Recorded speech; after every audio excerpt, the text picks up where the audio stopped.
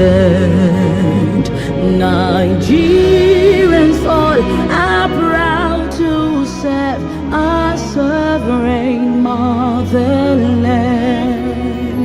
Our flag shall be a symbol that truth and justice reign. In peace, oh, back to honor it, and this we count as gain.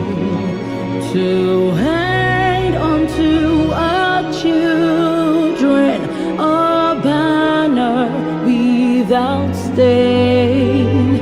Oh God.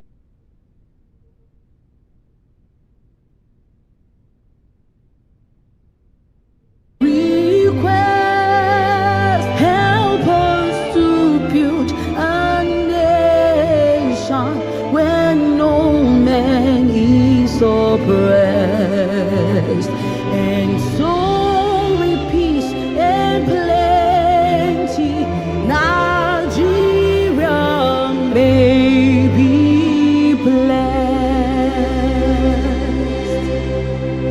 Ladies and gentlemen, it's been a pleasure.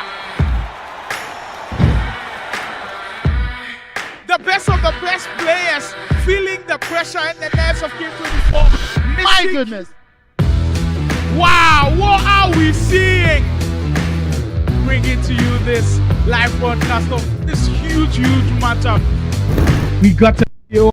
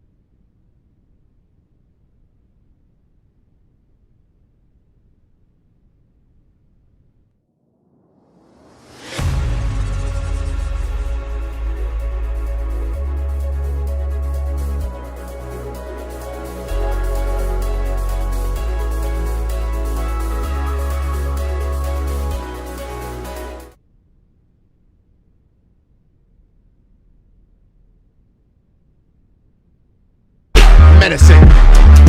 Champion the AFC 25, Killer Free.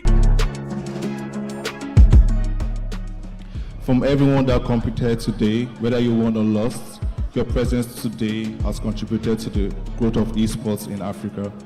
Let's keep the spirit of Cage 24 alive. share, post, and have a good night. Thank you.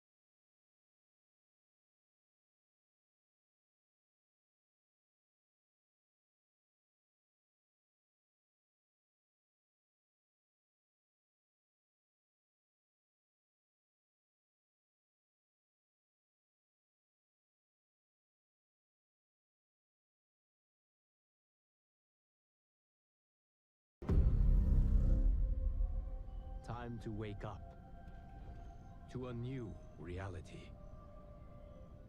Nigeria, we hail thee, our own dear. Ladies and gentlemen, it's been a pleasure.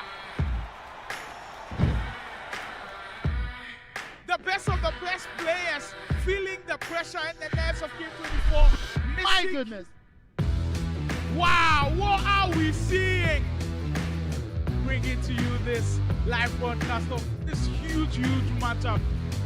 We got to see once more what the Challengers Cup is all about. It's being able to produce in the pressure cooker. And I love when players are nervous a little bit, where, you know, you get an opportunity to see them when they're under pressure. But just by impulse, you get to do something crazy. We are back to action. Now we're about to play the golden goal for the grand finale of the Onile Grand Finale.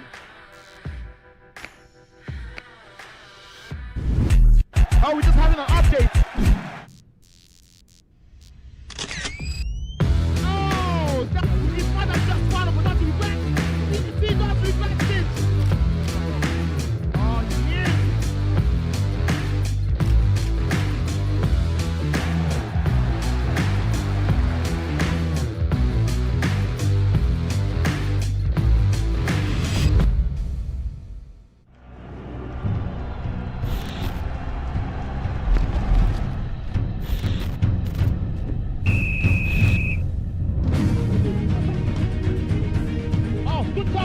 For nature to think about, is it too far for him to think about? Man, Mbappe is not on. Well, it takes on as he's committed. No, they take it back into the game from 12 yards score. And Mbappe, don't touch it. What athlete, the queen of the best ever national Esoccer League champion, your man.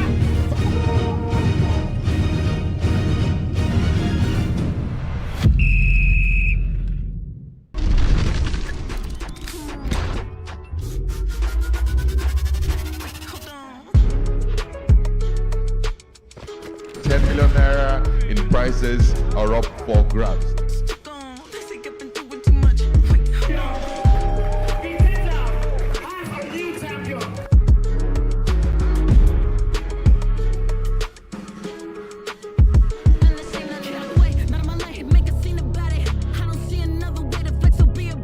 And Francis on the break to possibly seal it all.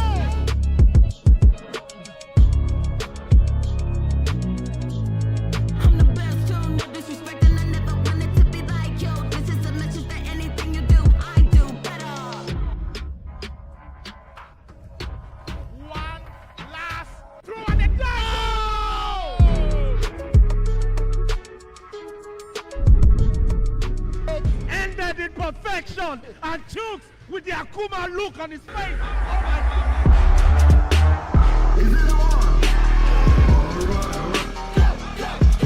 God. Medicine. Champion the AFC 25, Killer Freak.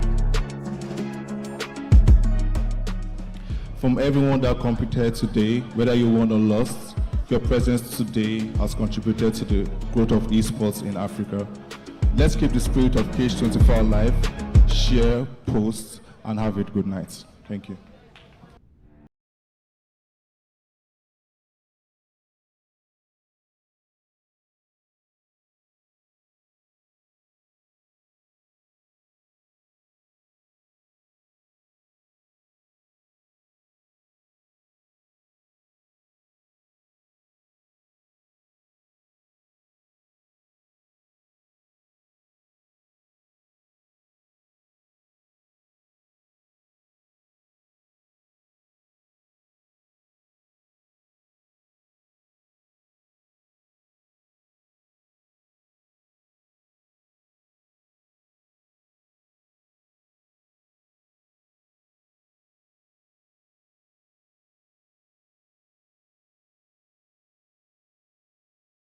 Welcome Nigeria, welcome West Africa, welcome world, welcome back to the booth for another edition of the National Esoccer Pro Leagues. This is where history is made. This is where stories are being told. Currently, there's so much action for you guys today, and if I'm going to advise you, my advice would be for you to wait back, sit back. There is so much happening today. Sizzling hot fixtures for you coming your way, courtesy of the Cade Esports team and the Game Evolution Studios, where we are currently in Lagos, Nigeria. Shout out to all our partners, Gamer Pride, National Esports Federation, and Esports News Africa. Today is the first day of game week 3. I have with me Sly in the booth, and my name is Big Chief Manu. Together we're going to be giving you guys the absolute best of esports entertainment. Talk to me. Yeah, certainly. I mean, we've been looking for it today for a while now. All throughout the week, we've been looking at that fixtures. Some of the games we've been circling around, saying, okay, these could be huge games. So it definitely promises to be a fun day. I've already seen some of the players around. They look excited. Some look nervous, of course, because maybe they are not where they want to be on the league standings and everything. I know a couple of people are wondering why we didn't go live yesterday. There was a little bit of a technical problem. We have sorted that out. So, of course, yesterday's broadcast will be scheduled to another across social media, so make sure you're following across all social media platforms to be kept in the loop. Now, if you have forgotten what went down last week, well, there's a little bit of a recap as to how the table does look like. On the first half of the table is one man in sizzling form, like Manny said earlier.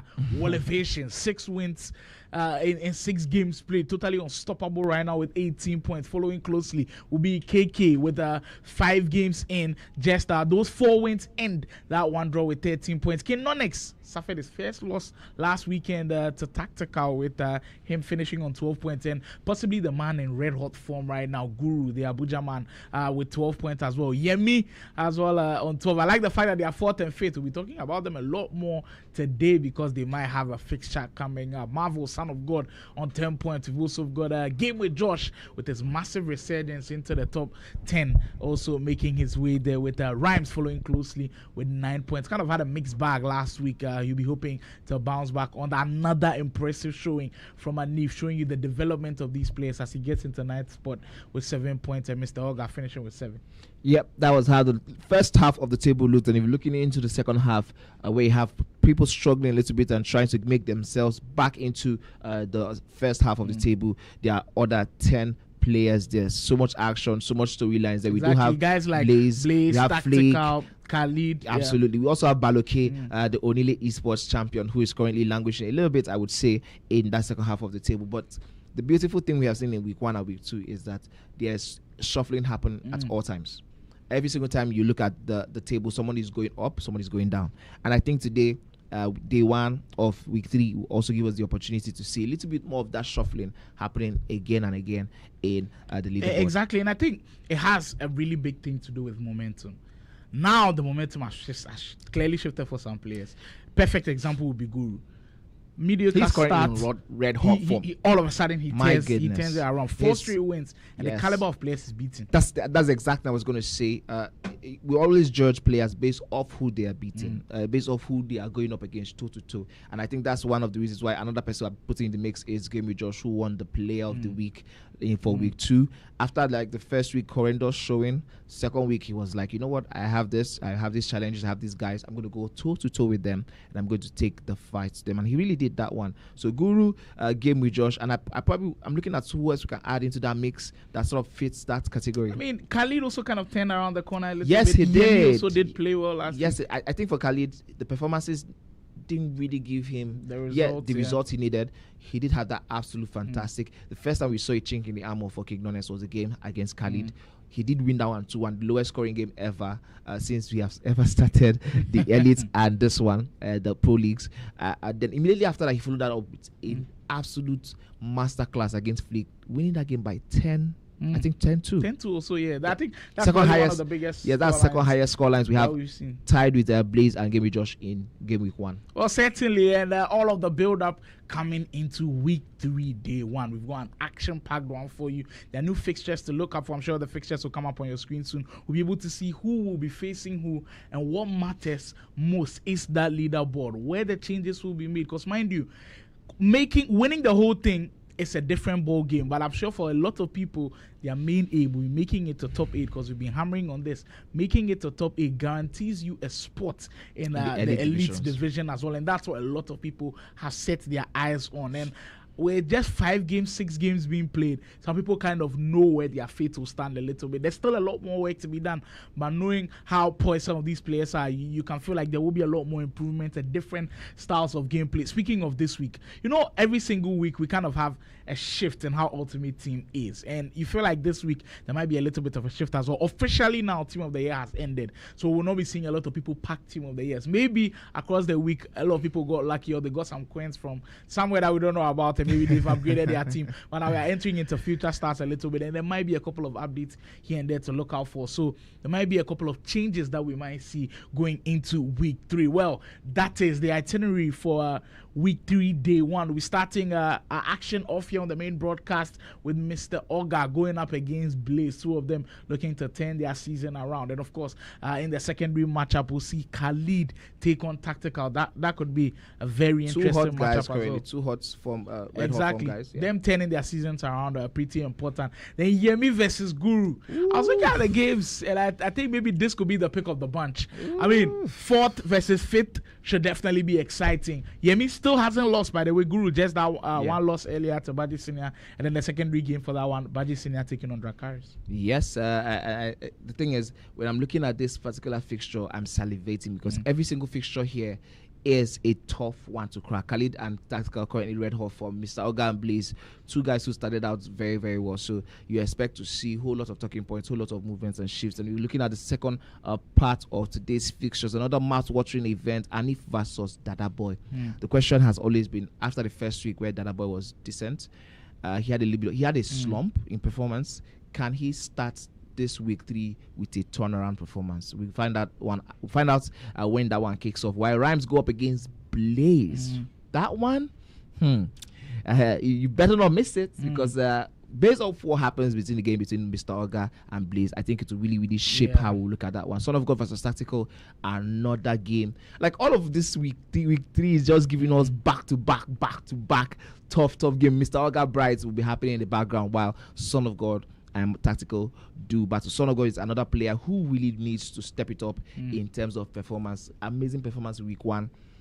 Another slump. I think another player we can say he really slumped in week 2, going up against Tactical that has now found the form. I think we did say that in week 1 that Tactical was playing well. He just hadn't found a way to win. Well, last week he did find a way to win. He found the a way biggest to win. wave possible against an unbeaten Canonics at the time. At this point, it feels like he's riding on a cloud.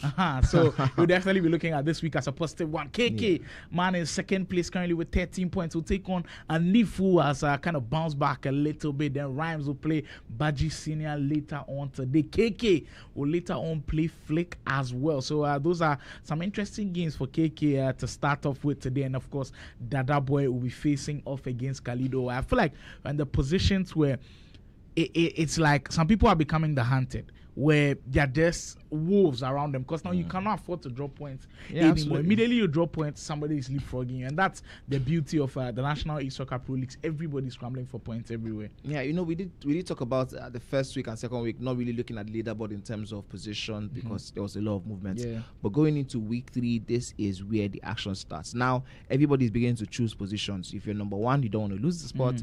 If you're number 4, you're looking at, okay, whatever happens, I'm aiming for first position. I cannot do below this. If you are below the 8th position, you are looking at the 8th position as your hallmark first. Okay, this is my milestone. I want to hit this one. I want to get to the 8th position first, and then they'll probably start looking for more positions up. Because don't forget, yes, while we're talking about the positions to take you to elite divisions, it's also prizes according to your positions. But I think we are getting into the business side of things in terms of this tournament. Right around like the midway section of absolutely. of the whole league. By week 4, we are looking at the halfway line. So right now, where we are, week 3, of course, everybody now wants to play for their positions. Wolivation versus King Nonex will do battle. That one is the one that I want to see because it would absolutely determine how we are seeing the leaderboard at the end of the day. Who is going to be top? Who is going to be second? That game decides it. I think per my analysis today, my predictions today, I think we might be seeing a lot of changes in the top 4 because Yemi versus Guru could really decide how that top 4 will be looking like. As we've got the word that we are underway for today. Welcome to week 3, day 1. Blaze versus Mr. Olga will be our curtain raiser for today. We appreciate all of you guys' support in the broadcast. If you are here on KD Sports YouTube, and consider subscribing to the channel, as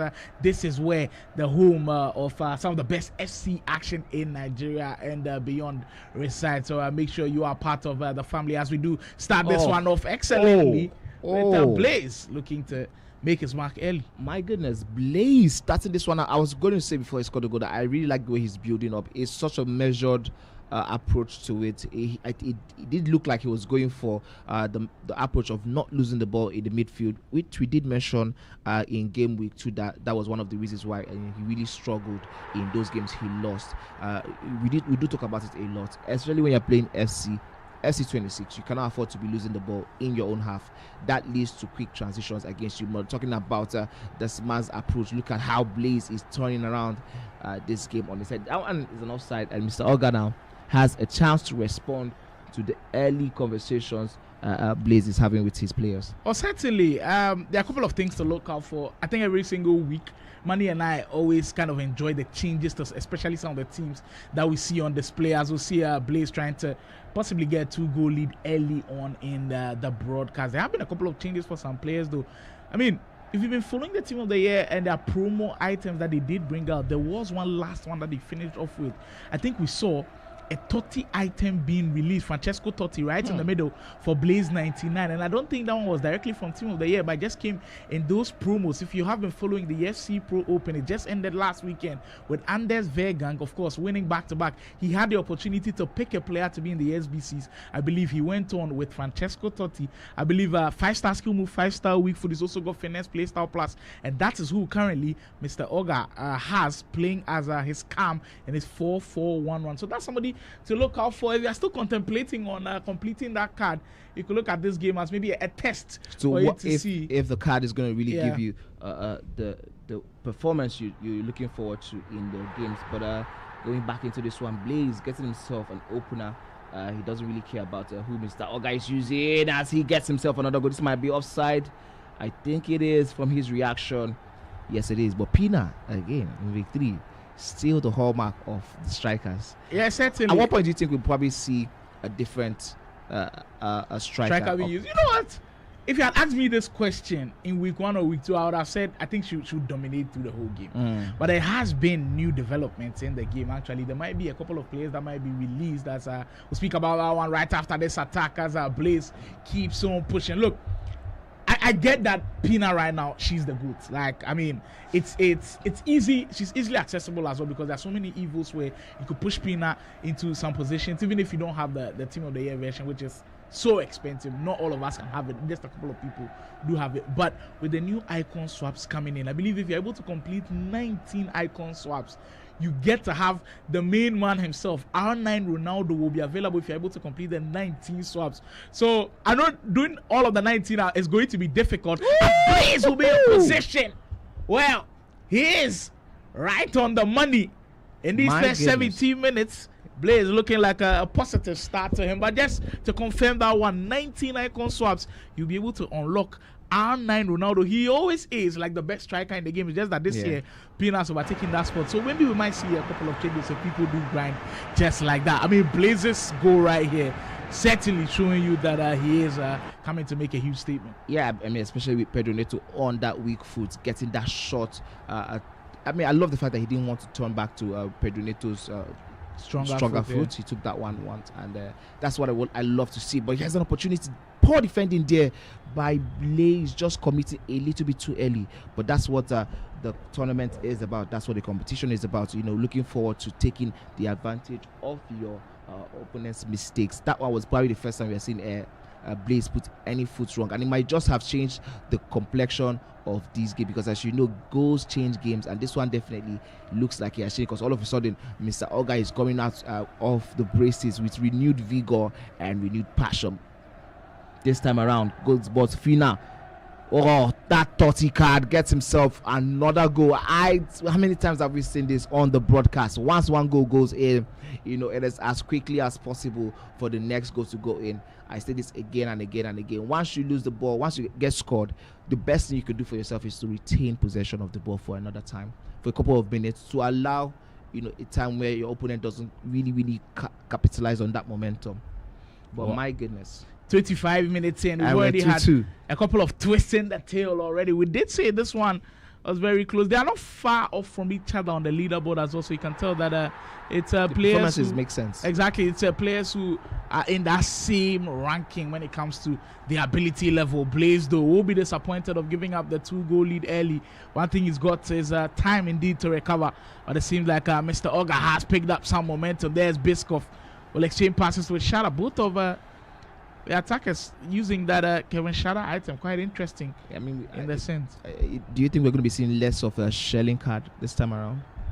And I don't think so. I think she's still very dominant, unless you've heavily upgraded in those positions, especially that left wing position. Shelling is still potentially the go-to item on the left wing if you are looking for the cheap and maybe reliable way to go down. 30 minutes in, there comes Mr. Oga once more, still very patient with his build-up. Nothing is going to rush him at all, and it will end up paying off. Oh, low driven beyond the goalkeeper.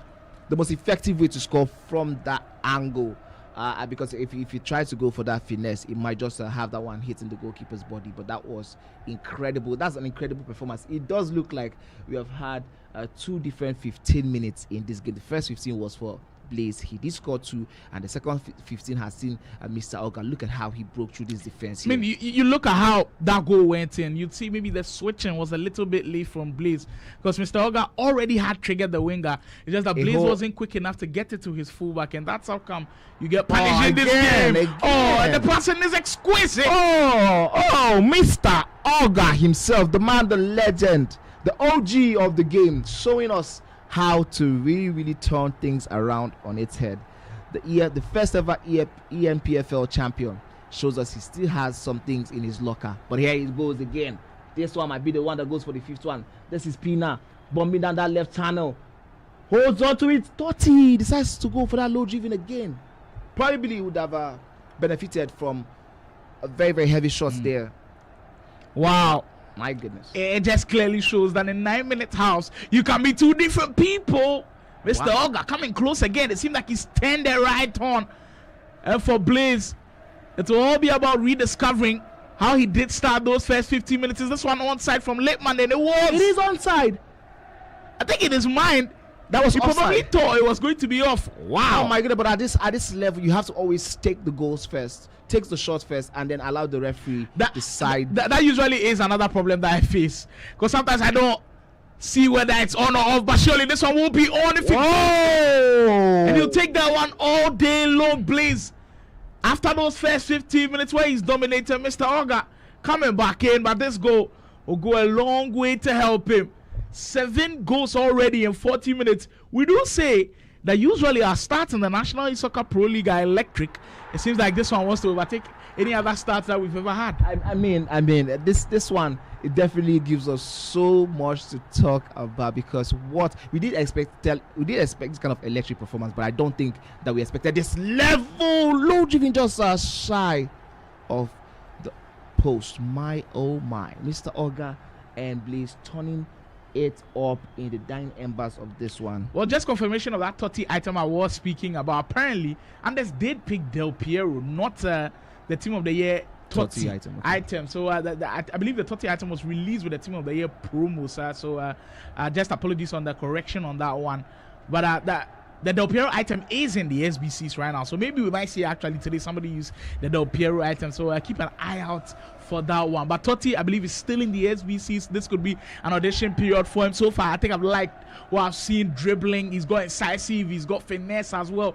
Two really important play styles to have in the midfield, and Mr. Oga currently using him pretty well. Final minute to go before we end this off. Mr. Oga looking to get a 2-goal cushion back as he dances in the area. Patrice's effort, well blocked by Blaze. Final chance to go down, but enough is enough, said the ref. And a 7-goal thriller in the first half comes to a close.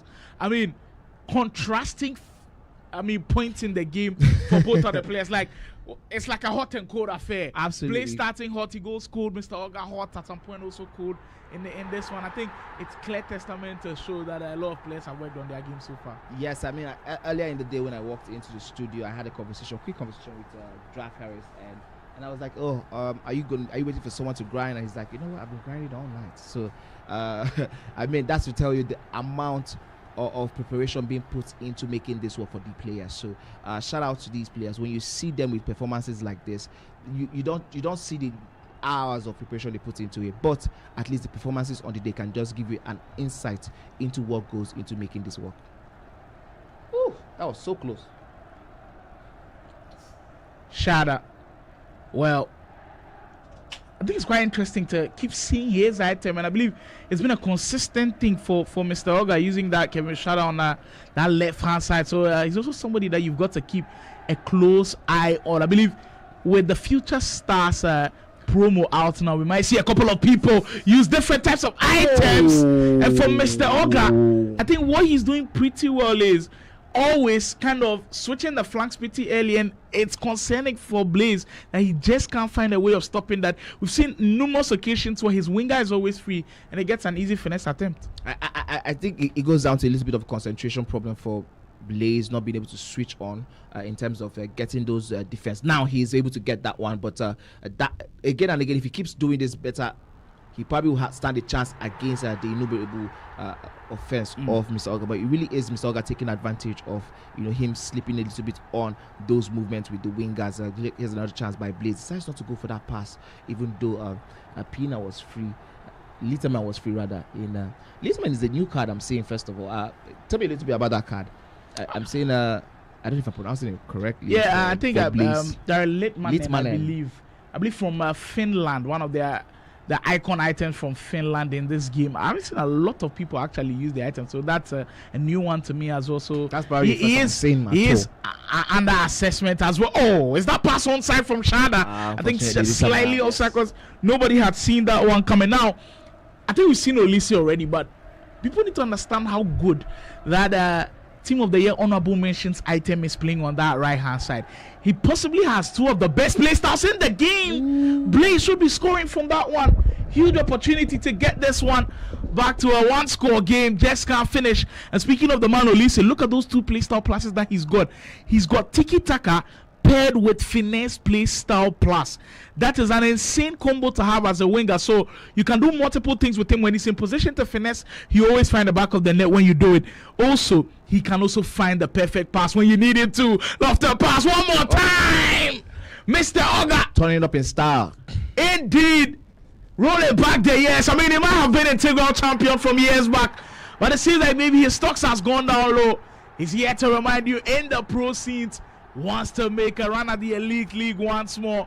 6 goals to 3. Remind you, was down by 2 goals early. That is indeed the mark of a resilient champion from back in the days. Yes. I'm just going to probably say this on here. There are talks and conversations about him probably retiring soon. So, I mean, there's no better way to do that. Just like we have Imagine, who has probably retired from the pro scenes. He did retire last year. That's why we're not seeing him currently on the leader today, the pro leagues today.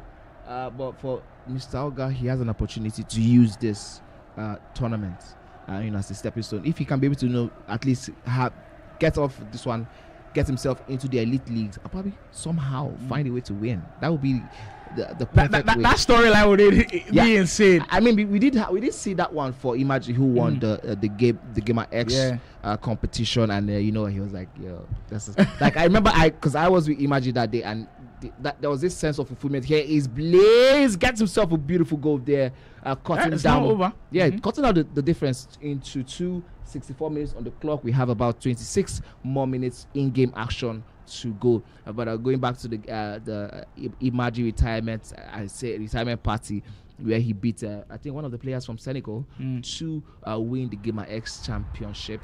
I think that day there was just this sense of fulfillment. I was like, you know what, this is the perfect moment to, while the ovation is loudest. For Mr. Oga, probably he's looking at something like that, getting himself to the highest ovation right now, which is becoming the elite league champion, and probably bowing out from that moment. That would be indeed insane. I think it's in every career, not just in sports, but like if you want to use sports as like a direct yardstick. I mean, you could view somebody like a Tony Cruz retiring at possibly still at the peak of his price, still wanting to be high. Should have been finishing that just close offside on that one. So maybe Mr. Oga does have plans, but if he keeps playing this way, I mean, I reckon it could go a couple more years. But I do enjoy the fact when we're able to celebrate some of the OGs who've been here still doing it, and the fact that they can still do it at a high level. I must say, it is not easy at all. I mean, in Ghana as well, on the esports, and you get to see people who've been doing it year after year after year, and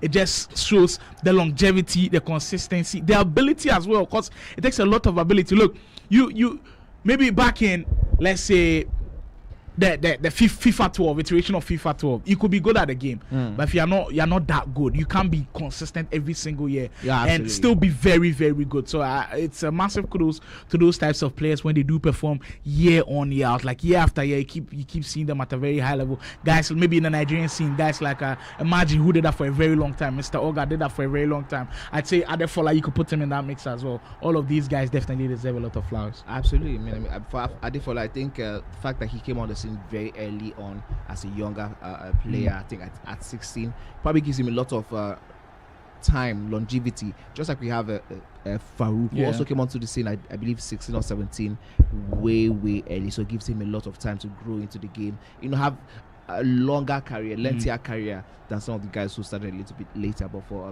for Mr. Oga, I think all eyes for him will be on the prize. I mean, you did speak about, just away from this game a little bit, as we get to see them go into the pause. We've been speaking about the good debate a lot, and we just kind of confirmed that Imagine may not be picking up the controller in the competitive scene anymore. Where does he rank all time for you? Do you think he's confirmed top 5? Maybe Imagine might be here today for analysis. I don't know about maybe we might have him speak about it, but where do you think he ranks overall for you? For me, this is a very tricky question. You're putting me on the spot. Because I feel like top 3 is kind of guaranteed for some people. Like who?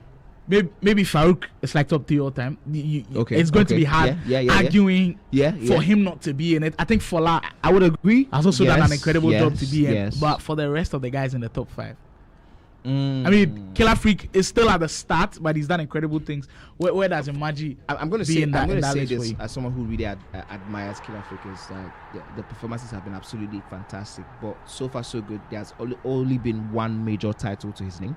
There's of course still a lot of time to change that one, but for Farouk, there have been a couple of titles, lots of titles to back it up. For Imagine, I mean, in the earlier scenes of the esports FC scene, when we're seeing FIFA iterations, there are lots of trophies to also back it up. I don't know if we're going to say, I know he definitely ranks in the top 10. I don't know where in the top 10. Money likes playing it safe. No. This is just like it's difficult to pick at the moment. From that's Ace Blaze also reducing this one back to just one lead. I don't know if that's his coach, but I think he does have someone in his corner just to calm him down. And give him a little bit of that momentum going on. Well, we were having a deep conversation about where some of these players rank. The comments as well. We'd love to see what you guys think about it as well. I mean, for some guys, it's like set in stone. But tell me right now, who are the top 5 Nigerian FC players all time? Not currently. Currently, we might have a debate about that elsewhere. Maybe for the elite leagues, whoever finishes the top 5, we can give to them. But we want all time. Kindly give us your list. We'll be speaking about it a lot more. Where does Imaji of all people rank all time? A guy like Mr. Oga, maybe coming to the tail end of his career, where does he rank all time in that one as well? That should be interesting.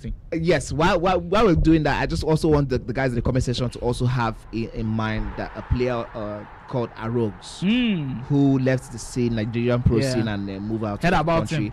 Yes, in his prime, he was one of the most annoying players to ever go up against in a final, because he was one of those players who did the most basic things very, very effectively.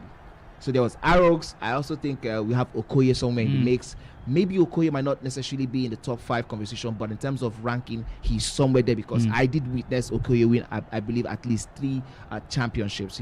I did see Okoye win at least 3 trophies. I saw Arogs pick up again and again and again trophies. For me, Adefola is definitely number 1 right now. All time, right now, all time. Like this, it's like you end everybody's careers right now. Who has that's how I want everybody in the comment section. You don't think anybody has done enough to surpass it? No. Interesting. There's still so much to do.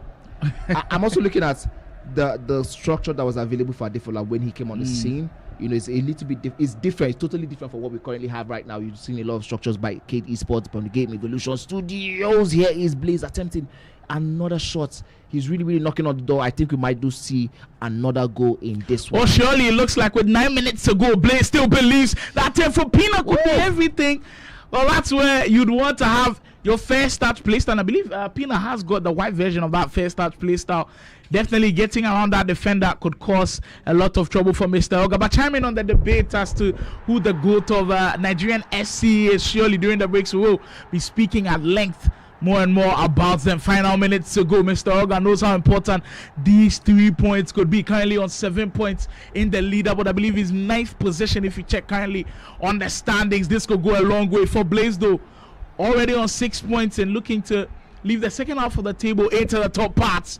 Great pass from Carreras. He's got to be very particular about the next decision he makes, because if he loses possession, things could go wrong against him. Biscoff will find Patrick. Now there comes a little bit of the experience coming into play as he takes time off the clock. I mean, I think he's probably somewhere listening to you speak, because he's absolutely doing the right thing in this moment, holding on to the ball and holding on to it very effectively, stretching the defenses. I need for a casual who's watching this right now, it looks like he's just managing the time.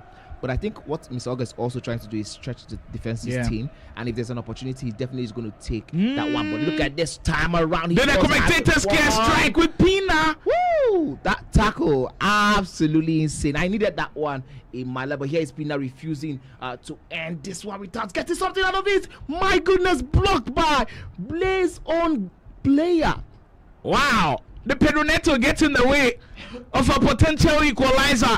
Blaze will definitely not be happy about that one. And Mr. Oga can't breathe with just a minute to go. He's surely done enough for this one. Maybe one more goal as the icing on the cake. Only say on the 10, it seems like no, the OG is pretty okay with maybe this one finishing 6 goals to 5. And that's how it will come to a close. Oh, you've got to feel for Blaze a little bit. Because if Neto's not in that position, I know there was Carreras there, but that reaction says it all. Yeah, he could have had an equalizer. Yeah, you know what? For Blaze, I think he's back in those moments where like he's doing so well, but those moments lapses in concentration throughout the game is costing him a little bit. Now, if you're looking at what he just did in this one, he did an absolute good job. He did all that he could have done, but it just didn't work this time around. Wow, what an incredible start we've had to the broadcast. We did say this one was going to be tight. It ended up being Mr. Oga picking up all 3 points. That's just the starting of the broadcast today. There's still more to come from us. We'll take a quick break from our sponsors. We'll be back with more National Esoccer Pro League action. And also subscribe to all our platforms. We're Game Evo Esports, the world of games, gamers.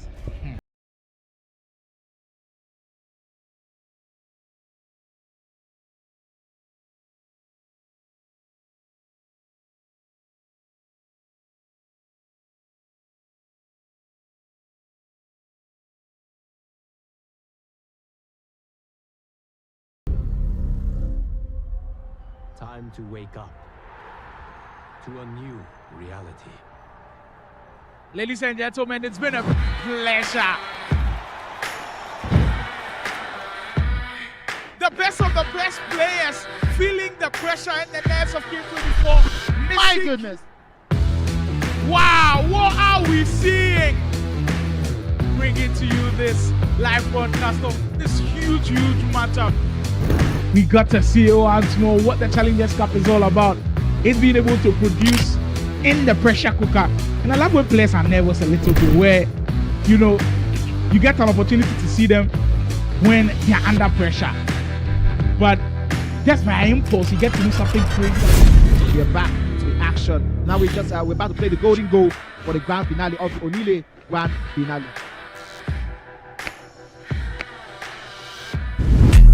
Oh, we're just having an update. Oh, that is what I just found out without regret. We see not regret this.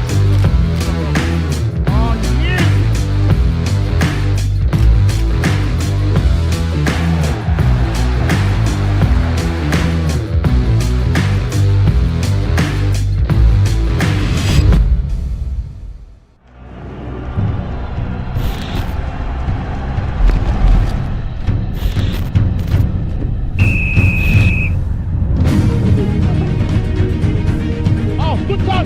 When they try to think about it, is it too far for him to think about? Man, Mbappe is not on. But the Tyson as he's committed. Novis, they get back into the game from 12 yards score. And we're back with the queen of the best ever national Esoccer League champion, your man.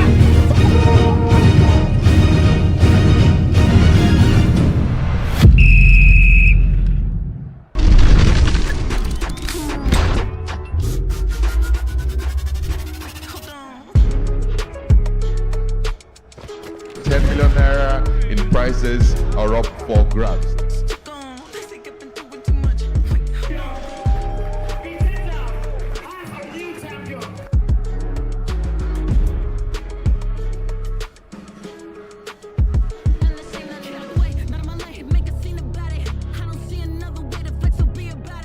Francis on the break to possibly seal it all.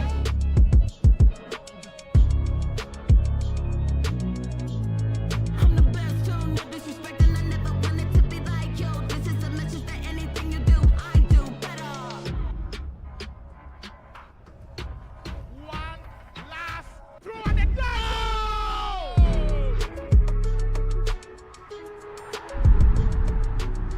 Ended in perfection, and Chooks with the Akuma look on his face. Oh my God.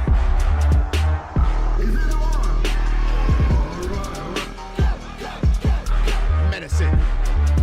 Champion the AFC 25, Killer Freak. From everyone that competed today, whether you won or lost, your presence today has contributed to the growth of esports in Africa. Let's keep the spirit of Cage24 alive, share, post, and have a good night. Thank you.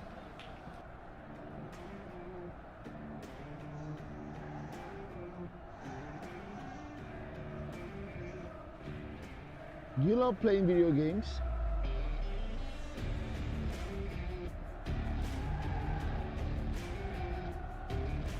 Or a professional live streamer in gaming? You can also step into the light as a professional esports player representing one of the biggest teams in Nigeria or Africa. So I guess you've landed on the right page, because here we take you into the world of games, gamers, and gaming. From tournament organizers to game shows, podcasts, you name it. You get to meet the best of the best in the esports industry right on this page. So make sure you share to someone, follow, and also subscribe to all our platforms. We are Game Evo Esports, the world of games, gamers, and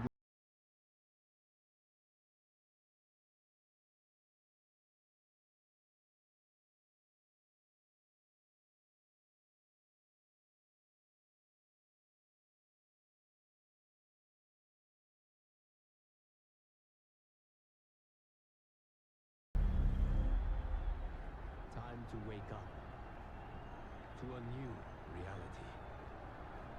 Ladies and gentlemen, it's been a pleasure. The best of the best players feeling the pressure and the nerves of Game 24. My goodness. Wow, what are we seeing? Bringing to you this live broadcast of this huge matchup. We got to see once more what the Challengers Cup is all about. It's being able to produce in the pressure cooker. And I love when players are nervous a little bit, where, you know, you get an opportunity to see them when they're under pressure. But just by impulse, you get to do something crazy.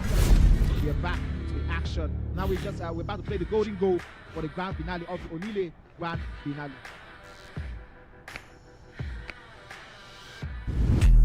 Oh, we're just having an update. Oh, that is not just one of the Oh, yes.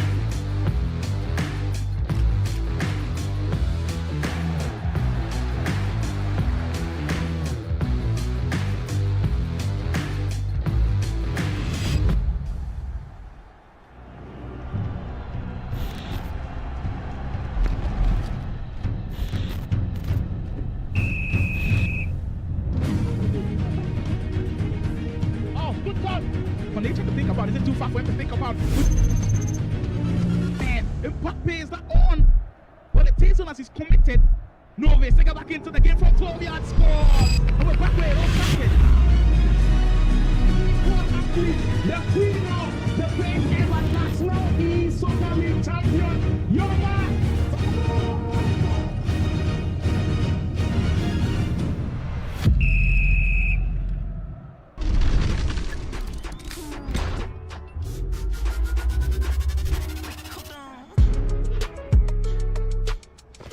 ₦10 million in prizes are up for grabs.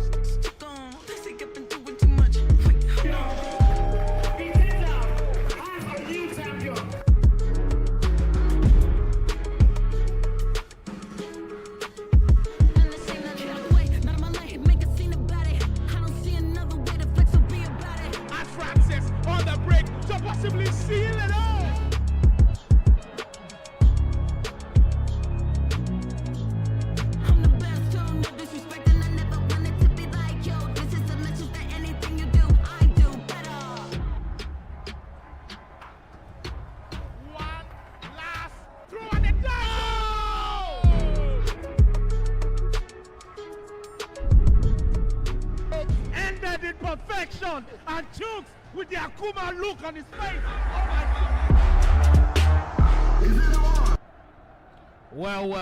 After that first round of action, we still go into more with a lot of games to go down. Actually, we just saw Mr. Oga and that big showdown against Blaze, picking up all 3 points in that one. It got tricky at the very end, but he still managed to pull through with all 3 points. We head on to the next round of games, and like I said, I circled that one as maybe the biggest one of the day. Yemi taking on Guru. 2 top 5 players when it comes to the leaderboard already. Guru, 4 straight games, he's won all of them.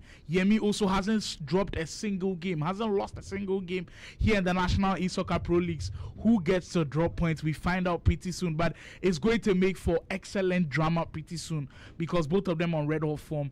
I think this game will definitely determine who maybe has the upper hand and staying at the top part of the table, maybe be finishing maybe across like 8th, 7th position in those senses. Yeah, I totally agree with you. Not just top 8 for Guru and Yemi. This current game, it determines who gets to retain the number 4 spots, right?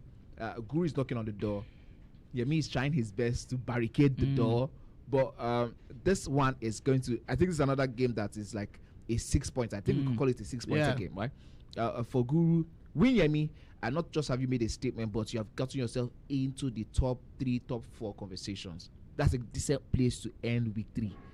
That sort of guarantee. You really talk about the guaranteed number of points you need to stay in the top. We're looking at 25 points, maybe 30, maybe. Okay, now you're changing your mind, because like now because the equity is hitting up. The players are really turning it up in style.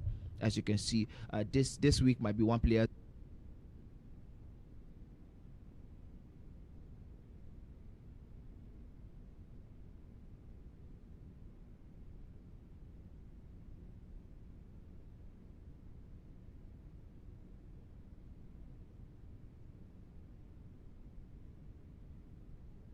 He's played one more game. He's played 6 games with Guru, playing 5 games so far. So it's pretty important. Like Manny said, it could be a 6-point tie and so many sorts. So we'll be looking at how that one pans out. We were having a little bit of the GOAT discussion when it comes to the Nigerian FC scene. Hopefully, production will be able to get us to see the comments, because I've seen a couple of people chiming in a little bit. We'll be able to see what you guys are saying about that. If you still haven't got your thoughts in, let us know who you think is right now the top 5 Nigerian FC players of all time. Not currently, though, all time. That's the conversation that we're having on board. And where does a guy like Imaji rank for you? Is he top 5 all time? That's Mr. Oga getting. There's so many conversations to have, but of course there's still a lot to look forward to. But going deeper into that Guru versus Yemi game, I feel like the start is going to be important. So far, across this 4-game winning streak of Guru, he's always like scored first. He's always settling in the game and making sure he puts a stamp all over it. If we have a scenario where it's Yemi that scores first, the Abuja man could maybe find himself in some trouble. Yeah, I mean, the game against Baji Sino, the only one he has lost so far, did see him start out very slow, and Baji Sino walked all over him. And we're back into the action now. This time is Yemi XP in the yellow and black short kits versus Guru in the white kit. Here is Yemi starting out with a lot of promise and a lot of I think initiative in this one, if you permit me to use that word, while Guru is going to try his best to change how the complexion of this one looks like. My goodness, what a pass this is, Celine! You know she's not missing from that angle. What was that pass that I just witnessed right now, Slimer? What was that? My oh my. Wow, that is what we call FC made in Abuja from Guru.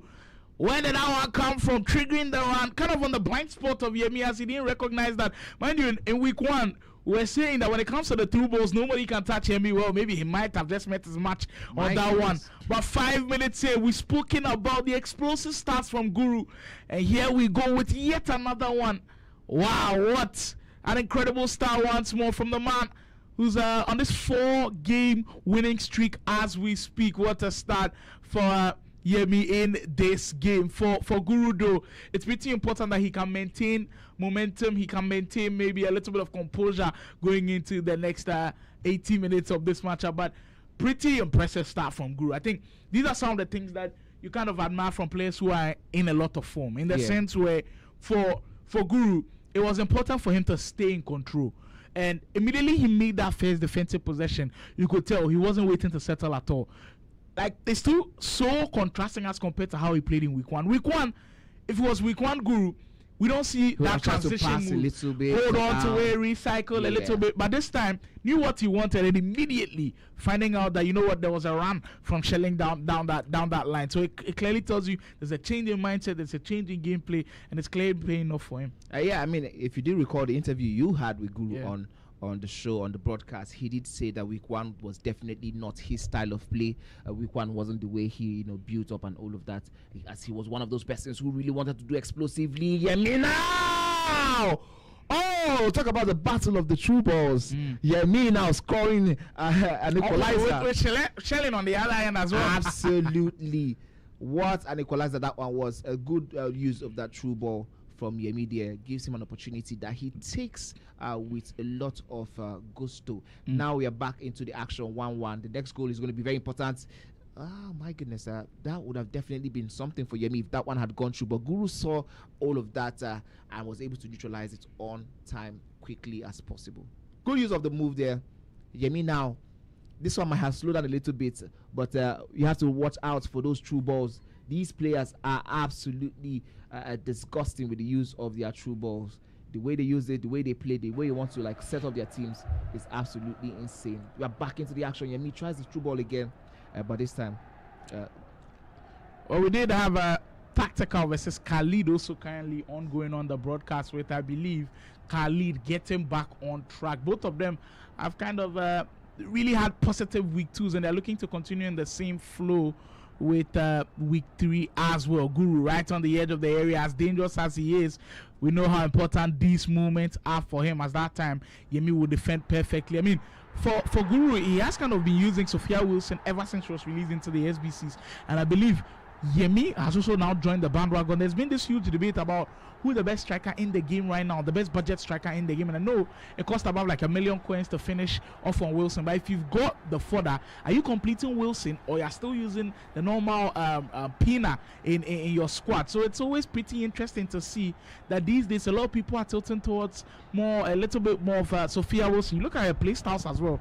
She's got finesse play style plus, which of course is a must to be able to have it in the attacking position. She's got the first touch plus. That one, in tight scenarios, you want somebody who can keep the ball at her feet, and that is what she indeed has. She's got tiki-taka white as well. Like, there's so many great play styles that Sophia Wilson has, and that's why she's becoming a lot of a mainstay in a lot of people's teams. So maybe we might be seeing less and less of Claudia Pina, unless you have a team of the year, of course. And I believe so far in the league, only one person has shown that he's got the team of the year version. I believe he's also currently in action, Khalid, in this matchup against Tactical. So that's something to look forward to, because before Manny was asking earlier, will we see other people take the strike position in the absence of Pina if maybe her card is not as good as it was anymore? Going forward in the competition, yes, sir. But something is very, very interesting to me as we currently watch this one play out. Both players are going for the way to neutralize the true ball. So every single time I'm seeing maybe Yemi or Guru pick up the pass on the edge of the area, I'm seeing both players actively engage the fullbacks to cover the yards of space behind them, and it's such a wonderful thing to watch. You know, as almost like a chess game currently playing out between both players. Right now, they're evenly matched, 1-1 or so on the scoreboard. But all you would take is a good move, just like the Swan, to turn things around. That's offside, though. He could have played that pass way earlier. I was expecting Guru of all people to hit that through ball right on the money, but it just says a lot about the fact that, I mean, we are all human, we can all make mistakes sometimes, but him in that position, you bet your house on it that he will be able to make that pass. 26 minutes in, it's been a very interesting affair, like a close tactical battle as at that as well. They are both exploiting the spaces that they find themselves in, and this is a reason why both of them are at top 5. I wouldn't be surprised if this game ends in a draw. Huge save there by Yashin. Other things on his mind on that one, unable to convert from Neto. Corner kick routine as you win back possession of the ball with Bomati. Yemido has showed some very important traits in this game that could really work well for him deep down into this first half. I think for both players, if they really want to take this one by the scruff of the horn, they probably need to switch it around a little bit, because it does seem like their style of play cancels out each other. They probably need to activate a different plan B, I would say. Maybe go long, you know, just do something a little bit different, because it does look like the formations and the style of play definitely matches each other and balances out and cancels each other out. Or maybe they could just play the patient game and watch for who makes the most mistake and who gets punished the most. Talking about getting punished, here is Yemi with that wrong pass. He might just get punished here. If this one goes through, he does survive that one, and it's a Guru who didn't. The recovery from Yemi in the last couple of minutes has been impressive. Yeah, really impressive. Not so much would you see. It's almost as though as soon as he loses the ball, he goes to get it, and he gets it very well. Yeah, you don't see it a lot of times. People losing the ball against Guru in those positions not be punished. So credit to Yemi on that one. As you turn it into one more counter, can Shelling get there first? Dalu will surely outrun Shelling on that possession. I like how both of them have kind of filled each other out in these first 35 minutes. You can clearly see that both of them respect each other a lot, but their attacks have shown you that they're just testing. Okay, if I do this, will he react to it? What will happen? Exactly. And I believe Guru has done that a couple of times. Yemi has also done that a couple of times. And now they clearly know what to expect on every single possession when they go offensively. We'll be seeing a lot more precise decisions in the next couple of minutes. Oh, that is why the intercept play style plus is deadly for every single defender to have. That was so close. Yes, I mean, for Yemi, he's been very, very wary of those lofted through balls from Guru, because I mean we did see Guru use them to a very, very deadly combination again and again throughout his 4-game winning run. Here is Yemi, looks like he might turn things around. Another interception from Guru this time around. It is him who stops that one from going all the way in. Here's Pedro Neto on the right wing. Pedro Neto, he does have that finesse plus play style. Shelling. I was hoping I could see a finesse, but Guru waiting patiently, probing, selling. Chanalogu, probably the only one who's using that card at this point in the game. Carreras. Patient. So patient with it, not rushing at all. Maybe playing for last attacking this off as he goes with Betu. First time I'm hearing that one as well. Pedro Neto. You don't want it to cut it to the finesse angle. Oh, I like that one. Yemi clearly aware of the dangers that Neto does pose and does due diligence on defense as you get it back on the counter. Can he make good use of this one? Shelling has a lot of space to run into and she'll use it to fire right there. This is what transition football looks like into Wilson. Oh, offside it is. Just slightly off on that one. It is. But that is the last 30 seconds is a clear description of how you should play FC26. Absolutely. Defend well and don't take too much time in transition football. Just keep it flowing and keep it going. It almost paid off for Yemi. I mean, we did talk about that one in week 2 about how every single time you are building up patiently, you do run a risk of being hit on the transitions, and we did nearly see Guru fall for that one. Here is a tactical this time around. He gets himself a 2-goal against a 1 from Khalid.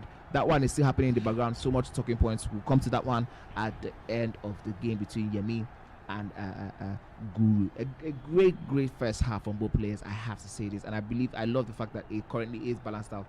But as the game has progressed, all the times we have seen Guru, I have noticed that he does come out of the second half racing. Yemi has to be very, very aware of the second half merchants that Guru is. He does have those ones in his locker to be able to turn things around and like sort of change the complexion of the games in the second half. So the next 10 minutes is absolutely crucial for both players. If they can take this, if Yemi can stay in the game for the next 10 minutes, he does have a chance. But if also takes the scruff of the game by the horn, who knows? Well, the first half has shown a clear description of 2 top 5 players going head to head, and we still have nothing to separate both sides. Here comes Guru once more. Pedro Neto has been doing a lot of damage on the right hand side, and he could be in the mix once more. Woo! Looking for the extra pass. Have you taken notice that Eden Militao's item has always been in the way as Yemi uses him perfectly? Well, I believe the Champions League item did get an upgrade this weekend. If you've been wondering, he was an 87 when he was released, the Champions League Pride Time item. But after the Champions League group stage, the first league phase round completed, all of the upgrades have been added to the players, and I believe Eden Militao just got a +1 upgrade. So that's one thing to notice. So maybe that's why he's performing as greatly as he is for Yemi. So it's currently an 88 overall, still with the intercept play style plus. Definitely one of the more important play styles to have on your defenders. That's an it will follow an perfect finish. Yemi with a potential comeback. In fact, he has completed a comeback indeed with 15 minutes gone on the game clock. Wow. Yes. We don't usually see a lot of people cause Guru this many problems. And it clearly tells you Yemi is right where he needs to be. Speak of those finesses. There goes the tactical. Well, making his own comeback. Making his own comeback in that one. Coming down from 2 goals twice in the game. He's able to get himself back into that action, but going into the game, we're just seeing. I did say the next 10 minutes was very crucial, and with this goal, I do think we're definitely going to see this game blow up, because we did say this was the battle of the top 4s. Now with this one, of course, on the leaderboard live right now as it is, we do see that Yemi XP is going to be wow. I love that pass. Patience, and it took a lot of timing as well. And I think he did get in over Guru's head with that one, because I believe Guru was anticipating a true pass, but he just went with the X pass. And with the way the defender was positioned, absolutely no way he was missing out on that one Yemi there. But 2-1 for Yemi on the leaderboard. If he stays like this, it means that he's going to be climbing up further, and then now he's going to be taking over the 4th position from Guru. Guru knows this, so definitely we're going to see Guru attempt a little more risks, do the whole build up again, and probably get hit on transitions again and again and again. I think that's how we're going to see this game turn out in the next I believe Yemi wins this game. He goes straight into top 3 in this one. Well, the other game happening in the back as well is going band for band. Tactical, man. Tactical. He's showing us why his name is Tactical, because exactly playing the way he's playing is absolutely insane. the first week was not great. The second week was improved, especially the second day. And this time around, against Khalid, who is also in red hot form, wow. Oh, first time finesse shots. I think when we saw Shelley finesse, we were expecting the nets to bulge right there. But just unlucky for Guru, as we do get a pause cued from the Abuja man in the mix right now. Yemi still controlling affairs in transition. Always dangerous as he comes one more. Could he find a third to potentially put this game in out of reach for Guru? But great defending once more. These days you admire defending so much more, especially without difficult it is to do that in these times of FC. Guru, is that one offside? I believe that just slightly offside with a player. Look, I think when it comes to the league format like this,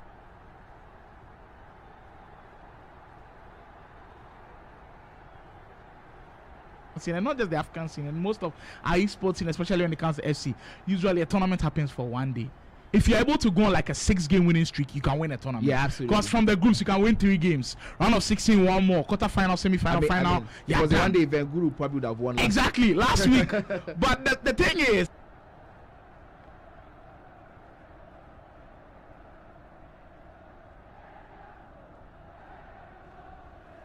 out winning a league, you've got to respect them a lot, and that's why last year Farouk got the love that he got, because it wasn't easy putting in the work for that long, putting in for 5 weeks of action and able to come out victorious. It was truly tremendous from the OAS esports man, as others look to emulate as well. So last week Guru was on red hot form. Well, this week you have to do something similar to keep his chances of winning this league at still a very high, looking to link up with Shelling on the left hand side. Just stopped in his tracks. I don't know if it's because of the quality of the opponent, but I've seen Guru a little bit more reserved in his attacking, because he doesn't want to be hit on those transitions. But I think that's another thing Yemi is currently using to his advantage. We're not seeing the risk-taking Guru we did see in week 2.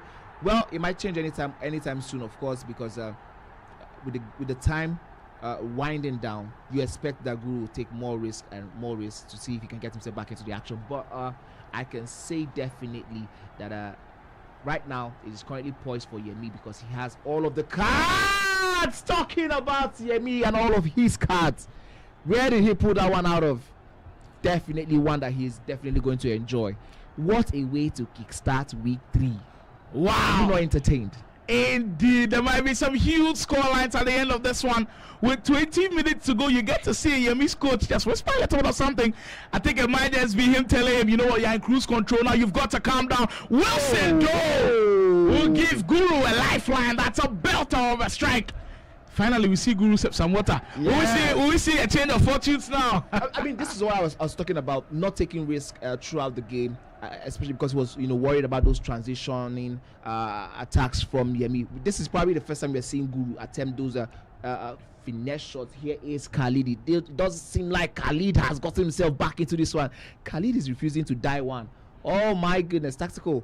Oh, okay, I think I got that one wrong. Tactical currently 4 and Khalid 3. Wow, could that win from Kenonex and just change the whole league for Tactical? Absolutely. We're seeing a different player. Look, Money and I were on the same page when we kept saying the Tactical, he deserved more from the way he played, the performances. The results were not just going his way, but the performances showed that there was indeed a player somewhere in there. Yeah, absolutely, I agree with you. And I think I'm so happy for him that finally he's getting those points. I think you could say the same for both him and Khalid, but right now he's winning the battle of at the moment. But I think matchup. we still have a lot to go in that particular game. With 4-3, it's still open. The next goal 4-2, I believe. 4-2. I think it's still open. Let's see how that one pans out. That's a close one to look at as well. Yemi now in a very critical position. You lose just possession of that ball, as Wilson will get it with a little bit of a tactical foul coming in there. Now these moments are going to be really important for Yemi. It's going to test your resolve coming up against one of the best offensive players we've got in the pro leagues in Guru. I know it's going to be tough, but he's got to find a way of keeping him out. For the one-time shot, which I think was expecting Pedro Neto to take that one on with his stronger foot, but it just didn't happen. And Yemi does actually properly defend the corner routine, but nearly gives that one away. I think he's going to be very, very lucky that he survived this one. My goodness, I love the fact that we are really turning this one up. The heat in the kitchen is getting turned up more and more. Wow. It's exactly how we envisioned this one to play. Both of them currently in the top 5 on the leaderboard. Oh! How did he miss that? Coach tells him to calm down. That is one of the reasons you definitely have to have a coach in those moments, because he had done everything he needed to do. You think he was celebrating before the goal went in? I mean, and now he might be in would some do the trouble. same. I would do the same in those moments, because he has done all of the work, and the low-driven shots, which are normally very, very. We'll put effective that and down to reliable. precision shooting a little bit. Yes, definitely has to be precision shooting issue. Yes, but to bully in the goal. My goodness, finally he scores the one that is harder. Sometimes FC just wants to make you run mad. The easiest ones you miss, and then the ones that almost look like a miracle, you will need a miracle to pull off, are the ones that come easier for you. Surely, what a twist in the tail once more. Guru looked like he was going to equalize on one end. All of a sudden, He just gets bang, bang, everything changes, and that's the beauty about this esport. With Yemi now going on and continuing his unbeaten stretch. Mind you, he's dropped points through draws, but he's never lost a single game, and this is one of the reasons why bully Carreras on that one is insane. My goodness. And I mean, we're speaking about the battle of the best guys who could play the through ball. Seems like at the end of the day, it will be Yemi who will come out on top of it. He has been insane in this game. His offense truly something special to watch. Guru surely not giving up. There's still chance for him. Pedro Neto has to go and well. That is absolutely With 3 insane. minutes to go, Manny, we can't rest on this game. We cannot close the chapter on this game. Definitely, we did see. We have seen back-to-back times when in 3 minutes we did see goals, and I think it wouldn't be wild for us to see another huge goal. One goal on one hand for Yemi, we'll definitely see him close out this game. I mean, on the other hand for Guru, we will see him make a huge. In the last 3 minutes, he's got like 3 minutes plus added time. So let's say added time is like 2 minutes. He's That's got 5 45. minutes in total. 5 minutes. How many chances do you think realistically can Guru create from 5 minutes? Speaking about coming back again, there goes Khalid. As Mari hinted earlier, that game is also not done. We've got to be keeping a close eye on that. I'll give you all of the updates on how that one ends. But final moments in this one. Can Guru pull back over Yemi? Hold on to 3 full points. Dalo on the right hand side. He loses it. That was so cheap to give it away. Will Guru take full advantage with Shelly? We know he's very precise in these moments. Oh, Neto's pass. Not good enough to beat the defense. And this is probably Yemi the will best definitely way. take time off the clock. This is probably the best way to manage your game in those moments. Being able to flick the ball up and head it to your goalkeeper, absolutely insane. Wow. Well, Guru committing a little bit more bodies and front. And it's the dagger. Yemi for Oh my goodness, the reaction from that man tells you how close this one was, and he knows that he definitely has sealed the fate of his contender with that pitch of a goal. End-to-end stuff for both players, a huge sign of respect. This one went down to the wire. Guru, the Abuja man. I think now he probably will be rethinking that conversation about Lagos versus Abuja. I think he'd still be confident. Maybe just a blip in the tracks for him a little bit. Credit to Yamidura. I think right from when Guru scored that goal, you saw a switch in Yemi. A lot more consistent with what he did just on the edge of the 18-yard box. I think there were a lot of doubts for Guru. Second guessing himself a little bit. Getting too slow with his transition offense. Yemi didn't look back at all. Immediately he got the ball. He knew what he wanted to do, and right from the very start, it was clear that he wanted to find a way to win this game. I think I'm very, very huge on taking your chances for Yemi. What we noticed throughout the game was that he knew what he wanted to do. He didn't second guess himself. He tried them consistently, and every single time he was pegged back by Guru, he came and did the same thing again. It doesn't matter how much your opponent, sometimes it doesn't matter how much your opponent knows what you're about to do. It does matter about how cleanly and how effectively you can pull it off. We did see the many use of the true balls, and we also saw where he triggered the run, but instead of going for the true ball beyond the defender, he went for the regular X pass, and we did see a goal come out from that one. So entertaining game, end-to-end stuff. Ultimately, what a game for both players. 5-3, I believe that was what we ended that one on. Well, in the battle of the top 5 players ended Yemi picking up all 3 points in this one. In our first 2 games, we've had blockbusters like we promised right here on KD Sports YouTube, National Esoccer Pro League. It's what we deliver. We'll be right back on this one with more still happening in the back. Players getting poised and the leaderboard certainly taking shape. Don't go anywhere.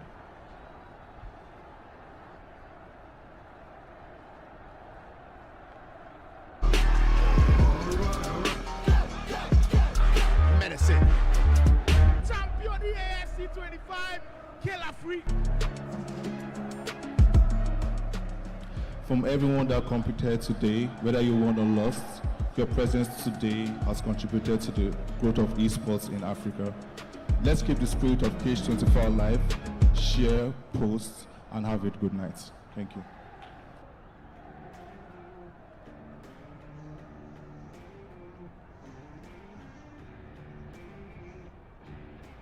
Do you love playing video games?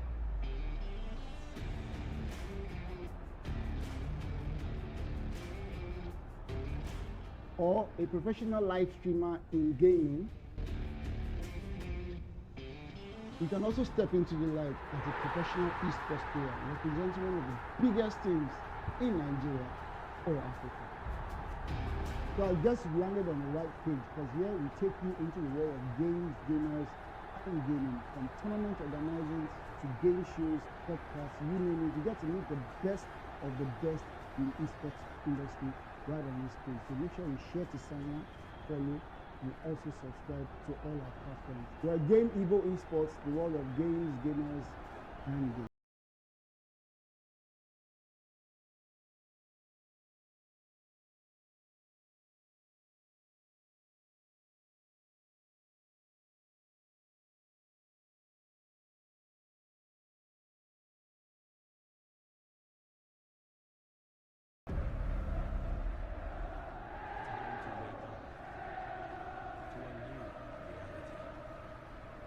Ladies and gentlemen, it's been a pleasure. The best of the best players feeling the pressure and the nerves of King 24. My goodness. Wow, what are we seeing? Bringing to you this live broadcast of this huge matchup. We got to see once more what the Challengers Cup is all about. It's being able to produce in the pressure cooker. And I love when players are nervous a little bit, where, you know, you get an opportunity to see them when they're under pressure. But just by impulse, you get to do something crazy. We're back to action. Now we're about to play the golden goal for the grand finale of the Onile Grand Finale.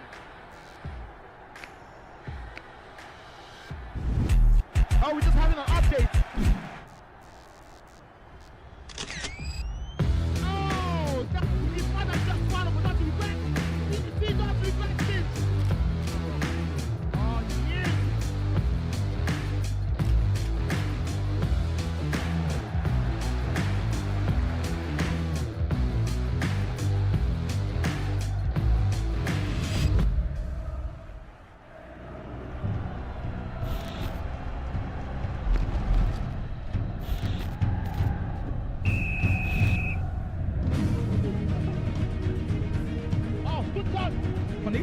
Is it too far for him to think about? Man, Mbappe is not on. But it takes on as he's committed. Novis, they get back into the game from 12 yards, score. And we're back there, the queen of the best ever national Esoccer League champion, Yoruba.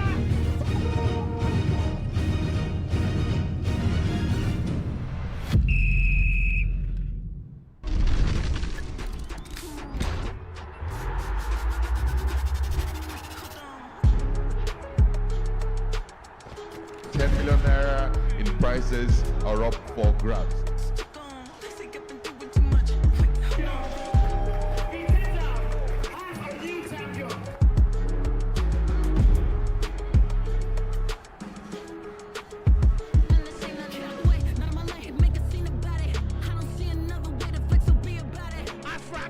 On the break to possibly seal it all.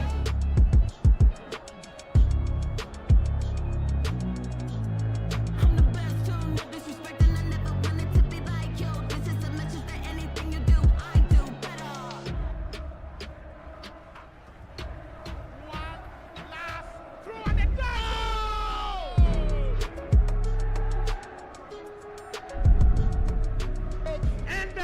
perfection, and Chooks with the Akuma look on his face. Oh my God.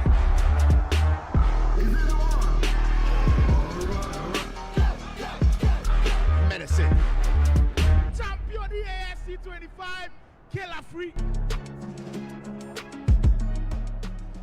From everyone that competed today, whether you won or lost, your presence today has contributed to the growth of esports in Africa. Let's keep the spirit of Cage24 alive, share, post, and have a good night. Thank you.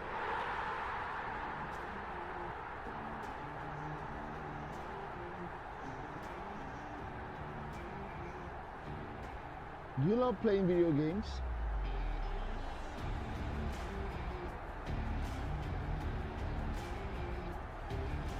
Or a professional live streamer in gaming? You can also step into the light as a professional esports player representing one of the biggest teams in Nigeria or Africa. So I guess you landed on the right page, because here we take you into the world of games, gamers, and gaming, from tournament organizers to game shows, podcasts, you name it. You get to meet the best of the best in the esports industry right on this page. So make sure you share to someone, follow, and also subscribe to all our platforms. We're Game Evo Esports, the world of games, gamers, and gaming.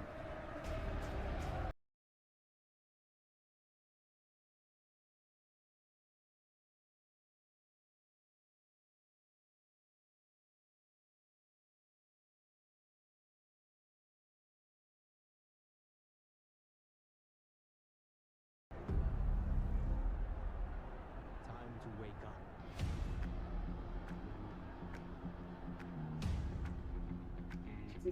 Yeah, I'm playing Anif and Kalidoy next week on Saturday. My next fixtures, so hope to play better and get a result there.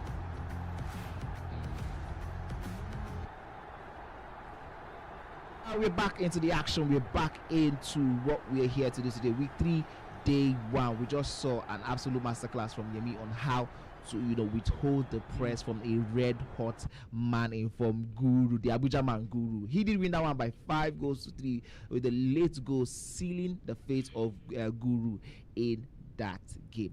Now, that one is done and dusted. Sly, we're about to go into another round of game. I did tell you guys all of the games we have on the broadcast today are definitely ones for the books. You cannot afford to miss any of today's games. Anif versus Dada Boy coming up soon. Sly, after what we have seen, Mr. Oga versus Blaze, Yemi versus Guru, do you think we're going to have a drop in energy, or we're going to take it to the next level?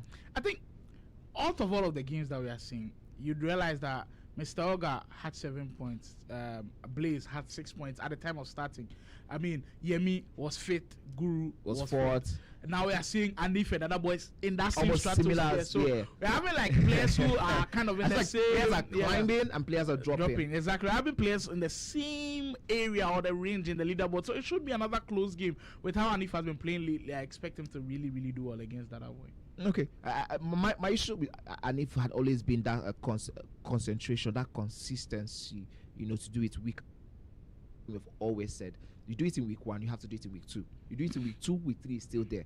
The worst case scenario for any player who wants to get into the top 8 is have a week where you have some draws. Not like have weeks where you have like couple losses here and there, and then you go to the next week and you're winning, and then the next week you're losing. So for Anif, this is the time to build on the performances of last season. Anif was in the running for player of the week last week.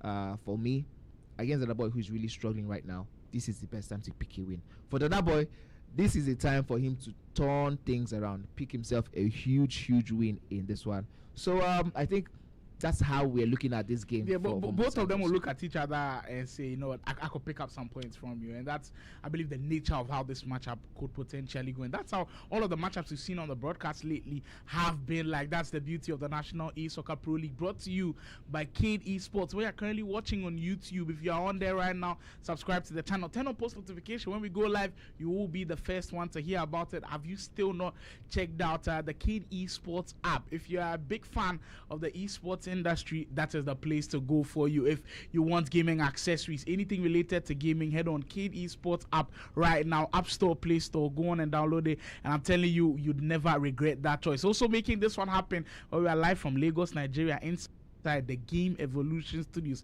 Anything production, they've got you covered. Not just gaming, production wise, these guys top level. They are the reasons why Manny and I can do what we are doing here in the back. So a huge shout out to Game Evolution Studios as well. The National Esports Federation Nigeria also giving us a huge backing. We definitely cannot do this without them as well. Our media partners, Esports Africa News, of course, amplifying our voice. Pretty important to have them on board as well. And finally, Game Pride IO, we salute every single one of them for making this one happen, making it a possibility. Not easy at all. We can speak about it theoretically. I mean, last year I still couldn't believe how we pulled off 5 weeks of FC action, but then we did it, and now we are here. And speaking of being here, we are here for this one as well. Anif taking on Dada Boy in round 3 of these games, week 3, day 1. I believe Dada Boy rocking red and white, and I believe the reason why he rocks most of his red kits will definitely be because of the team that he represents, Outlaws Esports, and I'm sure he'll be looking to make them proud early on to start. Oh, that is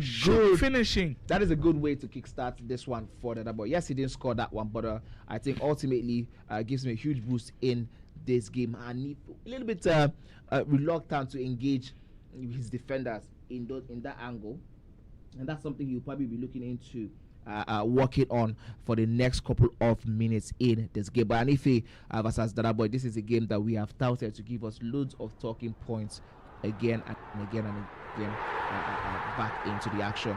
These two players, seeking to climb onto Dada Boy. It does look like we might have a new look from Dada Boy in terms of the way he plays. He has sort of taken this game to Anife. He's sort of a little bit fearless this time around, and I think not conceding will be the best thing. Not conceding early on will be the best thing for him in this particular game.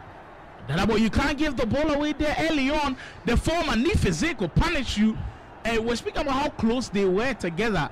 I believe Anif currently on 7 points on the leaderboard. Dada Boy also with 6 points. So like Manny did hint earlier, a win here could go a long way to help any of them in their top 8 dreams, I believe. King at the back. We do have 8 games built for today. That is going to be a whole lot of FC action, and this is the round 3. This is round 3, so much action still left in this one. If you're just joining us, do good to stay on the stream. We are currently streaming on YouTube at the Kid Esports channel. This is where all of the action is going to be happening live. We just saw 2 games go down. The game between Mr. Olga and Blaze did see Mr. Olga pick up a vital win against Blaze, while Yemi has sort of changed the story around with that huge win against Guru. Now the man from Abuja, who had a very huge unbeaten streak in week 2, is currently looking to bounce back from that defeat. Well, certainly great tackle from Dada Boy as he looks to insert a little bit of pattern to his play right now as he still holds on to possession, just can't keep it for too long. And that's one thing when you're playing in 9-minute house. I believe possession can be a dangerous game to play at times. If you hold on to possession for a very long time, it can work to your advantage. You allow your opponent to sleep and you can go on to punish it. Sometimes it can make you a little bit boring, it can make you a little bit predictable if you hold on to it for too long, and then of course it can work as a disadvantage. So it can go in both ways. It's just about how you decide to use possession, and I believe in 9-minute half it's always important to make that clear about your game pretty early on. Corner for Anif as you play short this time around. I believe since week 1 and the early stages of week 2, the corner kick routines that we were seeing earlier on have kind of been changing these days. Everybody wants to play short. Nobody really wants to kind of do the player lock, knock it down to the closest player. I think everybody's kind of learning how to stop it these days, and that's how come we are not seeing a lot from these players when it comes to the corners. But I still think some of these players should really take the risk and try it again and again. All you need sometimes is just that, especially in the corner kick routines. You just, once the ball is able to fall in the right position, the right player, you can get that one. But I do understand, because another problem with corners is that if you lose the ball from corners, quick transition counters, you might have get into those 4 versus 4v2 positions, 3v2, 2v2s, and that's something the players are probably very wary of happening at this point in time. So much action happening. The boys are really giving it to us on the stream.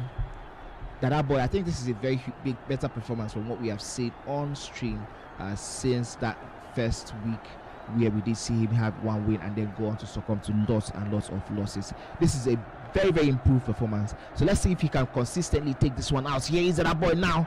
Gets that ball on the byline. Decides to go for the low-driven cross early on. I think he had enough time to, probably walk into there, especially with that Shelling card, and probably attempt a finesse from that angle. Well, surely it is something to keep close tabs on.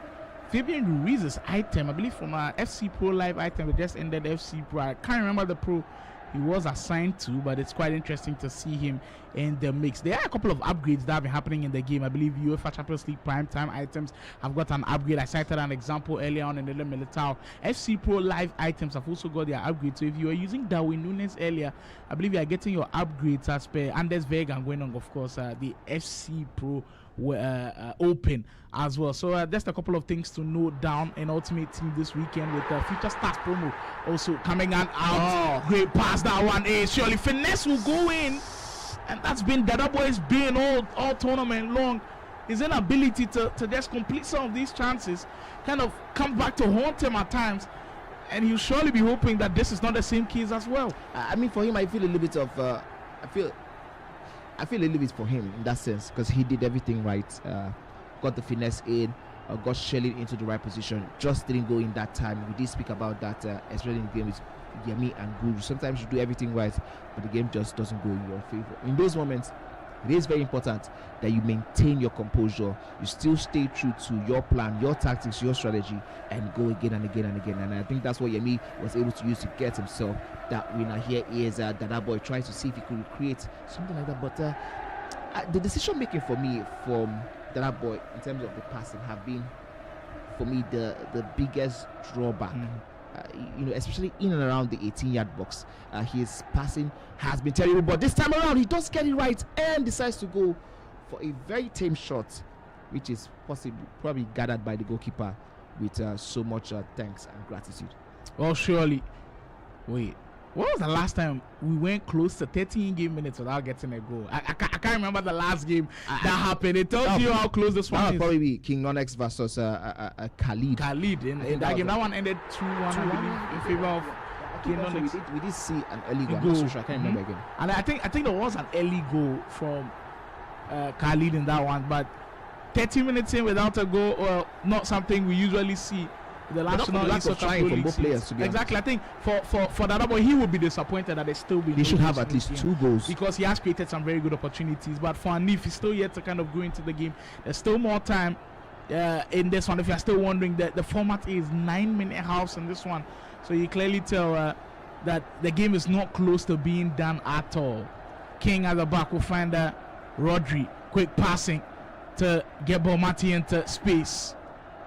Olise.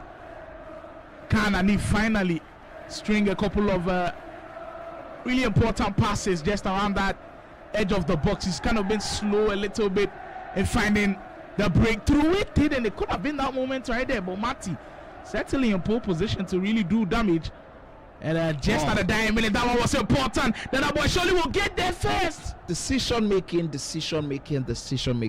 That has been the bane of this man throughout this tournament. Had all the chance in the world to make a decision early on, but held on to the ball for just too long, and definitely Anife would never let him go through on goal without at least making a tackle, and that's exactly one of the reasons why this game is currently pegged at 0-0. The funny thing about this particular game is that we know from what we have seen so far that Hanif has been one of the players who go into the second half and come a different monster, a different beast. So playing with fire like this might just pay, like, just really hurt that boy. Talking about hurting him, he didn't even wait for us to get to second half.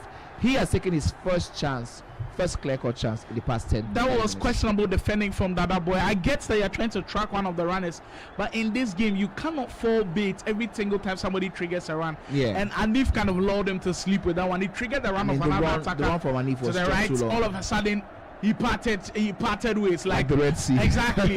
too much space, and you cannot do that. And I see 26, and he's paying for it. I mean, you kind of feel for him, especially with how much control he's had in this game.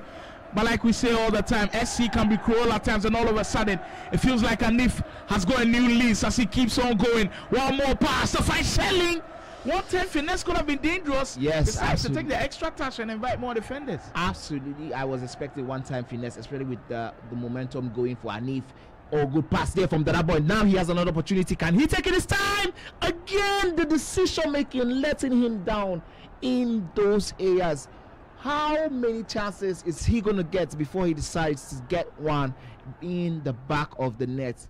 This has been the absolute bane of this man throughout this tournament.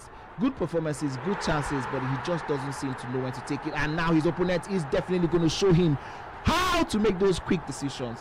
And Anife clearly salivating from all of those chances missed and the one he has taken. It tends to take a toll on you at times. And for the other boy, I believe you can see it sometimes with his body language, that the more chances he keeps missing, it kind of affects the way he plays, and he kind of gives up a little bit on defense. But I think he's still got to find a way of taking positives in this game, in the sense that he's broken Anif down multiple times. He's just left with that finishing touches. So keep doing what you are doing. Just be more precise in front of goal, like Manny has been saying earlier. So for Anif, I think he's also doing perfect. Look, we always say that across these 7 weeks, there will not be a single player who will have every single game go his way. There will be performances where you not play your best. You've got to find ways to win, and I think the perfect description of that one is this first half, and also Kenon X versus Khalid. Kenon X didn't play well to his standards at all, but still found a way to get 3 points. So for Anif, if he's able to secure 3 points, I think this will be an important one. So I do believe we've gotten a goal back from that boy after the restart. Wow, that was absolutely so quick. We definitely have to have a production give that one to us, because we didn't see that one happen at all. But yeah, talking about being able to get the win, I think that's one thing we also complained about tactical. Yes, even when he played badly, he wasn't able to find a way to win. But this time around, I think he has found a way to switch them out. And Anif has currently taken his 2-goal lead back. Now it is all on the man, that boy, to do all of the great work again and again and again. He had those options. I mean, leaving it, making it so hard for yourself is definitely one thing I do not recommend, especially at this level of FC. Don't make things hard for yourself. Take your chances early on, and yeah, he didn't take that one, and that's why he's still 2 goal down by this time in the game. Wow. For Anif, I think if you look at his shot charts right now, every single one of them are scoring. Well, for the other boy, though, I spoke about the positives, creating at every single glimpse that he gets, and that's more like it from him finishing. I think if you look at Andy's shot charts right now, I think he has like 100% completion when it comes to shots on target. It feels like 3 goals, 3 shots, 3 goals. I want to see what the XG looks like. Hopefully. It's insane from him. Yeah. Credit to him. I like clinical players at times like that. They don't have to play the best, but when that chance does come, they do take it. And there he goes again, the man who currently sits at the top half of the table, I believe the first half of the table, with 7 points, looking to make it 10 if he secures 3 points in this game. Shelling will exchange with Bomati. Look, at this stage in the game, we've already entered February. Happy New Month to everybody. We forgot to tell you guys that one, but happy New Month to everybody. We're in February. And I must say, if you play FC in any year, whether it's in 20, 21, 24, 23, 25, or even this year, you know that usually gold cards don't last in February. Oh, questionable defending there from that boy, taking the bait again. Every single time Hanif has baited him, he has fallen to those traps. But now I think, yeah, Hanif doing so well for himself. So kudos to Hanif, getting his 2-goal lead back. I think it's very, very important. We spoke about the consistency with his finishing. Yeah. 4 shots, 4 goals. My goodness. That's how it is. 5. There you go. 5 shots, 5 goals. Absolutely clinical. Like, this is the peak of the peak when it comes to shooting and picking his spot. There's no doubt in his mind where he wants to shoot at, and it's been clear that maybe he's not been the one that has had the most possession, but like I said, it's how you use the possession that comes to you. And I think his transition football has clearly outclassed Dada Boy's possession style in this game. The Outlaws, man, back on track in this game. I'm speaking about the fact where you could use gold players to February, which is not a common thing in this game. Mind you, Aitana Bomati's items still in the mix. I believe Dada Boy still deploys her as his scam, and not just him. Earlier on against Guru, Yemi was also using her as a scam, and it's quite intriguing to see that the Ballon d'Or holder for the women is still pretty much useful as a gold item in February. It's always kind of interesting to see that happen in this game. Yeah, I totally agree with you. And I think I will be looking towards throughout this 7 weeks. We'll be seeing a lot of changes, a lot of chopping off from the players, and we do trust that the Sly, who is our UT expert, is going to give us all of that changes as it does happen. But they're talking about this particular game. I think again one of the issues I currently have with the Dada Boys play is the decision making inside and around the 18-yard box. It has been absolutely I think it's short of quality. That's how I'm going to put it. It's short of quality needed at this highest level of FC. But good pass here now. He might just change things around, drag back, and the pass, the extra pass, is to the wrong player. Well, with about 25 minutes to go, Dada Boy clearly showing some signs of life here. If he gets one more to go down, this could make for an intriguing last 20 minutes. Bomati's pass intercepted once more by Rodri. The fact that he's got that Rodri with intercept play style plus, that's a huge plus. And if one more time, he's been perfect. Did I just jinx that? I don't know, but I mean throughout today's game, what has worked for him was that every single time he got the ball in that position, he went down and allowed the goalkeeper commit. This time around, he took it a little bit too early. The goalkeeper didn't commit, and of course, when you have a goalkeeper, like we do say with Far Reach Plus, from that angle, you know, he does really give him a lot of chance and a lot of opportunity to definitely get that one. But 5 out of 6 is still an incredible conversion rate. Exactly, it's still pretty decent, especially at this level. We are just joining us. This is National Esoccer Pro League, Nigeria's foremost esports event when it comes to the league format, of course organized by Kid Esports. Mind you, the top 8 move on to the elite division, where guys like Farouk, Kelafri, Kadefala, Baji Jr., Boyd, all in the mix, waiting to see who gets to join them. It will indeed be intriguing later on to come this year, so make sure you are following everything that's happening. And for Dada Boy, that will certainly be a lifeline he was looking for. Look, I don't think he deserves to lose this game, in my opinion. He's just done so much on the offensive end. You think that at least he's got to get a point, but you've got to earn it as well with your finishing. That's where he's been lacking. But that's an important goal in the context, as we do have word that the Dracarys versus Baji Senior game has started with the Afro Panda man in the mix. Dracarys up early, 2-0 in that one. Absolutely, but for Anife, I think this is the best time for him to a little bit manage the outcome of the game a little bit, you know, ensure that the momentum doesn't go the way of the man from Outlaws. This time around, he does retain that ball, gets it from that transition there from Anife. Wow, that boy really trying to turn the heat up. This is what happens with momentum. As soon as the ball goes in, the momentum shifts quickly to the man who just scored the goal, and you can see that one in the way he's playing. Can he get the pass in already? He does this time around, gets himself an equalizer. Huge equalizer there by the man from Outlaws, Dada Boy. There is life. Outlaws, Dada Boy back in the mix, and with 12 minutes to go, we are in for a showdown. Just what we came to see, not just high-level FC. We came to see entertainment. We came to see the drama. We came for all of the emotions as well. And I believe we might have one more left in both of these players. And if for all of his excellent finishing, he just hasn't had control in this game at all. It's been stints and moments that he's been working with. All of the control has been coming from the Outlaws, man. But it will boil down to this last 9 minutes and who can create the final opportunity. There goes Dada Boy with Vitinha. It's Bomati onside, just slightly offside in that one. I mean, I think both of them will still be going at it. I don't think anybody's comfortable with the draw right now. Yeah, for Dada Boy, he definitely will be looking at this as, if I've played this badly and I can get a draw this one, definitely I think I could, you know, go and attempt, you know, one more chance to see if I can get himself my win. For Anife, he had that absolute clinical run. Even though, yes, like you said, the control has not been there. So for Anif, he knows that if he gets another chance, he just might have the next opportunity to take another goal, which would definitely change the complexion of the game. So I do think both players are going to be giving it their all. Dada Boy now currently trying to defend. Anife holds onto the ball just a little bit too much, and Dada Boy is able to take that one out. 3 points definitely has to be on the minds of both players, and I think that's definitely going to change the way this game is going to be turning into. Here is Dada Boy with Olise. He has options, decides not to go for the pass early on, and I think that's one of the things I've had against him throughout this one. Here's Sherlin, holds on to the ball a little bit too much, but this time around he does score. My goodness, it definitely could have gone any way for him. I think he had the opportunity to take that shot early on, but for the first time we are seeing such a huge reaction from Dada Boy.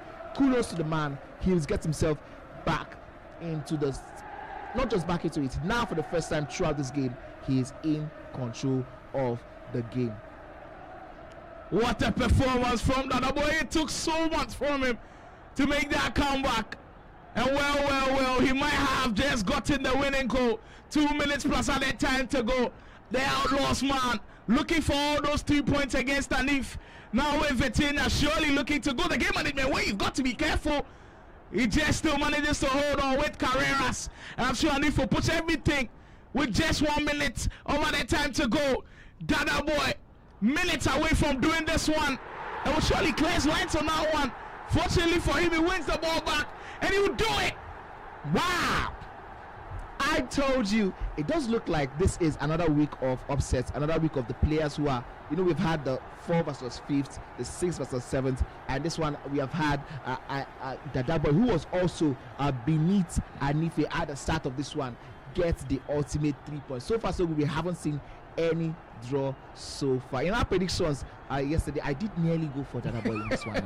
You attempted to go for Dada Boy. I nearly went for Dada Boy, and just at the last moment, I think I did switch to Anife. So now I did say that 2026. I don't know where Otopos slept, but if he might be losing a couple of his players, but huge, massive congratulations to Dada Boy on securing yet another important 3 points in the mix. It hasn't been the best of starts from him, but he'll take these points every single time they come. They get wet. The Dracarys up by 3 goals to nil against Baji Senior as well. Things are going well for Dracarys as well. I mean, you look on the leaderboard, he currently just has 5 points, Dracarys. And we've spoken about how tough his first few games is, especially with the kind of opponents he's been meeting. I think clearly he'll be looking at his next matchups, maybe against the likes of Baji Senior. He'll be looking at those games as potentially ones where he could pick up points from. Yeah, I mean, he's one of those players who also we have agreed that his performances have not necessarily given him the points that he deserved. That is Dracarys. He's had amazing performance. He has gone toe-to-toe with some of the best players. KK, we did see him go toe-to-toe with KK. But I think that's what happens in the long mix of things. At some point in time, you start making your own luck. You start taking the chances, start taking the points, and that's what changes everything. We're going into the action.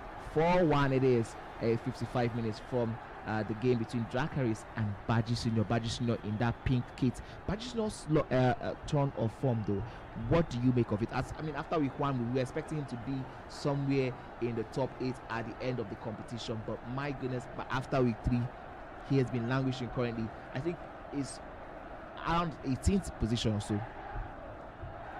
Here's Dracarys, holds onto the ball, trying to get himself another goal.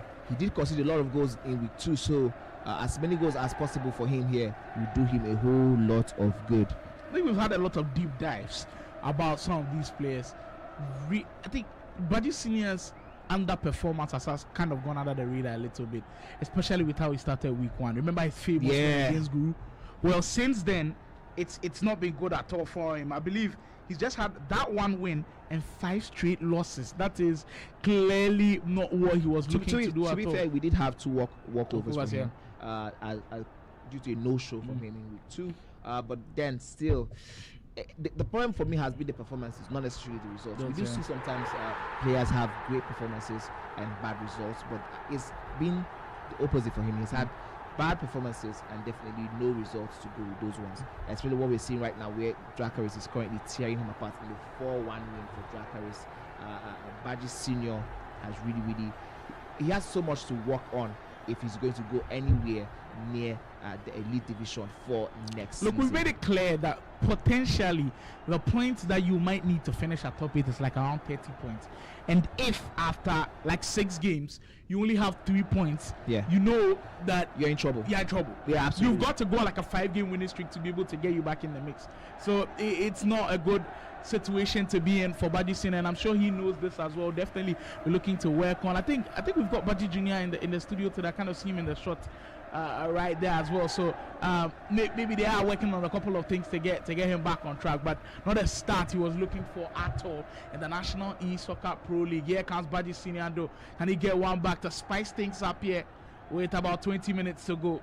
Bomati on the right hand side would like to potentially recycle this one as Dracarys tends to close the door pretty early on that one and just a little bit too slow on that one. I think the issue I've noticed with a Baji Senior's style of play with strategy is he's recycling the ball a little too much, and we did see that one in the first game against Guru. That was exactly what he punished Guru with, and in the first game against Guru he was very decisive. The passes were quicker, the moves were faster, and he was able to take the chances quickly. The thing is, every single time he loses the ball possession is a quick transition from Dracarys. We have seen that one time and time again since we switched to the broadcast here from Dracarys. Just like we are seeing right now, as soon as he loses the ball in his own half, a quick transition move gets him under pressure, and that's something he has to. So, I guess Manny a little bit of stick a couple of minutes earlier, saying, of course, Octopus Manny went to sleep, but it seems like it's not just him. I just saw the YouTube poll earlier on when they put it out for Anif versus Dada Boy. 70% of the poll went in favor of Anif. Seems like a lot of people expected Anif to pick up the win, and he was leading a majority of the minutes. Well, it took a huge comeback from Dada Boy. Credit to the Outlaws, man. But seems like a lot of guys who predicted went for Anif to win that game. Interesting. 15 minutes to go in this one. Baji Senior still down by 3 goals in this one with Dracarys in full-fledged attacking flow, controlling this game, potentially getting all 3 points in this game. But Matty once more trying to squeeze that one beyond the legs of the goalkeeper. That one from Baji Senior. So much still happening, so much action from the players in that one. I don't think this one is done with. We might still see some goals from the Afro Panda man. Dracarys also known as Italian Mafia, but I mean for him this will be a huge opportunity to work up the goals. He did concede a couple of goals, I believe, against King Nonex in week 2. So all the games he has lost have been very, very close. His goal difference is on a -4 right now. -4 right now. So you need to be getting those goals. Especially as you get into the business end of this of the competition, you know goals could count. Goals could count. So it's better for you to get all the goals you have against opponents that are struggling at any time you have the opportunity. Talk about what Wolivation and King Nonex have done for themselves in terms of the goals early on in the season. Well, surely with 15 minutes to go in this one, it is clearly been an excellent, interesting start to the broadcast today. Almost every single game that we've seen as the main broadcast has not disappointed at all. Earlier on, Mr. Oga and Blaze was kind of fun to deal with Mr. Oga holding on for dear life at the very end. He almost gave up that lead, and that one was pretty interesting. After that one, we had Yemi versus Guru, a top 5 battle which surely lived up to expectation, with Yemi picking up a win as well. I think when I saw the polls as well, it seems like a lot of people did vote for Guru to win that game. So it's not only Money that is failing on predictions. It seems like everybody can't stand with the predictions and the unpredictability of this league. Yeah, absolutely. That's number one thing on it. But for me, for that game, I went for a 4-4 draw. And it was almost, how close we were for that, but with that last chance, 4-3 at a point. 4-3 at a point. I was expecting maybe to see a 4-4 to make me, go all bonkers with my prediction. But Yemi said, you know what, hold on, Manny, I have something to, to probably, make you cry a little bit in terms of it. But it's been an amazing one from these players. These guys have really taken it. But I did get Mr. Olga. I did go for him to win Blaze. Even though I went for a blowout. We didn't see, that one ended it ended up being very close, actually. Yeah, it ended up very close. Blaze kind of mounted a comeback at the last minute. I almost had it at the dying minutes as well. Yeah, I expected a blowout. Mr. Olga, I went for a win with Mr. Olga. I went for Yemi and Guru as a 4-all draw. I went for Anife to win Dada Boy by 5 goals to 2. And with the way he started out, I did expect that was going to be what we would see on the score sheet after the game. And Yemi versus Son of God, I do have Yemi to win that game. While Anif versus KK, I do have KK to absolutely decimate Anife.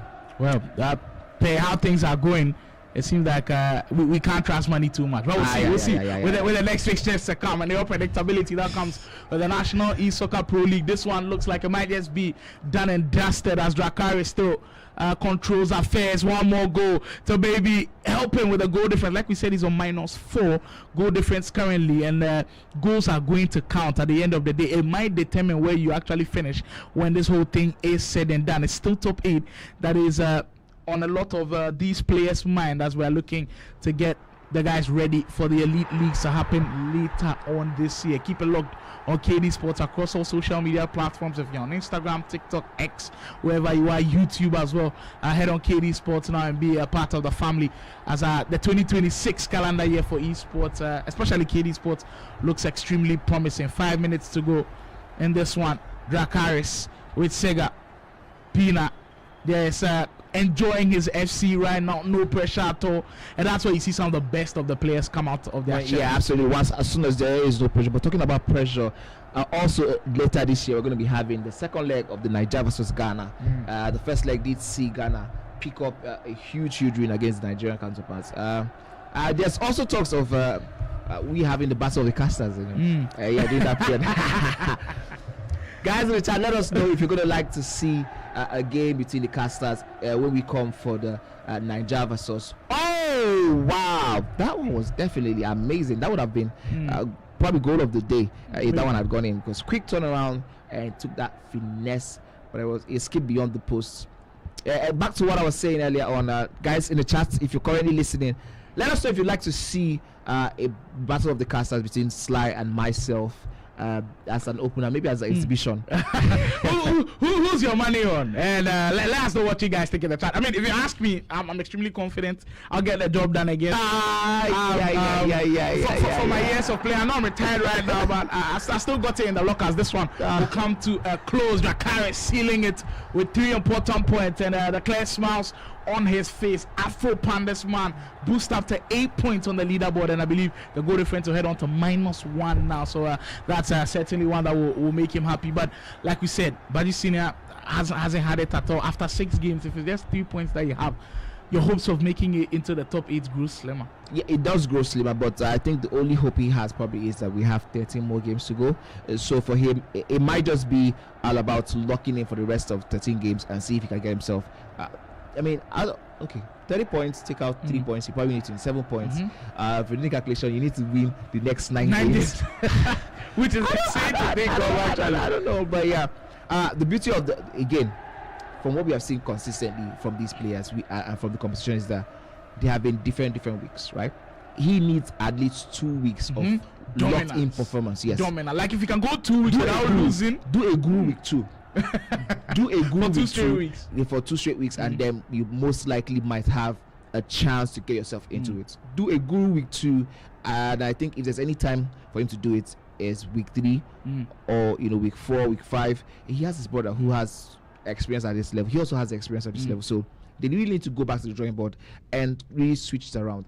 No more time to do the slow build-up game. Try and take risks. Like at this point, what's the worst that could happen? If I am Baji Sino, that's how I'm approaching the games. What's the worst that could happen at this point in time? I'm just going to go for it. I'm just going to go see if I can hit my opponent as hard as I can. Take some risk. We did see Anife try that one. It doesn't work out for him because of how much control Danabo had in that game. But yeah, that's just what he needs. Take more risks, take more chances. Don't build up too much. Don't try to do everything, make it perfect. Sometimes take the shots, the bounce backs, second balls, loose balls. Do something different than what you're currently doing right now because it's not working.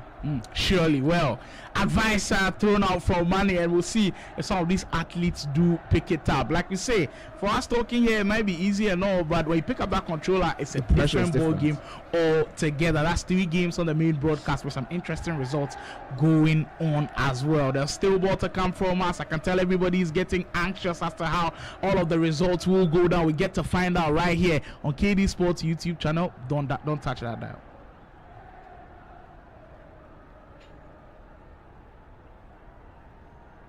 Who do you think? Okay. We have our pose now.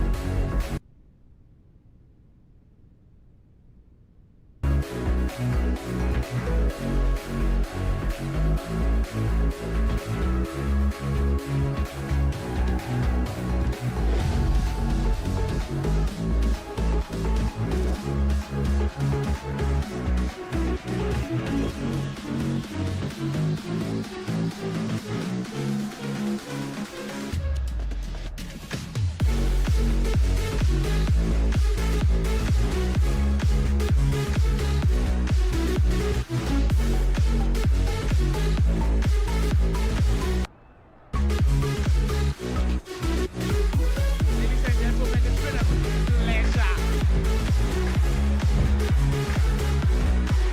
The best of the best players feeling the pressure and the nerves of this people. My goodness. Wow, what are we seeing? Bringing to you this live broadcast of this huge matchup.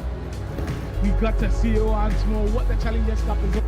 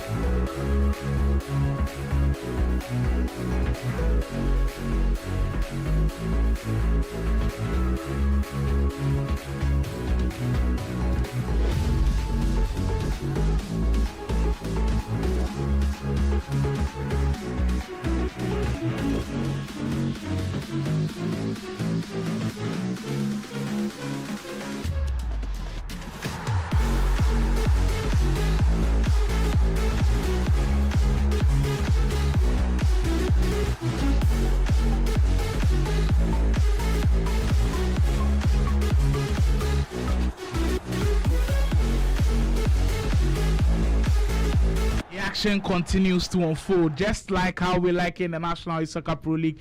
Everybody rambling and scrambling for points here, and I think so far today we've not been able to see a draw yet. Yep. So far, just maximum points being taken. Of course, guys also losing elsewhere. We just saw Dracarys take up 3 huge points in that one against Baji Senior. Also elsewhere, Dada Boy with that incredible comeback against Anif. Will we see yet another blockbuster of a game as we head on into the next round of the game? We did see the poll go up early. Tactical as a son of God. It seems like people are becoming tactical believers all of a sudden. Yes, but I think I might just stick on my faith in Son of God this time around. Yes, he's had a very poor week 2, but if there's any time for him to turn it around, it is now. We saw an incredible performance in week 1. So for me, it's like the performance is there, the talent is there. Maybe it's a mental game at this point in time, but for tactical, talking about the mental state of things, he currently is on a high, especially with the win against Khalid, also who was a high flyer. He absolutely dominated that one and was able to, like, we did see some parts of the game. We saw how he was able to piece some of the goals together. Yeah, absolutely incredible. So I think we're going to be seeing an incredible display of FC today. Son of God tactical. I know we're going to see a lot of goals, a whole lot of goals from both players. So whatever the case is, I'm excited. We are giving you guys the updates of the leaderboard as it is currently happening. Wolivation still sitting pretty on the number 1 spot. Yemoli, as a result of the win, is currently second. He does have 1 more game above Wolivation, while KK, who has 5 games, is currently sitting on third with 13. King Onyx 12th after 5. Guru 12 after 6. He did lose out on his number 4 spot after losing to Yemoli. Son of God, who is currently in action, is on 10 points. That very, very huge week 1 performance still doing him a lot of good in keeping him in the top 8 conversation. Mr. Oga currently on 10 points after 5. Game with Josh, the player of the league week for week 2, 10 points on 8th position. Rhymes and Tactical both on 9 points after 4 and 6 games played respectively. Well, certainly I've seen the ramifications of huge wins from some of these players. Guys like Tactical, after that huge win against Khalid, will surely push him up the table, and it's got him into the top half. If he's able to get a win against Son of God, he actually goes above Son of God in the table and earns himself a top 8 finish if he's able to get the win. So that could be huge. Dada Boy also getting the win gets him on 9 points, which is important. Dracarys now on 8 as well. So like, these points are going to be really important. I love how the table is taking shape now. Some players are clearly showing that they will be in the fight till it's done, till the last final matchup to come. And I mean, the second half of the table, we see guys like Anif who did drop points earlier, Blaze also dropping points earlier, as that huge game, Tactical, Son of God. And I believe for Son of God, it's got to be his bouncing back moment. Like Manny said, he started off red hot in week 1. He's not been able to keep up that tempo, and now he's going to face a guy in Tactical who has kind of rediscovered his form a little bit. He'll surely be confident going into this game early on. So it should be a very good game to keep an eye on, and I think certainly we'll have a lot of talking points after this one ends. Yes, and I like the fact that both players started this one out with a whole lot of composure and intent. Here is Son of God holding on to the ball a little bit, not going for that first time through passes. Maybe that's his strategy of not losing out the ball earlier. We did see that as a problem for him in week 2, where he lost possession of the balls a whole lot, especially in those midfield areas, while he was trying to quickly pass out of the back. Now maybe that has been fixed. Of course, we did see him a lot with his coach. We might not see Mitchell in action with him today, and let's see how that turns around in terms of performance for the man, Son of God. Here's Tactical has a chance. I think in the early stages, we have seen that Son of God sort of knows or has an idea of what Tactical is trying to pull off, and he's able to station some of the players in the right places to block the passes and the shots from going in. Now the question is, can he maintain that concentration at that level over the period of 90 in-game minutes? Well, for Tactical, if you look closely at his games, he's rapid with his decision making, and he's so quick with them as well. If you remember his game against Kinonix, I totally enjoyed how he started that game. Unable to keep on, doing it for a very long period of time. But the thing is, he has just that 10-minute spell where when he blitz you, I believe he led Kinonix by like 3 goals to 0 at some point in time. Definitely put him through the blender in that one, and it was indeed incredible to start that one off. Yep, incredible action from Tactical. Now the question is, can he follow up through with this one? If he gets the win over Son of God, it will do him a whole lot of good. But also, Son of God gets himself that first goal. That one is a definite reminder of how the first week started for him. He gets this win over Tactical, and definitely he's doing himself a whole lot of good. Also going into week 3 action. I think he's also up in action today again. After 5 games, he's currently still in the first 8. So 6 points will do him a lot of good. Him, Rhymes, and I think Anife are players who can definitely still get 6 points if they finish today with 2 huge wins. Certainly. We did preview this one as a very close one. Yeah, I mean for both of them, especially where they are currently in the leaderboard. I believe Tactical has had a great resurgence and he's looking like a different player altogether. But for Son of God, though, we cannot forget about that performance we saw in week 1. It's still something that we'll hold on to and say, you know what, that could be the level that he could get back to. And with how he's playing in these first 15 minutes, it seems like maybe he's going back to that level. You get the young part of the mix through Patrick. This time Marvel playing some exquisite FC, and they could have capped it off with a goal. That's quite tricky when you're defending players like that who have the ability to use the player lock to drag players in offside positions back on side. They're always kind of tough to deal with, because usually when you're defending normally, because you know, okay, maybe this guy cannot use the player lock, immediately his players offside, you know, okay, fine, I'm done defending. Yeah. But there are these types of players where they can manually drag the players back on side, and it's kind of tough coping with everything that is indeed happening. And Tactical really trying to force the issue there with some quick passing in around the box. But I think Marvel survives that one, and he has an opportunity now to quickly turn this one into a transition attack for himself. It's very interesting to me to see that Marvel is currently playing like this without his coach today. Could it possibly be maybe an issue in terms of I would say exchange of ideas, you know, from Mitchell? Maybe not. Well, they're not really agreed on the style of play that is actually suited for Marvel, because this is probably back to the best we did see against Marvel in week 1. Could it be like one thing that we are also like looking into? Well, surely, I mean, it could be something to be up for discussion, but like when you have 2 great players coming into the fold, I believe they've got to be able to find like a middle ground when it comes to the style of play. Look, Mitchell might have his own way of playing that gets him success that we've seen as we get that one starting off. Blaze versus Rhymes looks very interesting on that one, as we do get the opener in that matchup. We'll keep tabs on those ones. Very interesting start to that game as well. But certainly, I believe when 2 great players do meet like that, they can't find a common ground. I'm not sure, maybe that's the reason why we're not seeing Mitchell here today. Probably other reasons, but clearly other engagements. Yeah, exactly. But whatever the case is, I think Marvel will be very pleased with the way he has started this one out. A whole lot of intent. Yes, he only has 1 goal, but I think that 1 goal is doing him a lot of good right now, ensuring he has a lot of control over this one. But I think he still has to work on that passing in that 18-yard box. You know, something I consistently notice against amongst the players who are some of the top level players we are seeing so far. It really does decide how much you control the game. If you create a lot of chances, you're creating spaces, you're finding yourself in good places. The next important thing, which I believe in personally, is a skill move on the screen, is getting the right passes inside the 18-yard box. I'm telling you, that's where players like Yemi excel. That's where players like King Nonex and Olivation excel. They rarely make wrong passes in and around the 18-yard box. It's almost as though the muscle memory they have with those passing layers are so good at far reach. You can see that play style really coming up on All Black as he made that save. I think that would have definitely changed the way this one was set up. Whoa, Tactical surely throwing a lot of attempts at this one. That one comes off the post through Pina.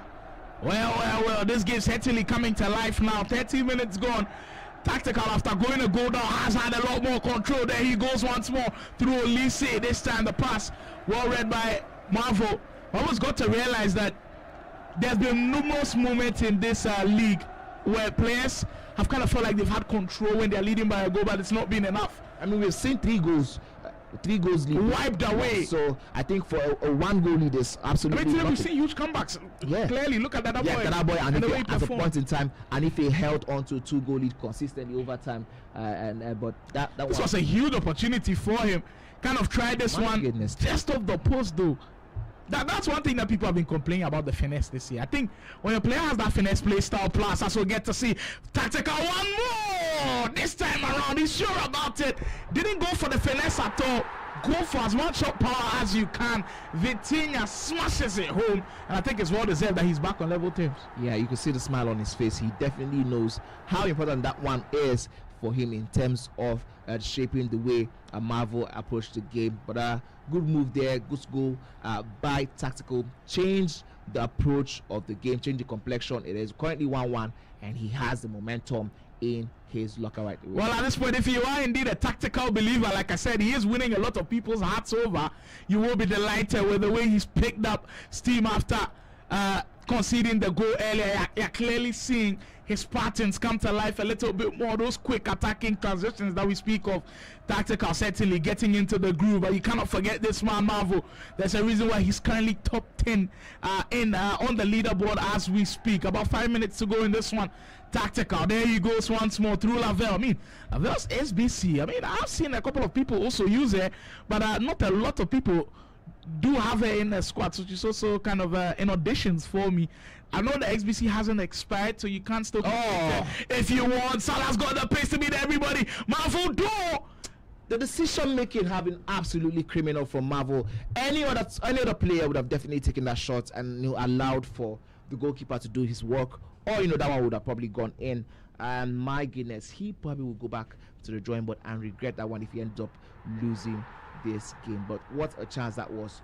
Good pass there, good use of that triangular pass, the true pass there. And I think again, what I said last time around, the decision making inside the team, but not just the passes, but now as you can see, I think it separates some of the very best players from others, and you can clearly see it when the opportunity does arise. Tactical though, I'm sure he's got his eyes set on maybe getting one more goal before this half ends with Pina. Come down the edge of the area. Look how disciplined Marvel has been at the back, but he clearly needs to do that a lot more, and he'll definitely secure the ball back as we head on into second half territory with this one at a stalemate 1-1. I think it's been very well balanced. We've had stints in the game where Marvel has been a clear better player in the first 10 to 15 minutes, but the last couple of 20 minutes, 30 minutes, you're seeing Tactical remind people of how good he is, and he's kind of getting back into that groove. Remember his performance against Kinonix? I always go back to them because I believe he was in flow state then. Everything he was doing was just kind of picking up for him, and if he can go back to that in the second half, Son of God has got to be careful. I totally agree with you, and I think the fact that Son of God isn't taking his chances also not doing him any good in terms of the confidence level he is supposed to be playing at. And that's one thing about the EFC scene. As more goals, the more goals you score, the more confident you are. The more chances you create, the more opportunities you have to score goals. So now the question is, as soon as you're creating these chances, are you scoring the goals? And for Marvel, Son of God, he isn't taking advantage of some of the great chances he has created. He's talking about the chance. Here's another chance now with Sherlin. Has that ball, Mati. Back to Pina, holds on to the ball for just too long. That definitely should have been a first time shot. We did see Tactical try some of those ones, and yes, he did hit the bar once with that one. And that's one thing I expect to see from Son of God. Oh my goodness, Tactical in flow state! You can see the difference between both players. While Marvel is second guessing himself, Tactical is taking those chances. Like he knows he definitely can get those ones over the line. And that is why we have seen Tactical complete the comeback early in the second half. Well, we did see some of the very best performances across a full week.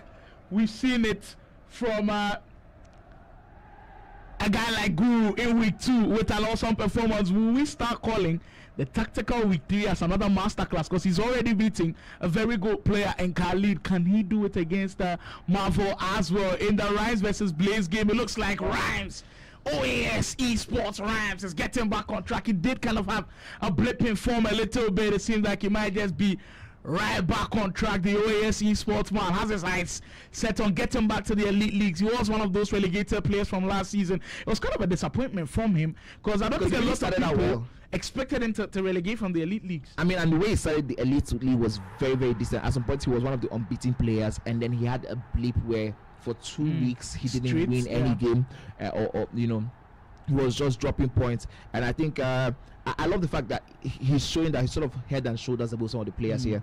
Yes, he did lose the game against Game with Josh, but I think what we have. Oh my goodness, tactical!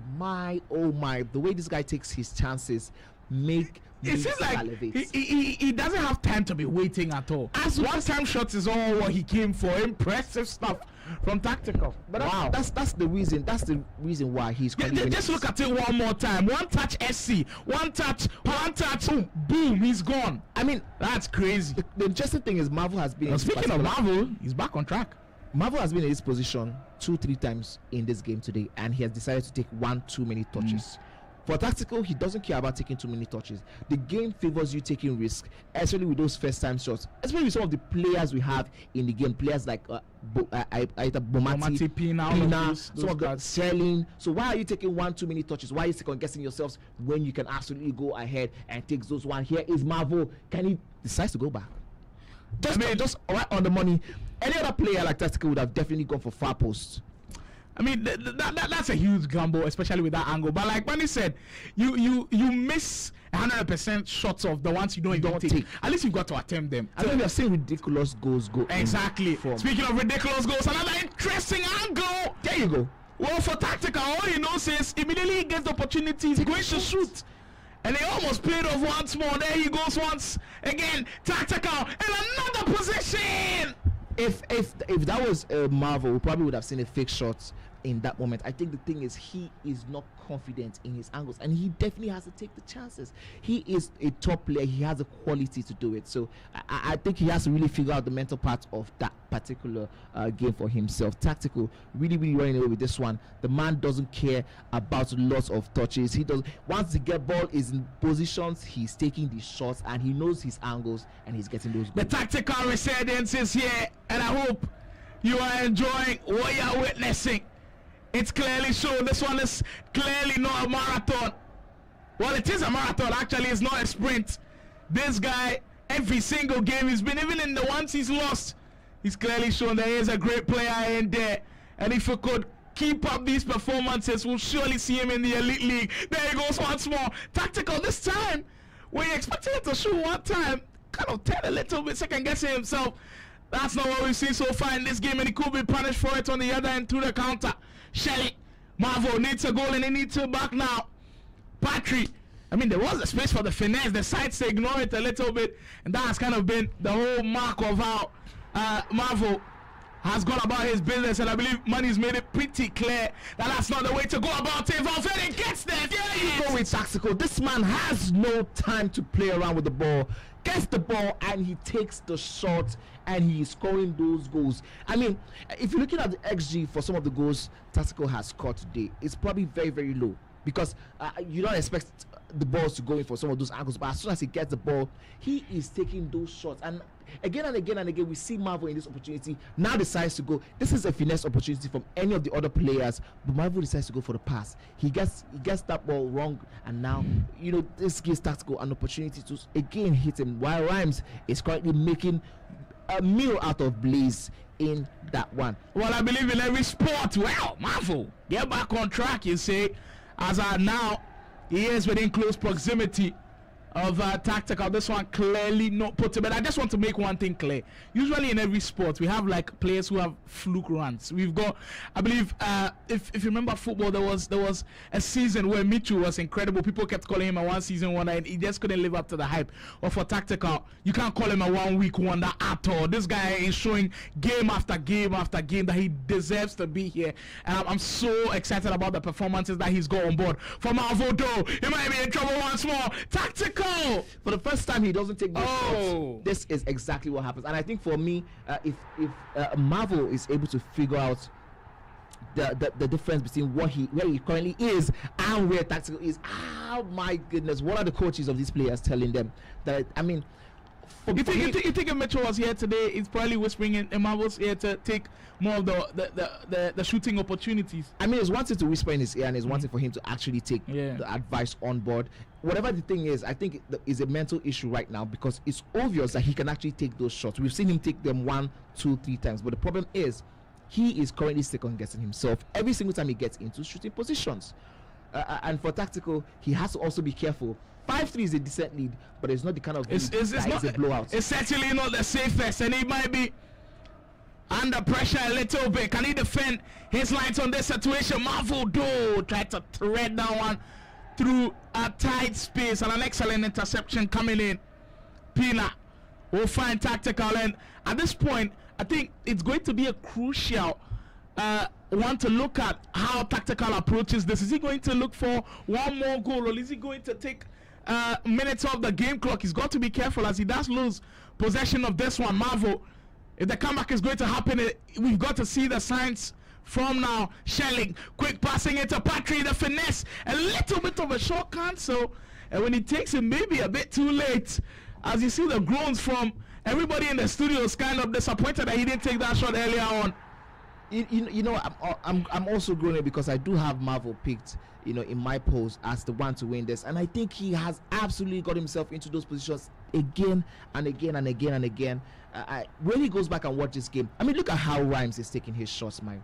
For goodness sake, this is exactly what I'm expecting out of someone of Marvel's quality. His ability means he does have everything in his locker to get those ones over the ball. But kudos to tactical. I mean, I think after this performance, probably we should start calling him advanced. Interesting. he's moved from tactical to advanced. Any way you want to call him, guys, he's put on an absolute show for everybody here today. Last week was no fluke at all. After getting a huge performance against Kingdom Next, he's about to follow it up with 6 points in 2 huge games against Khalid and Marvel, 2 guys who are touted as some of the very best you've got in the pro leagues. Well, he's got about 3 minutes to defend this. Knocked down into De Jong. Oh my! This time wide of the post when he needed the corner routine to work the most. It's failed him. And now with tactical on the ball, I don't think he's looking to give away possession any point in time. Absolutely. I mean, he's currently poised in the best of moments. 88 minutes on the clock. There's absolutely no. I don't think he's under any pressure to lose this one. He does have 2 goals, and he has a corner kick. I mean, best time for him to waste the time, run down the clock, and take this 3 points home. That will make it 6 for the day. And I think we probably might see him in action again, or this might be the last one. But whatever the case is, he has done the job for the day, and it's a great week 3 for tactical. Well, Samson, I believe this is his last game of the day, so he is going to be finishing on a high tactical. Rhymes. My goodness, Rhymes also. Rhymes. Yes, doing the Lord's work elsewhere. He is putting on an absolute masterclass right now with just a minute to go in this one. What a showing of great FC from tactical. Thinks the game the right way, plays the game the right way, and he gets the results the right way as well. Tactical will be making huge strides into the top 8 now. Now it's all left for Marvel to start thinking about some of the decisions he's made in this game. I wouldn't say he played badly entirely. He just didn't take his chances. It's just been a moment where he's been second guessing himself at times. As the ending of this game, and in fact the crunch time where tactical took this game by the scruff of the neck, just has to be steadied. The thing for me with tactical is from the get-go, it was so obvious that he knew what he wanted out of this one. He wanted to score as many goals as possible. He didn't care about how they looked. He didn't care about the goals being nice, making the highlight reel. He wanted the ugly goals. He wanted the boring goals, and he wanted to score them as quickly as possible. And he was not second guessing himself. At this level, you cannot afford to second guess yourself at any time. And I think for Marvel, if he can, go back into the drawing board, look at what he has done right now in terms of how he didn't take the chances, it could help spoil him. The good thing about Marvel's situation is, he currently has 10 points. He's still a little bit safe in terms of it, but I think a lot of people are catching up. That's what I'm saying. At the moment, it does look like he's a little bit safe, but he really has to change things as quickly as possible. The thing for Marvel as well is, right at the turning point of the league where the leaderboard is taking shape, where guys like Tactical are coming to the equation. All of a sudden, Mr. Guy is winning games. Game with Josh is winning games. All of those guys in that mix fighting for that top esports. Everybody's winning games. And now you have your blip in form. It could mean a lot of trouble. And the thing is, it doesn't get even easier because later on today, he comes up against Yemi, who after beating Guru would be so confident about picking up 3 points in that one.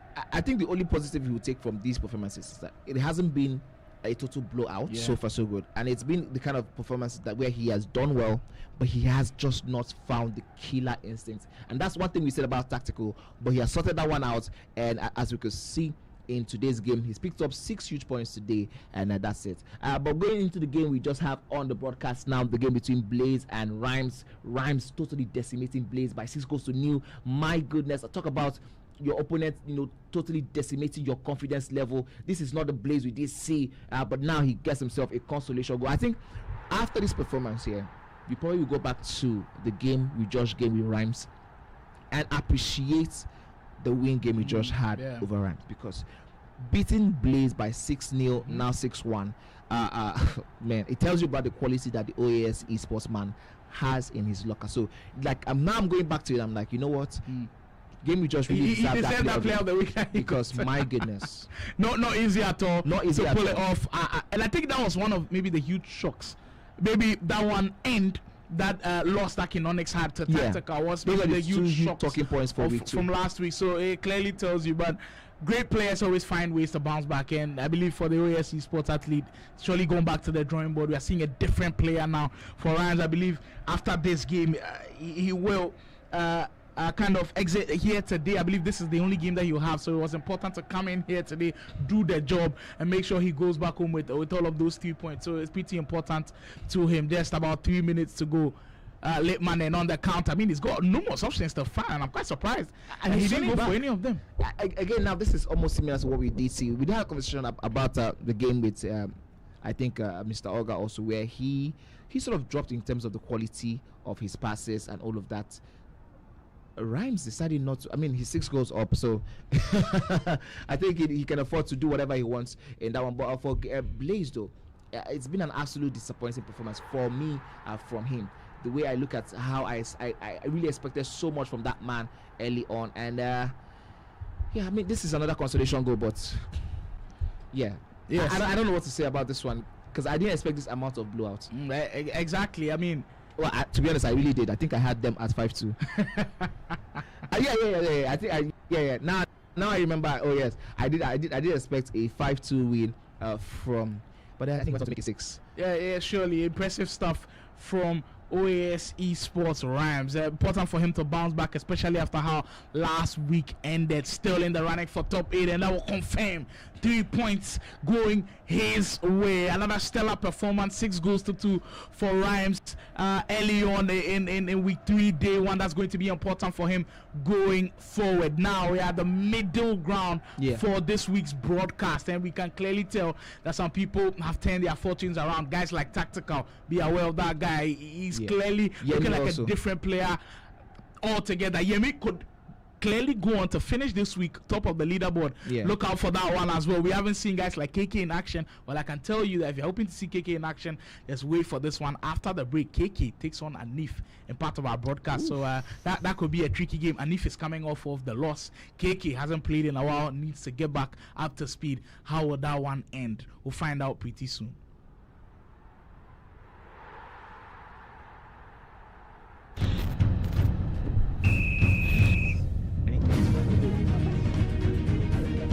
Good God!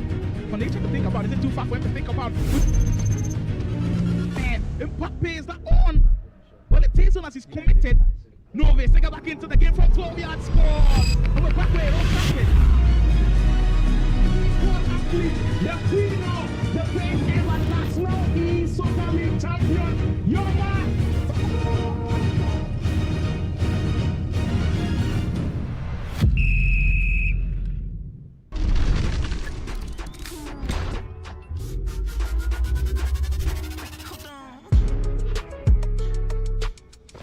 ₦10 million in prizes are up for grabs.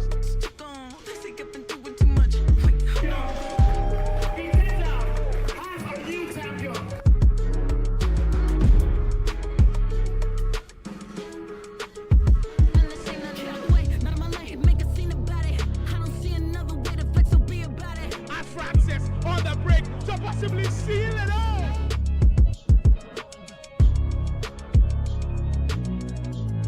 I'm the best, so no disrespect, and I never wanted to be like yo. This is a message that anything you do, I do better.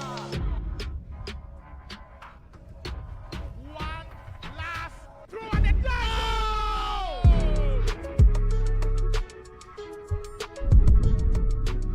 Ended in perfection, and Chooks with the Akuma look on his face. Oh my God.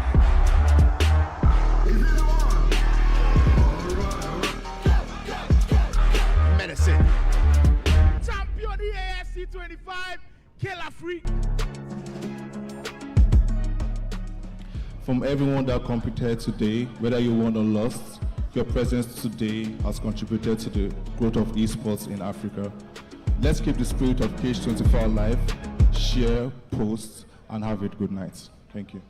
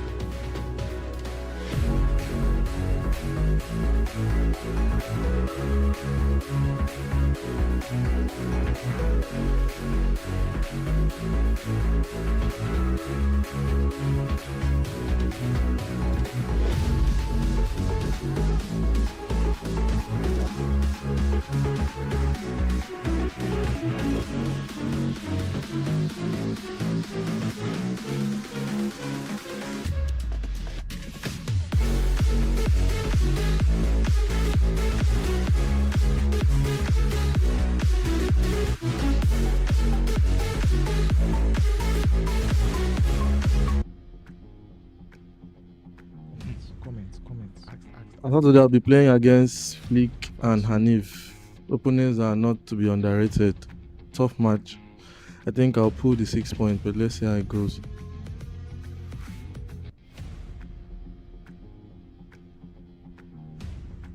On Saturday, I'm playing against Mr. Oga, so let's see how it goes. And Sunday, I don't have any game on Sunday, so I'm just going to rest and get my energy back.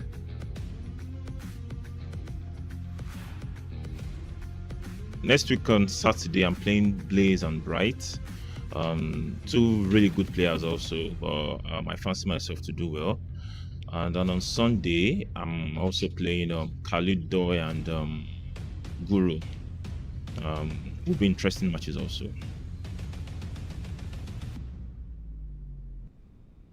The players are ready, the casters are ready. We are all set for another half of the games for today. We've just witnessed 4 games go down live on the broadcast, and other games go also in the background. Now we did see amazing back-to-back games. We haven't seen any draw so far. We have seen goals, we have seen skill moves, we have seen wins. Now let's go into the next round of action. KK versus Anife is the one we're going to be seeing on the broadcast, while Mr. Olga and Bryce are going to be doing battle in the background.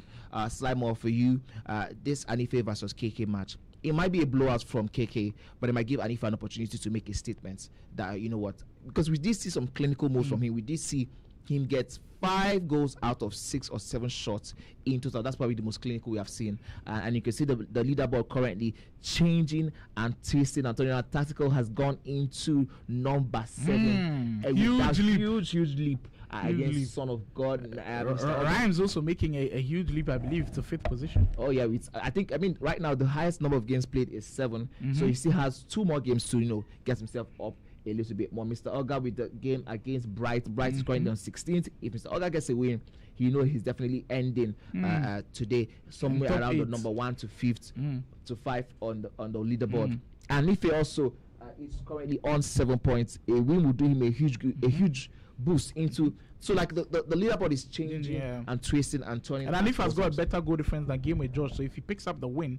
it takes him to 10. He will definitely go above Game with Josh and get into the top half of the table. So I mean chopping and changing. We might see Game with Josh or Mr. Olga go down because I mean, if Mr. Olga making battle, depending on the amount of goals scored, any of those can change. Yeah, certainly it could change. I'm just so excited for Tactical, and especially after the display that he's put on board for Marvel. Though it's something that he's got to look at and work on, especially the things that didn't go well for him in that Tactical game. But we are on to our next matchup of the day. KK, a man in the top half of the table, our Challengers Cup champion, back in the mix. Last week we didn't get to see too much of him. Well, this week we'll see him more and more time. The Lubo Hubs man in action, taking on Anif. Anif is coming off the back of losing that tight game to Dada Boy. It was a tricky one. He led for majority of the parts, and I'm sure he'd be disappointed as to how that game ended. But for this one, like you said, if there's any way to make a huge statement, it could be against the Challengers Cup champion, and it could be one that could really put everybody on red alert to get a glimpse of how the teams are looking. Not a lot of changes in the teams for both of the guys, and I believe for this one, it could be a cracker of an affair. It could go both ways, actually. Mani did say earlier that it could maybe be a blowout for KK, but especially with how unpredictable some of these games have been, I won't be surprised if it's a tight one. I absolutely agree with you. I mean, throughout today, all of our predictions have gone down the drain with the way these players are playing. I think that's one of the reasons why we love the pro leagues, because it gives us so much talking points, so much unpredictability. And talking about that one, the Lumo Hubs champion KK takes the lead from the very first minute of this one. The very first minute gets himself a goal. That's how we have seen him play throughout this entire competition, and I think it's something also that Anife has to be wary of. The man who is always pressing, always on the move, makes good decisions in and around the box, showing us how it is done. I think we might be back to seeing the absolute best of KK after that issue. That game with Game with Josh, where he had that draw. That was probably the only blip in his performance throughout this competition. He started this one out the way he has always started. KK is also one of the unbeaten players, I believe. Yes, because he already has just one draw. Exactly.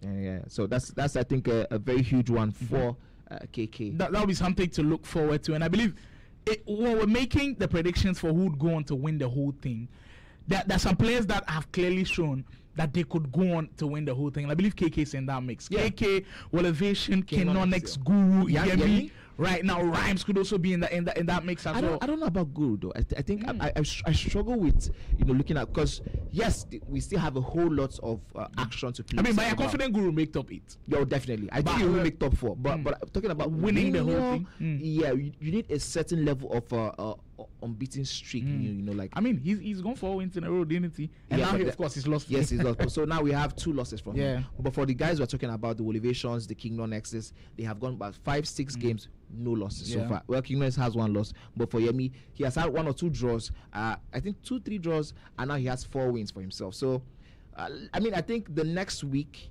is going to now make me figure. You know what? Can Guru go ahead? To do, because now, for Guru to go ahead and win all of this, he has to maintain an absolute perfect streak. And there are some people he hasn't played. He hasn't played Kingdom X. I don't believe he has played KK.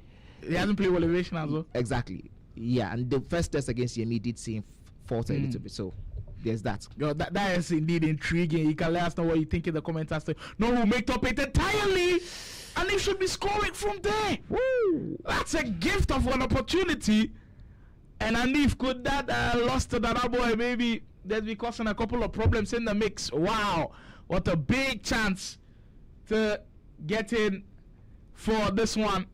And for KK, he's got to be careful, as Anif clearly a guy who's capable of creating very dangerous chances. I mean, you can let me know what you think in the comments as to who'd go on to win the whole thing. I mean, we're speaking about top 8 right now. Some guys are really taking shape, and you know they will be in. But right now, who is your number 1 candidate to win the whole thing? Well, Elevation has a strong chance. Hasn't dropped a single game today. In fact, the whole of the 6 games that he's played. Kingdom X has shown real strong resolve as well. Guru. I mean, I think the only downside for Guru is the fact that even in his bad games, he cannot find a way to pick point. Oh.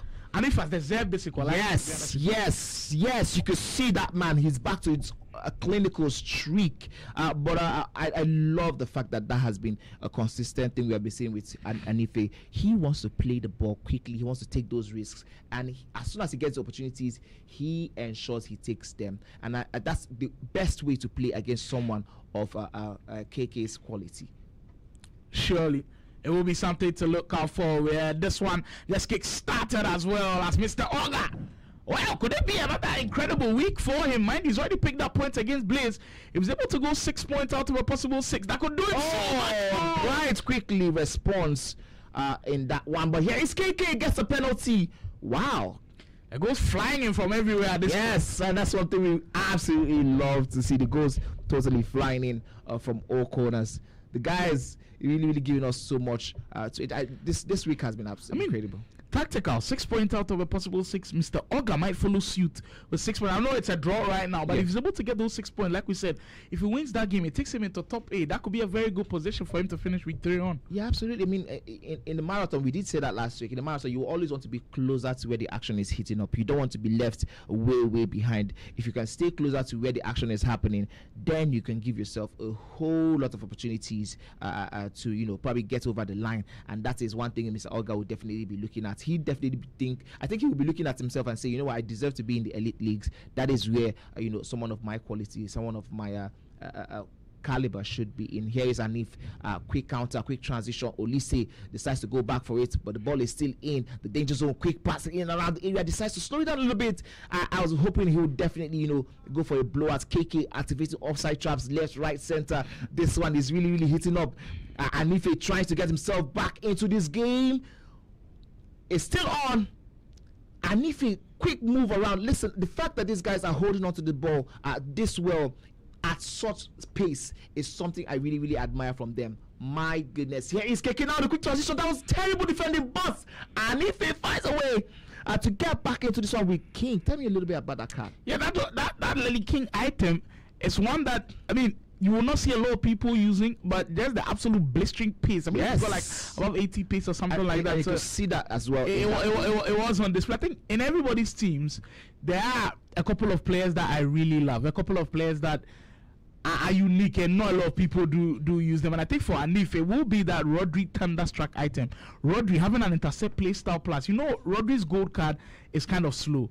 But this Thunderstruck item, they've given him very good speed that makes him kind of cover grass. And he can go from offense to defense in a flash.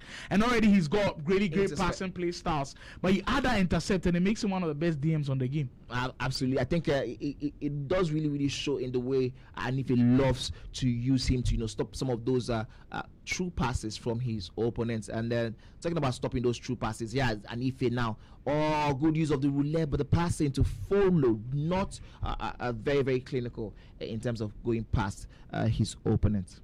So just for context, the gold Rodri has just 65 piece. Thunderstruck Rodri has 82 piece. That's a lot. That's a whole to lot. cover ground. Yeah. And he makes up for so much. Maybe he doesn't have the offensive qualities, but if you're playing in like a 4-5-1 formation, 4-4-1, he can play that CM role for you and be the defensive stopper for you. Can even play box to box at times. I mean, maybe on the other end of the box you not get what you want, but defensively you'll be a stalwart. And if you're looking for those one-time through balls, you can hit them as well. Yeah, I mean, I also looking into the game itself right now, Anife is really doing incredible well actually against KK. The thing about Anife so far, we have noticed after that first week where it did seem like he was a little bit beyond it. Oh, KK, my goodness. Good decision making there, gets himself the third goal. But I was just going to say that KK really doing well for himself. Anife rather doing well for himself, and we do see Mr. Oga probably gets himself the third goal. I think that is the third goal for Mr. Oga. So similar scorelines across both games, but this time around it's Anife. The finesse just didn't get in this time around.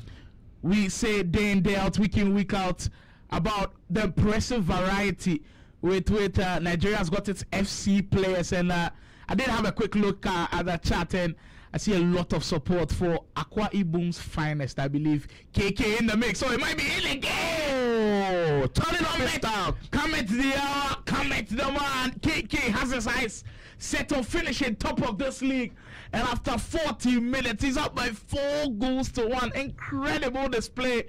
What an amazing first 40 minutes we've got from this man. He looks like a different player altogether. Look at that build up once more. Took his time.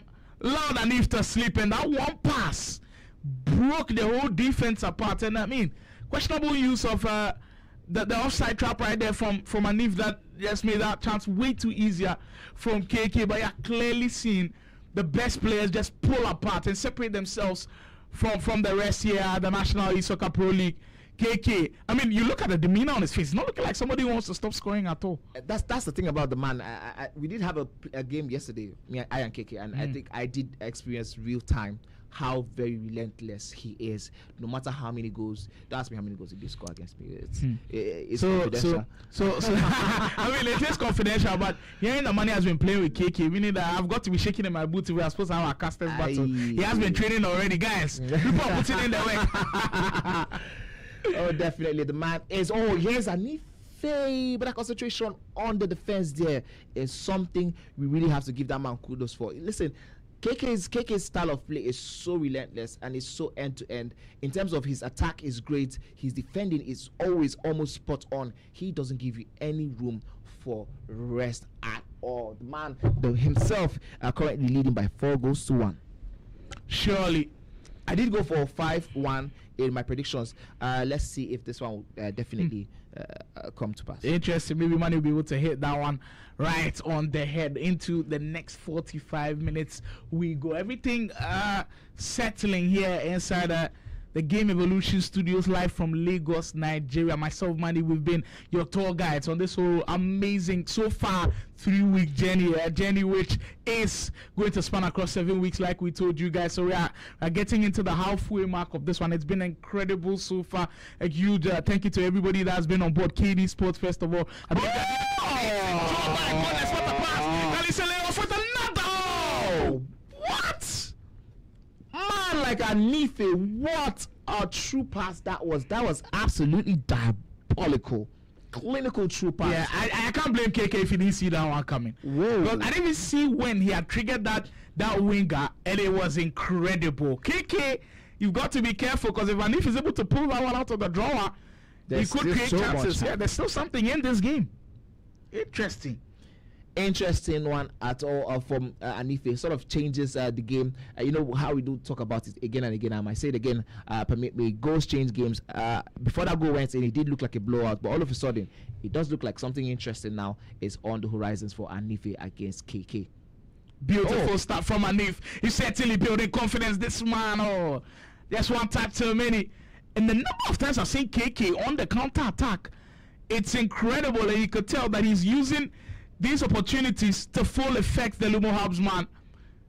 This time though, and if that's work it again one more time, I think the reaction says maybe offside, but it's not. He is not offside.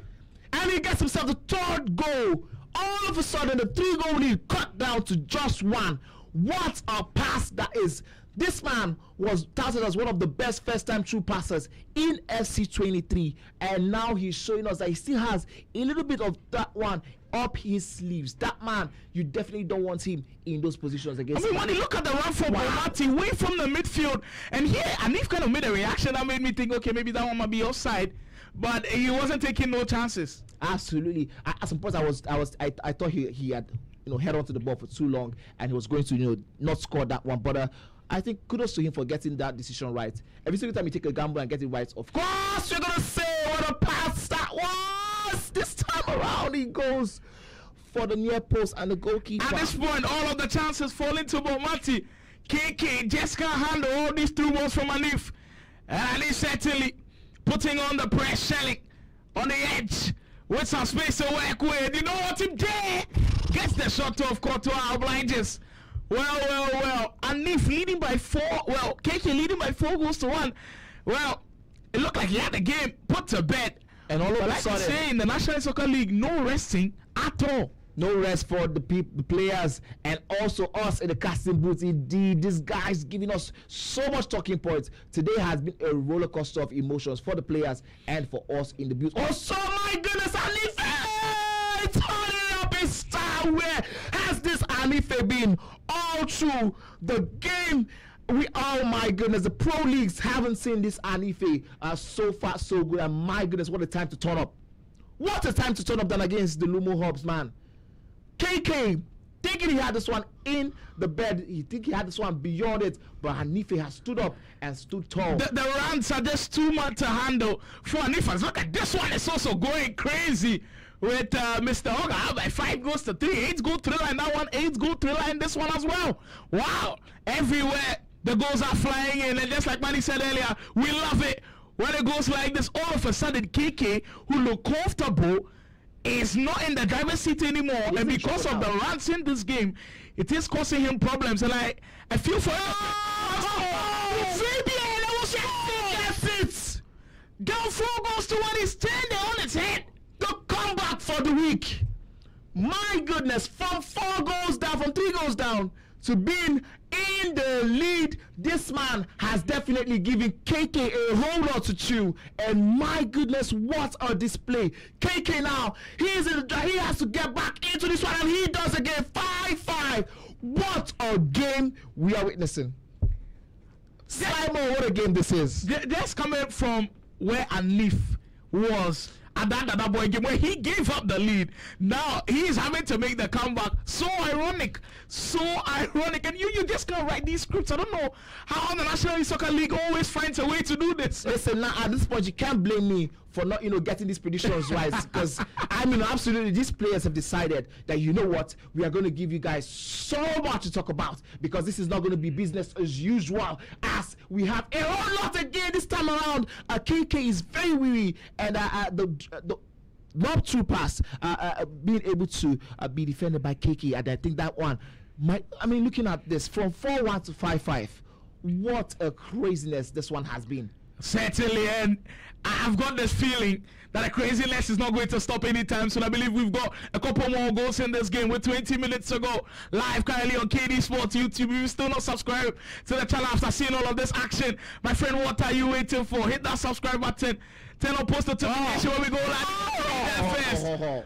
That could have been a brilliant goal if that one was completed. And Anif right now has turned it on. Yes. For the goal of the week, pick your bunch. For the goal of the week, pick your own. Anif has given us again and again classic goals, and he just has to defend properly if he wants to get anything out of this one. And then I think looking at the game and the way he has turned on his head, Danaboy will probably be looking at this one and say, you know what, I think I actually did very well for myself in the game versus Anif. Wow. You cannot underrate any opponent you're playing against. You cannot underrate any athlete here at the National Soccer Pro League. And these games are clearly showing why. And if we had been struggling for points at the first week, he's clearly turned it around. Coming up against somebody who's in the top 5 of the league right now. the Lumo Habs man. Can't believe what he's seen, but he's still got to fight for it. 15 minutes to go. The runs will come from every single angle. There goes Andy Foxmore. He's surely on time with this one. Shelling. Just a little bit predictable without opportunity. Not just KK who can't believe what he's seen. I'm so sure that in the chat, in the comment section, the viewers, they can't believe what we're just seeing right now. Has been the absolute craziness. This is probably the most entertaining game we have had since game week 2. Oh my goodness. And we did think after, look at KK go! Look at KK go! Yes, he gets himself his lead back. My goodness, right on the turn of the game. KK restores his lead, and my oh my, wow, no words, absolutely no words. Clearly, I mean, it's been electric so far, and we've had electric games in this league, but this one clearly showing that he has maybe one more script or one more twist in the tail. Insane stuff. And at this rate, it does look like we may not get end draw in week 3, because right now the rates of the goals going in, these guys are insistent on taking the whole 3 points. Everybody wants the 3 points today. Nobody wants 1 point. Everybody wants to take it home. Oh my goodness, Anife with another. They're gonna pass. He gets this one over the line. Yes, he does. Oh my. The passes are coming out of nowhere. The triggered ones are coming out of nowhere. Blind spots upon blind spots upon blind spots. Anife Money is going. How do you keep up with this if you're KK? Because now you've got to have it in the back of your mind that you're tracking runs. But when you do track those runs entirely, you leave the gaps open for Anif to just tear you apart. And with 8 minutes to go, the drama keeps unfolding, the entertainment keeps producing just how we like it in the town. Shelly, surely the next goal could potentially win this game. Where is it going to come from? Is it going to be the Lumo Habs man or what? And they find yet another defense splitting pass, and now the game will cool off a bit with 5 minutes to go. My money is really on Annie finding another defense splitting pass, because this has been electric. This has been crazy. If he can hold on to the ball and ensure he doesn't lose possession in deadly areas just like this, he might be able to get himself over the line. His coach has to be really talking to him in his ears, ensuring that he maintains the concentration that has gotten him here. He has done so much of the good work. It will really be a disservice to himself if he doesn't get at least 1 point out of this particular game. Well, certainly he will be kicking himself if he can't secure something out of this game, especially with how that Dada Boy game went. There goes Carreras. We're getting into crunch time, people. Crunch time that makes people panic, and it brings the best out of the best players. Ooh, what a pass. And that could have been dangerous. This is where Anif tries with those 2 balls there. Oh my goodness. Anif to finish it. Get it. Holy moly. What a performance from that man. Talk about the performance of the week. That one definitely should be going to Anife. What are these passes? Where are they coming from? My goodness, how do you defend such a madness?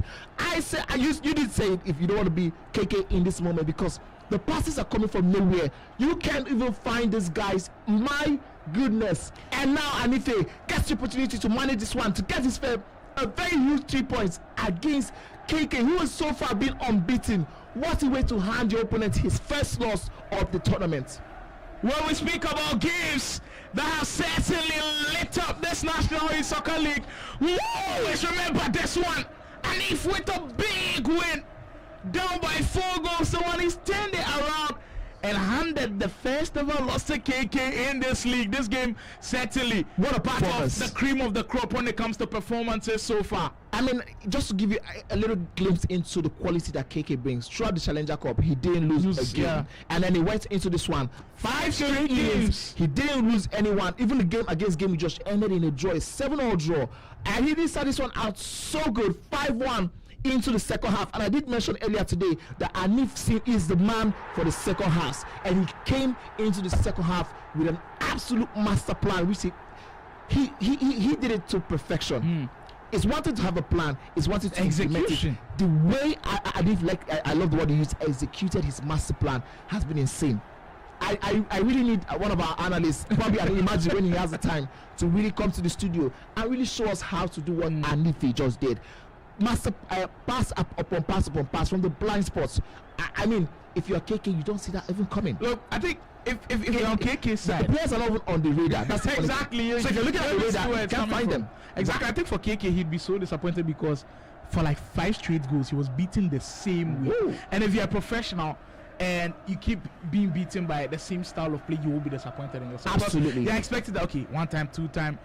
The third time, I should you think about what's going on. handle it, and he just wasn't able to. And credit to Hanif because he saw the way. And I mean, there is a saying that if you're doing something and it's working, why change it? He Don't change it. It's working. And they ended up finding him goal after goal after goal.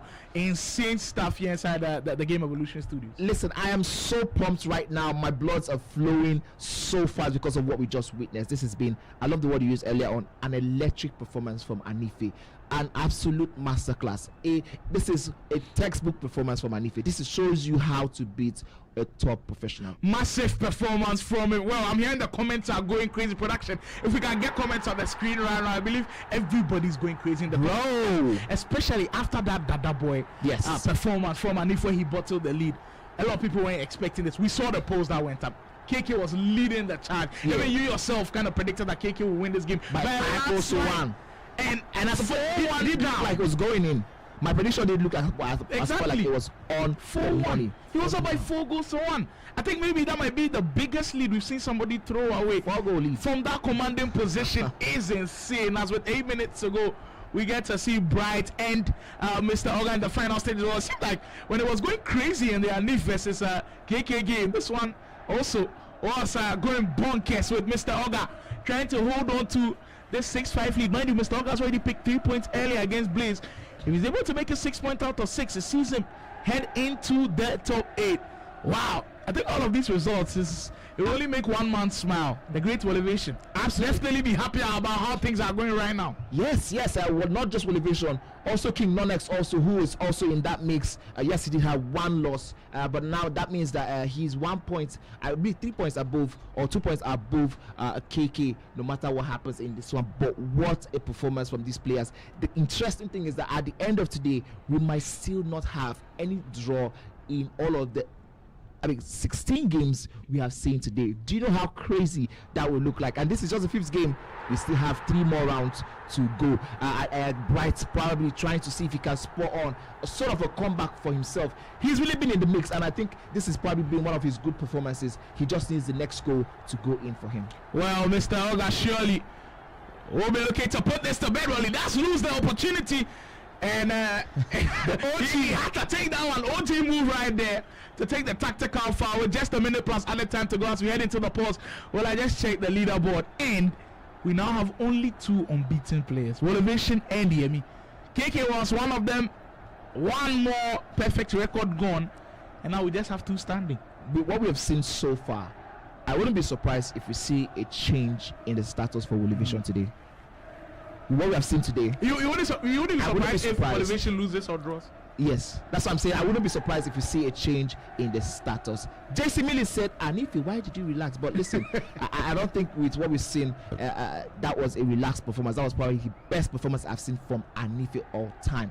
And then he said, Baji has changed this guy's life. I mean, my goodness. Huge kudos to the coach as well. I believe Baji did maybe his imprints all over that game. I did see him at a point and tell him to keep going. You know, like, so it's what the first time. Why are you stopping? Keep going, keep going, keep going. And Tao says this game is not normal. Absolutely not. Exactly. It's indeed crazy. And I mean, I'm enjoying all of that love coming in from the comments. Keep them coming in, keep them flowing in. We're enjoying every single one of them. And if just put on a masterclass on how to make a comeback. I mean, Zenking tells us, and if pulling a Dada boy on KK. I mean, it was down to him. Yeah, but he said, I think he's got to tell Dada boy, you know what? I learned from you coming back. I've applied it in my next match as well. Insane stuff. Oh, one thing that move from the Anife game against Dada Boy to the game against KK was his clinical ability. Yeah. If you also go back to that game, he was scoring almost every single chance. Yes, he didn't have so many chances. Like 5 or 7 or 5 or 6 from every shot. Yes, so that's one thing you listen. Great one. He said best performance in this competition so far. Listen, I mean, it's a little bit arguable, but like, you know, it's definitely up there. It could be. It's definitely up there. If you're a fan of huge comebacks and a lot of goals, this one definitely is number 1. If you're a fan of like a tactical masterclass. You could say King King Onyx. I will also put a game with Josh KK. In the mix as and well. then this Anif versus. Listen, I say it's there's so many to choose. So it's so much. That's crazy. I mean, Guru's performances last week could also be in the shout as well for best performance in the competition. Yeah. It's just that with these ones, the way they came from the blind spot with us not knowing what was going to happen was indeed insane. Well, No Chill Place has gone as far as comparing this one to the FC Pro Open champion. Says that was some Verdgang performance-ish. Listen, when you look at the performance across the second half, that's probably okay, you know what, it's questionable whether it's the best performance, but it's the best second half performance, definitely best in half this competition. Exactly, the best 45 minutes we've seen from anybody. Absolutely, nobody has scored 5 games from a losing position in the second half ever in this competition since we began from the elite leagues. I don't remember that happening even in the elite leagues. If it did happen, probably we need to go refresh our memories on that one. But Jason Mini said KK was looking lost. I mean, if you're the one, what do you do? That came out of nowhere. Exactly. Throughout the first half, I don't think Anifich attempted any of those. The 2 balls, And then in the second half, it just all of a sudden, boom. It's like I played 2 different people. It felt like, you know, like in those moments where you're in champs, you're playing the game, and all of a sudden you're like, oh, this guy has given his brother the controller. Has given his brother the controller. Well, we saw clear on camera, it was the same Anif. It's just when you come into leagues like this, you want to have different plans. And credit to Anif and credit to his coach as well. It was indeed insane. I believe Jason Millie trying to get the word on Mr. Oga score. We'll definitely give you all of the updates about how that game went as well. Mr. Oga versus Bright. Keep the comments coming in. There's more games to go down. If you are still here for more of the excitement, don't go anywhere. We go and come back for more of this action from the National Esoccer Pro League. We'll be back. The best of the best players feeling the pressure.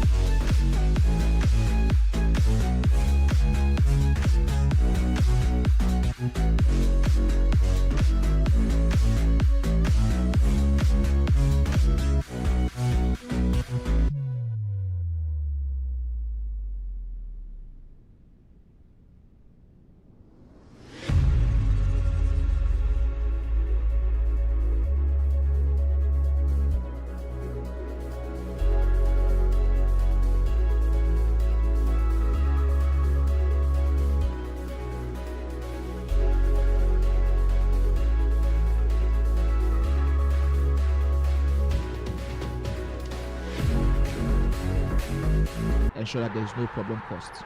It's quite interesting to see Flick's setup here today. I've not seen a lot of people use that ultimate scream item Vinicius Jr. up top. Usually we are seeing AB Pina all of the time, but I think he switched it up a bit, maybe trying to catch people off guard. Oh, that's an excellent pass. KK surely lent.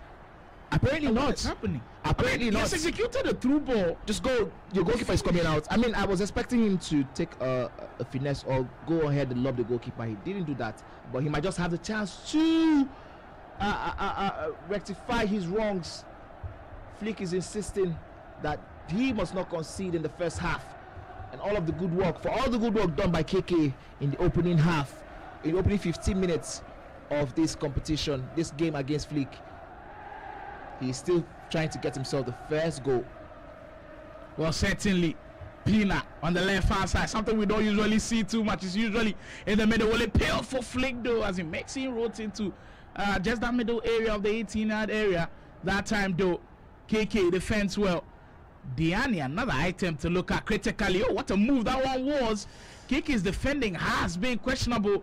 In these last couple of minutes, he's got to be careful, as Flick certainly building momentum with how things are going right now. Kante will find Pina once more, and it's just so surprising to see Pina play on the wing, and especially it's being Vinicius Jr., who maybe doesn't have the best of passing play styles, and it's quite interesting to see how that Vinicius item performs up top. And it seems like Rhymes, the OAS man, also settling into the groove pretty early. Yep, 3-1 it is for him. That is a good job done in the first half. I don't know.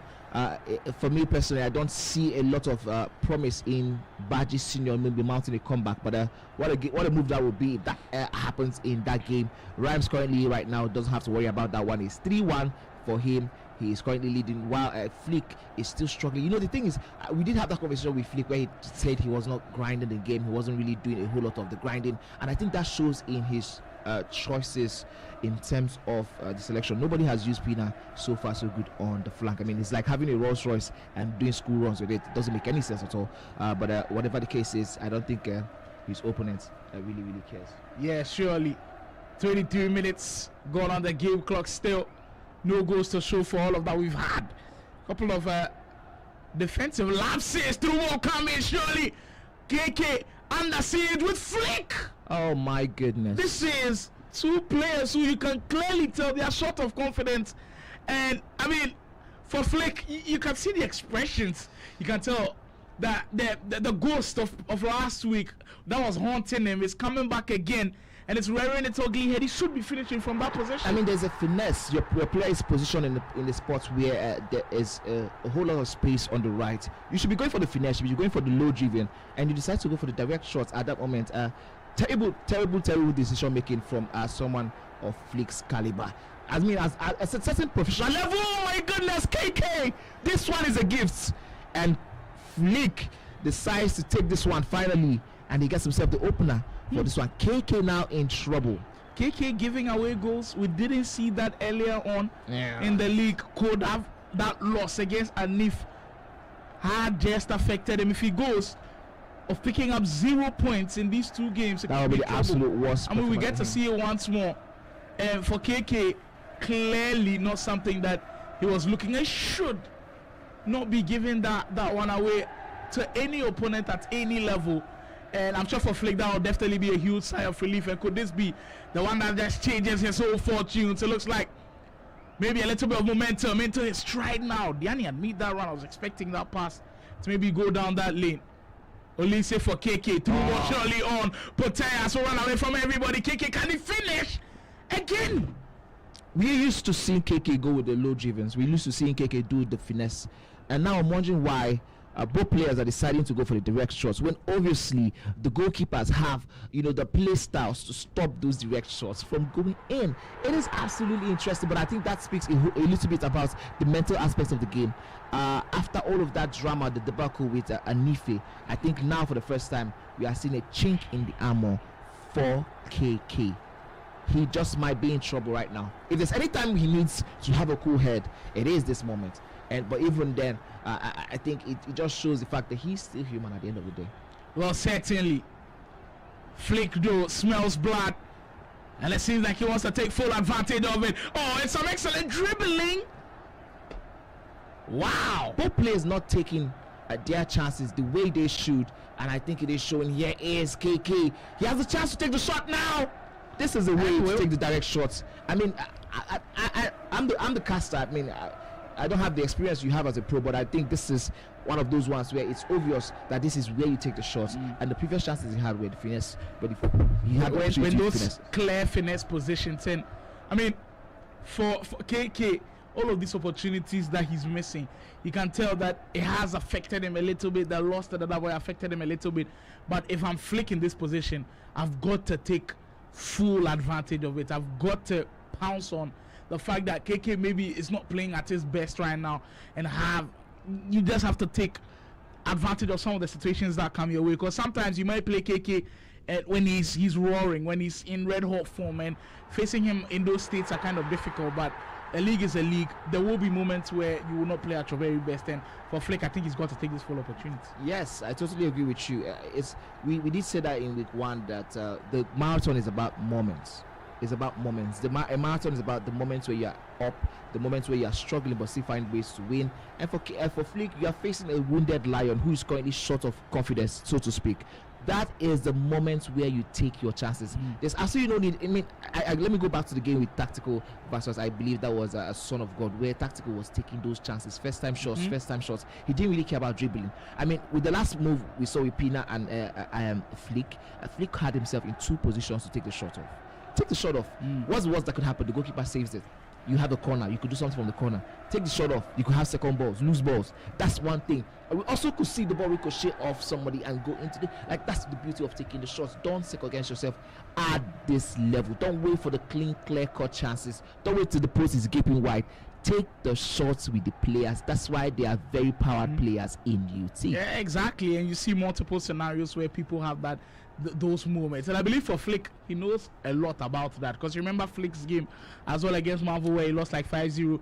In that game he just lost so many opportunities. Played so well, created, and he was just enjoying himself out there. Then all of a sudden the chances keep coming and he keeps missing them. Kante, quick pass into Savi.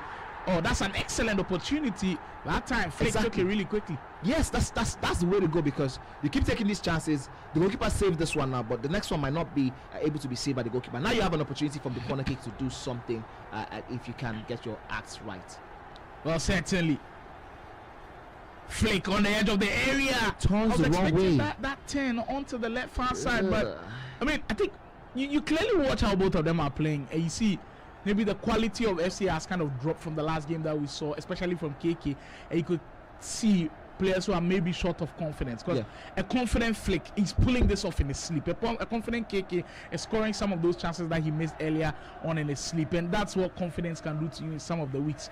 But what you've got to be able to tell yourself is don't let it affect you too much. There might be spells where you're not playing well, but if you let it affect you too much, it will totally go against you. Matuidi, just about 2 minutes to go before we wrap up this half.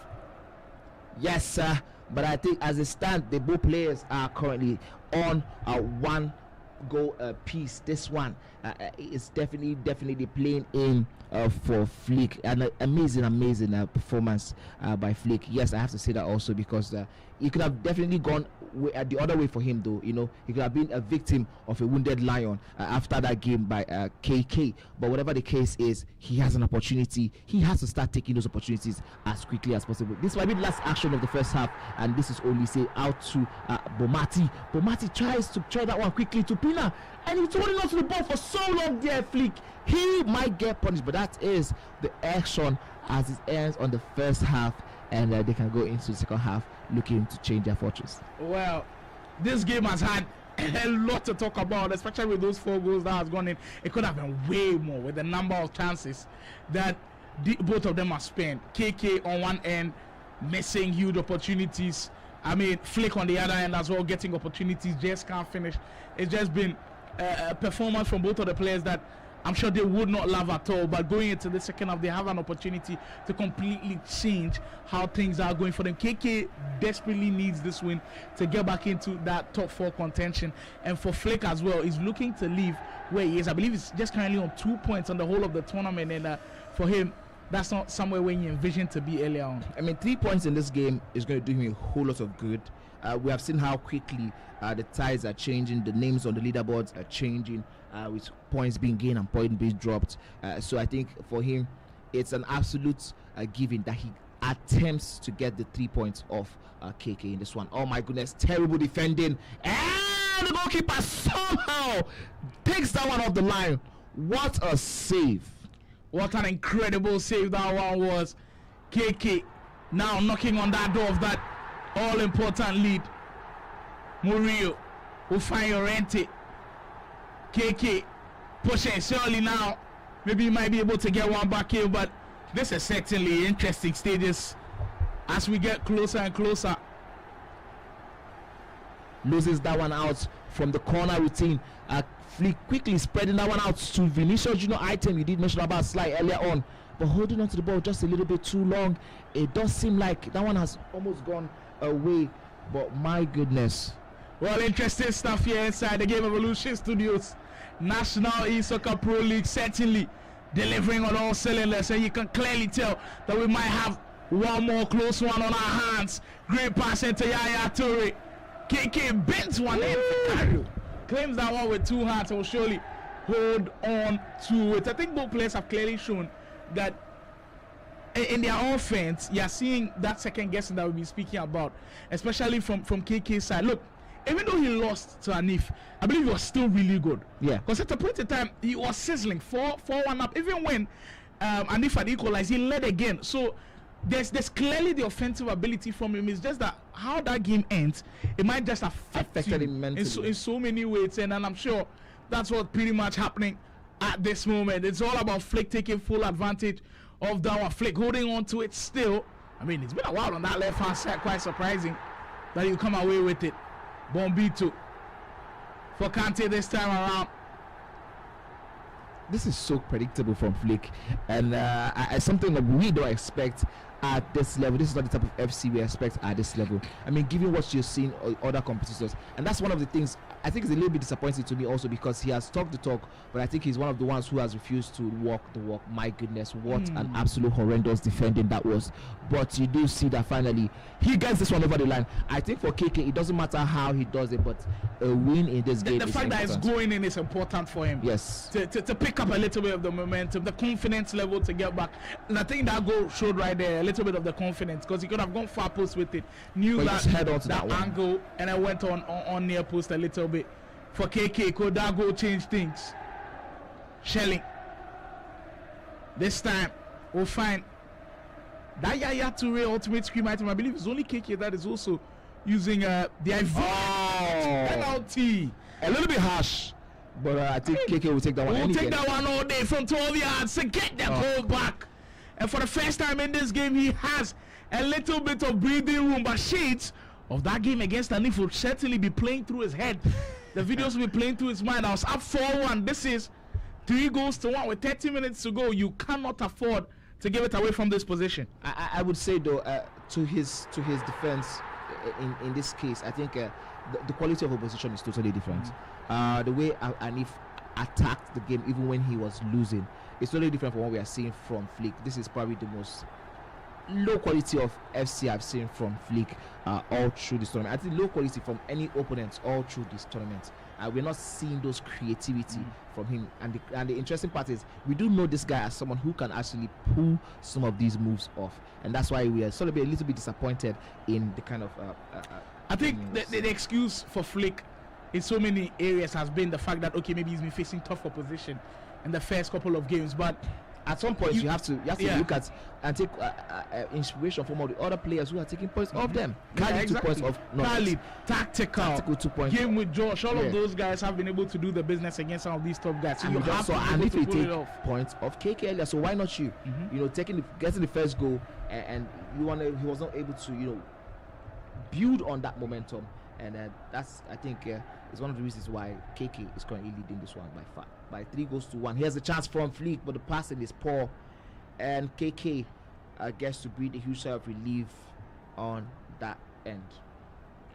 Vinicius, 20 minutes to go. I believe Flick has still got an opportunity in this game. Can he just create though? I think that's a question on like so far the creation has kind of been subpar a little bit from the creation and execution. And the thing is, that has been his bread and butter so far. That's what we're speaking of. That's the man we know. That's the FC player we know. Could that go full or something? Flick back in his groove, back in his bag. And like I said, shades of that game versus Hanif could be playing through KK's mind. Now we're getting into PTSD era, because now for KK, every move will be looked at critically. He'll probably second guess himself on most opportunities or most moves, like asking himself questions. I think it's very important for him that he doesn't do that. I think it's very important that he maintains position. It will take a lot of him. resolve, and that's the mark of a true champion. You might go through a rough patch at times, but you've got to be able to pick yourself up and keep going. It seems like that Rhymes game is also going off. It's hitting up, and I absolutely love it. Baji Senior almost trying to knock on that door and see if he can pull off a Nif on her Rhymes there. These days we're calling we're calling the players by their abilities. One. What? Sure. Well, last day tackle from Flick. Yeah, I mean, kudos to Flick for getting that tackle, but there was a whole lot of time for KK to quickly make his mind on what he wanted out of that one, and he might just be punished. Yes, he is punished. Oh my goodness. Oh my goodness. Talk about PTSD. The storylines from this game keep getting better, and for KK, if you're a fan of the man from Lumo Habs Esports, I don't think you'd like where the position he is in, because he cannot go back to back games where he gives up a 3-goal lead and a 2-goal lead. He cannot afford that at all, especially from winning positions. 13 minutes to go. Gets a corner kick. Can KK turn this game around? And you see with the nodding of the head that Flick believes that he can do this one. He's got some defending to do though. Poteas, that team of the week item. Not a lot of people kind of use this item, but for KK still believes, and now Flick will win the ball back on the counter. Ravi will find Diani. Can Flick turn this game around? We've already seen one comeback happen. I mean, today it has been more or less like the day of comeback so far. I mean, what an insane day of FC 26. Here is KK trying to see if he can stop that one from happening, but this time it is offside. It is indeed offside. Crunch time into this game we go. Mind you, this is a 6th round of action with 2 more to come on the broadcast as we edge closer and closer to what will be an excellent day. Flick almost had it, and that game versus Rhymes And Buddy Senior, we just saw Rhymes go up by 5 goals to 4. It's entering the last 15 minutes of that game. I believe KK playing one through ball. Pina to finish it off. Penalty. Professional foul in the 18-yard box makes absolute no sense. But I think he gives an opportunity to probably go on to save this one.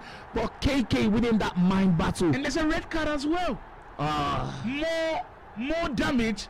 And now very questionable as to why he took the professional foul in the box. If the professional foul is going to come, it has to be outside. Absolutely. Take your chances with the free kick. And now the job even bigger for Flick. Well, for Lumohab's KK, it hasn't come easy at all. And I reckon he's still not sure about how you get this win done. But surely another goal will put this one to bed. I was expecting him to get that low-driven cross across the mouth of the goal down to the other player inside the box. But you know, talking about that second guessing, you might not really understand how important it is for you to have a singularity in mind in terms of your decisions at this level. At this point, with that red card, I believe Flick has not made any change yet at the back, so there is still a little bit of a hole gaping as we speak. Flick though still confident he can pull this off, and he might be in position. That touch from that tackle from Vinicius just wasn't it. KK though, I mean, it's just been a horrid week for him. He's had to go through a lot, and if he doesn't secure these 3 points, it might just come back to haunt him. Surely now we'll put it to bed. This KK, one does the it job. didn't come easy at all, but he'll take it any day, any time. This one does the job. This one seals it for him, because it is 88 minutes into the game and he's currently leading by 2 goals by a 2-goal lead. 5-3 it is currently on the score sheet. Flick will absolutely have himself to blame for throwing this one away. Absolutely no need for getting the red card and the penalty. I think he could have still turned things around even if KK had scored that goal. It did show that he had done that one over and over again. But whatever the case is, yep, yeah, surely. I think that decision has surely shown us what could go down. And this one finishing with KK 6 goals to 3. The scoreline might be a little bit flattering because it wasn't easy at all for him. absolutely, yeah. The scoreline is one of those ones that doesn't really tell the true structure, the true nature of the game. And Flick still languishing in bottom position on the leaderboard. It does show that it is easier to talk the talk than to really walk the walk. Wow. I mean, you can look at the figure that KK cuts right now. It looks like somebody who maybe is not happy about the overall performance of his game, but he's just got to take the 3 points and carry on. I've said this time and time again that even in games where you don't play well, the best players always find a way to pick up points, and that's what he's done right now. I know it didn't happen for him in the other game, but he's got to find a way to pick himself up and keep going. And as we are in the studios here inside the Game Evolution Studios, we will keep going as the game's coming in thick and fast. I believe right after this game, we've got the big one coming up. Kim Nonix taking on Wolevation right after this one. Yes, sir. That one is the battle of the top dogs. Wolevation is currently leading the pack. Unbeaten, no draw, straight wins. He's going up against a King Nonex that will be looking forward to getting himself back into that conversation of the first position. Yes, at some point King Nonex was the one leading with all of those goal difference. But whatever the case is, we're going to be seeing a top draw affair in the next couple minutes. Don't go anywhere. We are giving you guys the action back to back. We have 2 more games left out of the 8 initially programmed for today. We have played 6 games on the broadcast, 2 more left on the broadcast. Wolevation versus King Nonex coming up next. Don't go anywhere. Stay tuned.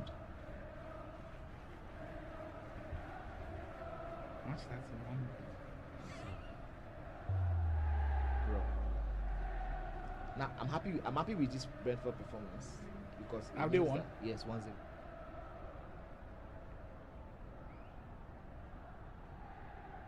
Ladies and gentlemen, it's been a pleasure. The best of the best players feeling the pressure and the nerves of Q24. My goodness. Wow, what are we seeing? Bringing to you this live broadcast of this huge matchup. We got to see once more what the Challengers Cup is all about. It's being able to produce in the pressure cooker. And I love when players are nervous a little bit, where, you know, you get an opportunity to see them when they're under pressure. But just by impulse, you get to do something crazy. We're back to action Now we're about to play the golden goal for the grand finale of the Onile Grand Finale.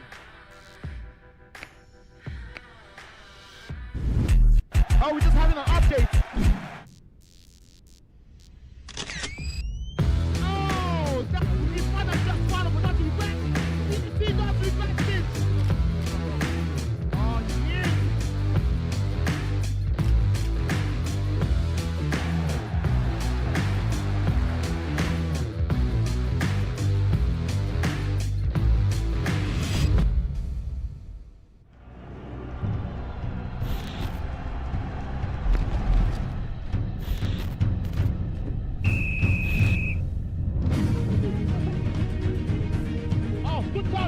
For nature to think about, is it too fast for him to think about? Man, Mbappe is not on. Well, it takes on as he's committed. Novis, take it back into the game from 12 yards, scores. And we're back where it the queen of the best ever national Esoccer League champion, your man.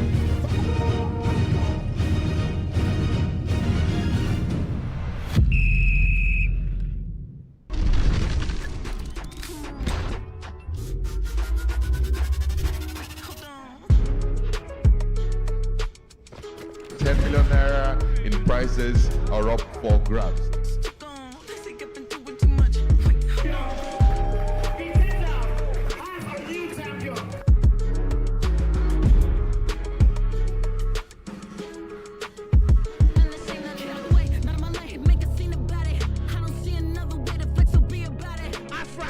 On the break to possibly seal it all.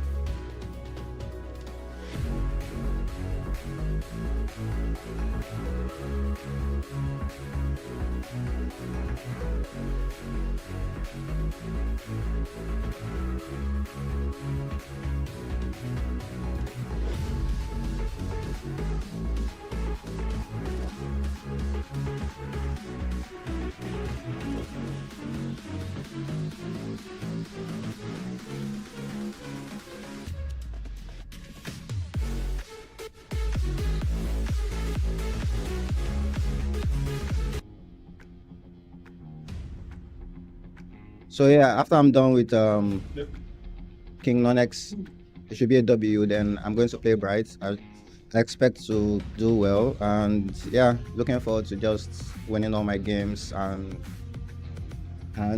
topping the table, staying lonely at the top, and yeah, let all the others keep following.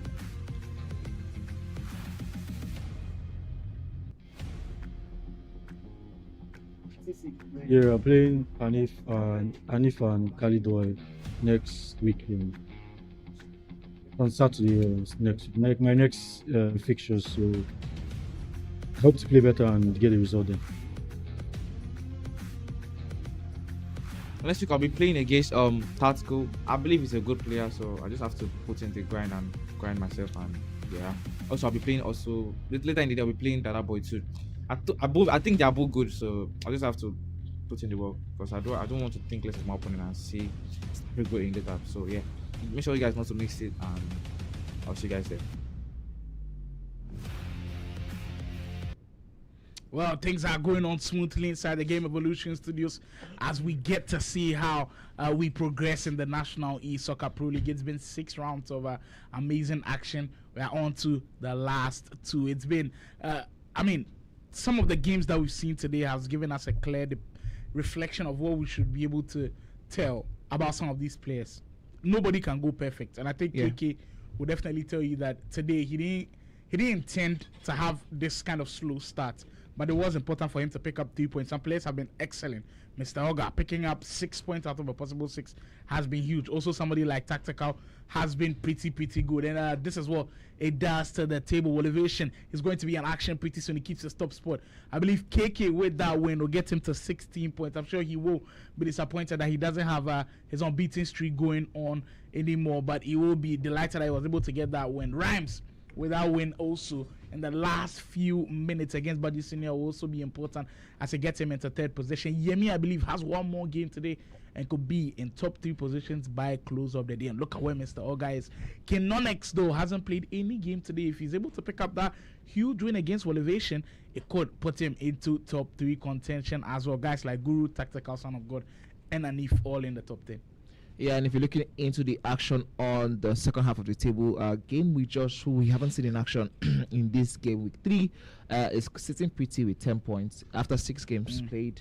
Dada Boy, huge performance against Anif today, gives him 9 points to stay on 12th position. Dracaris had 3 points today, also 8 points. That's where he is with that on 13th on the table. Blaze 99, 6 points. I believe he lost both of his Yes, it's been a torrid week 3 for Blaze 99. While Khalid Boy, I think has one more game, but he has one more game to probably give himself a room to maybe climb over Blaze 99. Bright on 4, Baloke on 3. Baloke has another game coming up soon enough. Baji Senior Flick and Simply Uzo both rooted at the bottom of the table with 3, 2, and 0 points each. Certainly, I mean, everybody settling in nicely. For Marvel, started pretty well week 1, week 2, week 3 hasn't been the best, and those 10 points are going to be critical because his next game is against Yemi. It could be tricky as to how that one finishes. Tactical's late surge could cause problems. Mr. August late surge could also cause problems. So it's just going down everywhere. And even for Kenonex now, it doesn't look all safe anymore as it did earlier on in the week. Yes, of course, and that's one thing about winning. So now he's going up against Willivision. If he's seeing the leaderboard, he definitely knows what this means. It means that he doesn't have any room to beat. He has to go for a win or nothing. He cannot afford to play for a draw in the game versus Elevation. That could probably open up the game by allowing Elevation a chance to probe and probably get the winner. But whatever the case is time to take risk. If you're looking forward to probably say winning or staying around the 1st, 2nd, 3rd position in the pro leagues.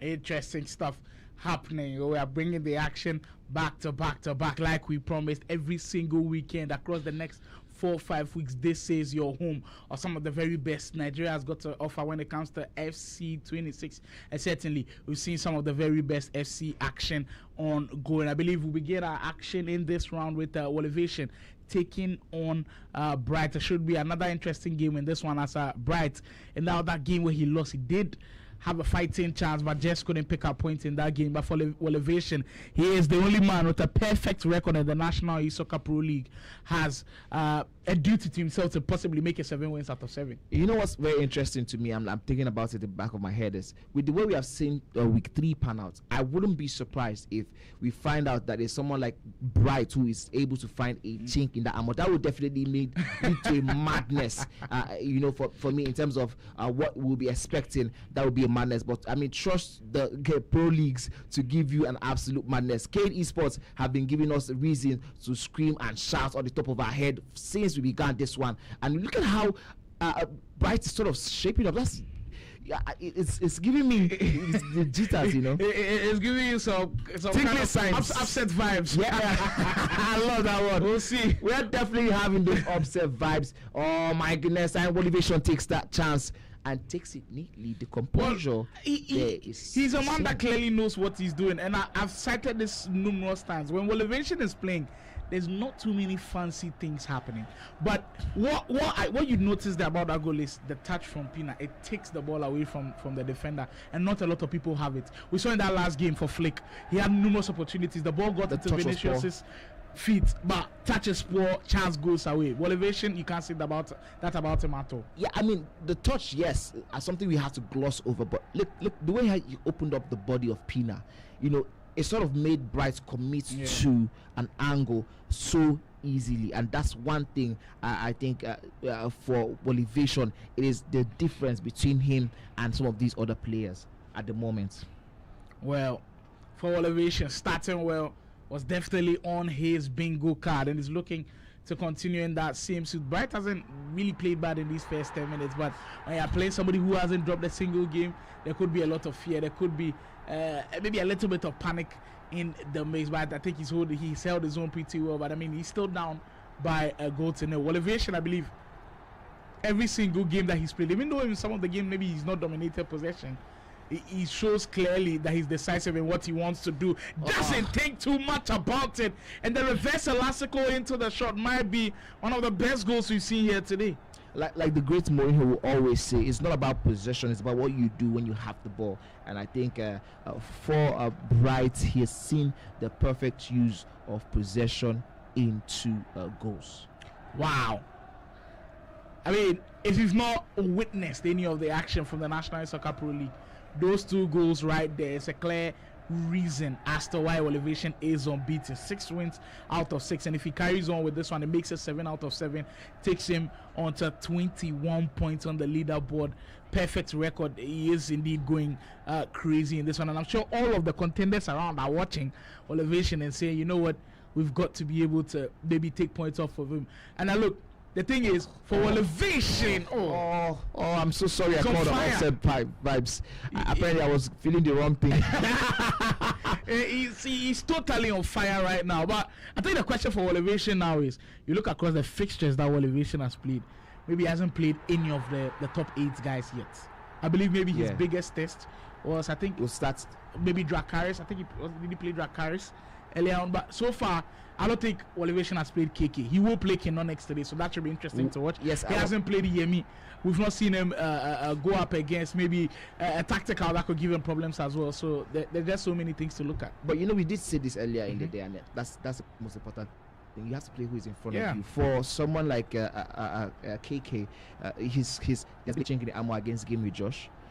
We just saw right now Anife, who has not had the best of starts, who is currently rooted to the second half of the table or the bottom of the first half of the table, take 3 points off him. So it really is about who you're playing, ensuring you're doing the justice against them. We saw Khalid nearly take points off King Nonex, and Gul really doing a madness in his games against top opposition. It really is about the players that is in front of you and doing justice to that one. That's it. It's mad. Elevation starting strong. For Bright though, I mean, after those first 10 minutes where he did have a little bit of control, it's been the man with the perfect record who has produced the moments of magic, who has created the opportune systems for goal scoring, and it's the reason why he's up by 3 goals to 0. And I believe it's something that we keep seeing time and time again in this league. Like when you start games well, it gives you the platform to go crazy. Today, people have started well and they haven't ended well. But the thing is, when you have starts like Elevation has, where he's putting his foot on the gas, where he really wants to put on the press, then he can't cause you problems in this one. 20 minutes in. But look, I think even at 3-0, you can't say the game is finished, because we've seen even bigger leads being cut into. Remember that KK gave 4-1 down, and Anif was able to make that comeback. So even if you had 3 goals down with a 9-minute half, I still believe that there could be a couple of things you could do to maybe bother your opponent a little bit. Absolutely, I totally agree with you. But I just want to quickly mention something while we were having that conversation. Do you see when the player lock being activated by Bright sort of dragged the player out of the space she was already running in? And that's one thing I always keep saying about the player lock. The player lock is an amazing thing to use, but I think for me, you have to prioritize the triggering of runs over the player lock. The player lock should be used just like we did see. I think one of the players today who loves, I'm trying to remember the name, who loves to use the players to drag out of offside positions into space. That is the best time to use player locks. Not when the player has space and time. You're dragging her back with the player lock. Yeah, it kind of messes up your attack sometimes. It messes up your attack sometimes if you don't use it. Like maybe we're seeing it a little bit in week 1. Yes, I mean we did see it with Game Majors, and as soon as he made changes to that, he became player of the week. I mean, I think he owes me something here for giving him that. Yeah. But that was definitely me seeing through some of the plays from him. I think after this, I should probably try analysis and coaching for the players. But would they pay? Sign money up. We're about to release it. Money.com. You get some FC coaching lessons from the main man himself. Bright, this could be an opportunity to mount a comeback in this game. Has numerous opportunities to pass the ball. Wow. And that takes a wicked deflection, I believe. And it ends up in the back of the net. Listen, sometimes FC is very funny, because I did think he had wasted that chance, but he did sort of find a way to get that one over the line. And now this is going to give me an interesting conversation, because I did see at 3-0 Elevation absolutely turn around from an open net. I mean, you do have those feelings like when you're up, you can do whatever it is you want, but across 9 minutes half, you can't try it. You cannot. If you can score 8 against your opponent, score. If it's 20, you get scored. If you ask KK right now, he probably will be telling you that that's one of the things he suffered in the game against Anifi, because to be honest, if he was 5 goals away ahead of Anifi, that probably would have been a different ball game altogether. But yeah, let's see if this is something. Well, it is what it is, and maybe that goal right there might have just given Bright something to work with. He's got Bomati to choose. Wow. And he fights it perfectly. Wow. Elevation. My offset vibes is back. Wow. 3 goals to the good. Now all of a sudden doesn't have that breathing room anymore. Manny did speak about being wasteful with the chances and turning down opportunities. Well. Hello, Bright is in the mix. I remember Bright's last game, he made things difficult. Very, very difficult for his opponent. I mean, I think he added a 6-5, and I think I spoke to him immediately after the game. He was talking about there was a last opportunity, which I think he attempted a first time shot, which didn't go through, which sometimes, it does happen in FC, but that probably has given him the confidence to go into this one. Against Rhymes, who's also one of the very, very best to do it, to be able to go band for band, toe to toe with someone like Rhymes. That probably gives him the opportunity. He does have Boyd in the corner. Also, Boyd is also the coach of King Nonex, so I think that will possibly be giving Boyd will possibly giving Bryce all the tips to ensure that King Nonex, as you can see, some of the permutations being done in and around by the players, trying to ensure they give themselves all the advantage they can. Bryce sort of turning this thing up with quality. I'm good. My goodness, this is probably the best performance we are seeing from Bryce this particular 10 minutes. Well, certainly, if he can keep it up for the next 5 minutes, of course, real havoc in the South. Biskov. Yes, biding his time, and the mark of a great player clearly showing. Carreras once more to score, maybe playing for final attack. There's still about 5 minutes to go, no rushing it at all. Clearly knows what he's all about. It's from Pina. Will he get my goodness, Bright is back. Wow. My offset vibes is tingling. And my goodness, what a performance. I just said this, this is probably the freest flowing football I've seen from Bright all competition, down to even the time we had him on the elite division. And what a way to do this! What a time to do it against Olivation. If it ends like this, maybe Octopus Money might be getting his groove back. Because Money did say for this league and how weird it's been and how unpredictable it's been, for Bright to be the one to pick points off of Elevation would be insane. Yeah, I mean, I think the only person who probably survived the upset this week is Mr. Oga. Yeah. After the people who played 2 games, and I think even from the very get-go, he did look like he was in the upset bracket too. But here is Bright again on the byline. This time is a corner kick. I think Rhymes also did well to prevent the upset from happening. He did, yes, it was absolutely. in a close game. It was a very close game. Yeah. Baji Senior, that game wasn't easy at all. Even the one against Bright also was the one that was very close also. So I think it was one of those ones that was like, you know what, you do get a pass. But let's see if Elevation has what it takes to turn this one around. This is the end of the first half we are seeing right now. And my goodness. My. First half action. Oh, no. Bright. What the fuck? No, this is not good for him. This is not good for Bright. Best tune, no disrespect, and I never wanted to be like yo. This is a message that you do, I do better. One last throw and a goal!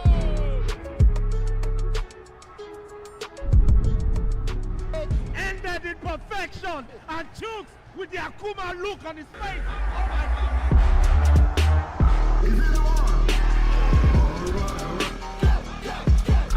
Medicine. Champion of the AFC 25, Killer Freak. From everyone that competed today, whether you won or lost, your presence today has contributed to the growth of esports in Africa. Let's keep the spirit of Cage24 alive, share, post, and have a good night. Thank you.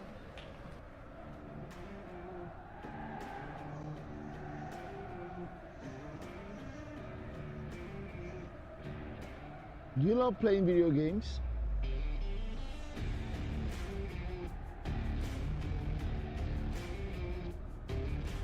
Or a professional live streamer in gaming? You can also step into the light as a professional esports player representing one of the biggest teams in Nigeria or Africa.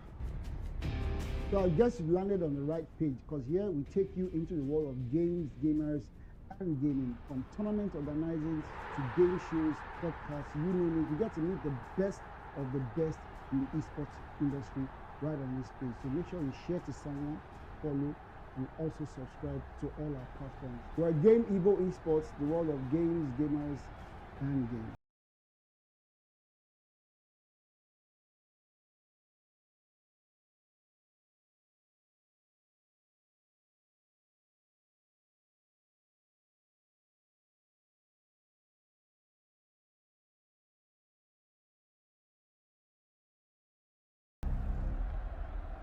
Time to wake up to a new reality.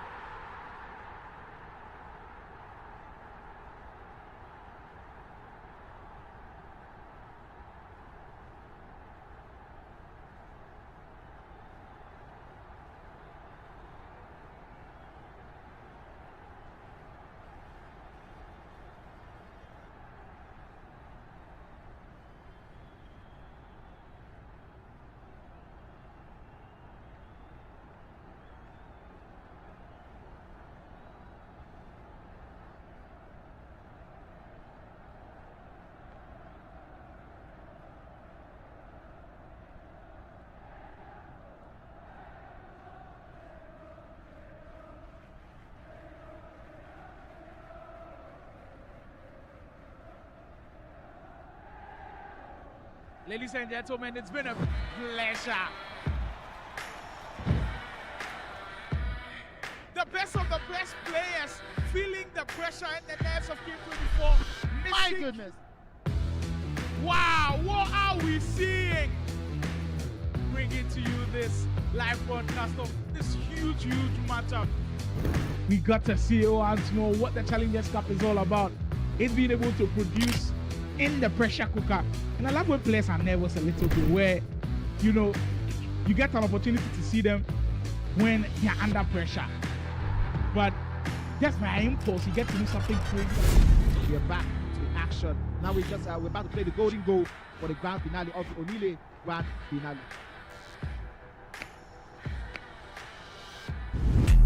Oh, we're just having an update. Oh, that is more than just one of the not regret. We don't regret this. Oh, yeah.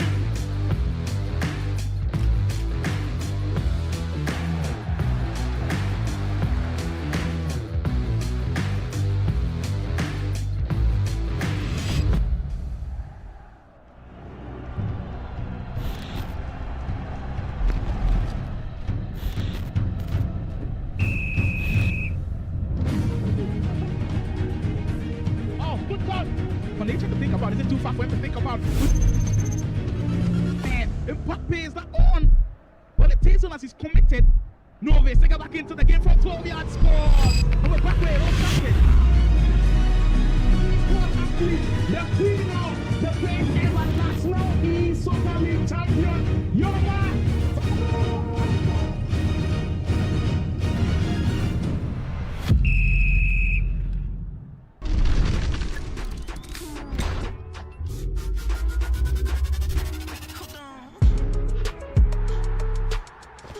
10 million naira in prizes are up for grabs.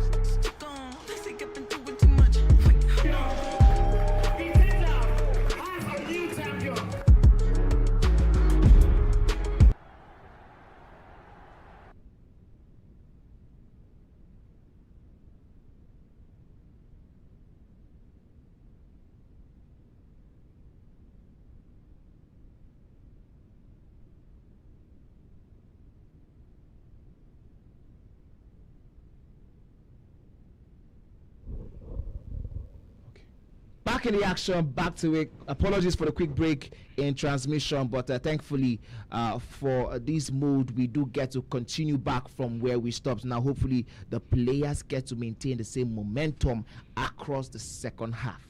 Well, certainly. This one was beautifully poised at 3-3. Elevation starting strong and just couldn't keep the lead as Bright will be looking to maybe come on. Bright! My goodness! Come on, Bright! Come on! What a performance! 4-3 to come back from 3 goals behind. This is the second time today we are having a 3-goal lead blown away. And my goodness, KK and King Nonex will probably be looking on to this one with so much joy in their hearts. And the fact that those 3-goal leads are being blown by players who you do not expect from them at all. Players who were in the top 3 of the league standings before today's games began. What a performance from Bright. Can he hold on to the lead will be the big question now, because you know Elevation will have a push of his own. That time Bright defends pretty well. Well, he's got that through ball onside. Shelling could have gotten there first. The question for me is, where has this Bright performance been all season, all week? My goodness, my oh my. I mean, what a huge 3 points this would be. If, for instance, Bright is able to get this one over the line, here is Pina, pushes the ball through, and somehow she is not able to win that physical battle. You know, she is not the one for physical battles. Bryce left. I think Elevation did a really great job of where he got that defender to Ede Militao. I mean, one of the quickest defenders on the game. I believe has above 80 pace as well. So it's kind of difficult to get past him. But credit to Elevation, knowing that the danger was looming and got him back in position pretty quickly. One thing I'm going to tell you about this game, which is very, very interesting, the one we're currently watching, is Bright is always, all of a sudden, finding himself in positions where he's intercepting the ball. This one might look like an offside. It is.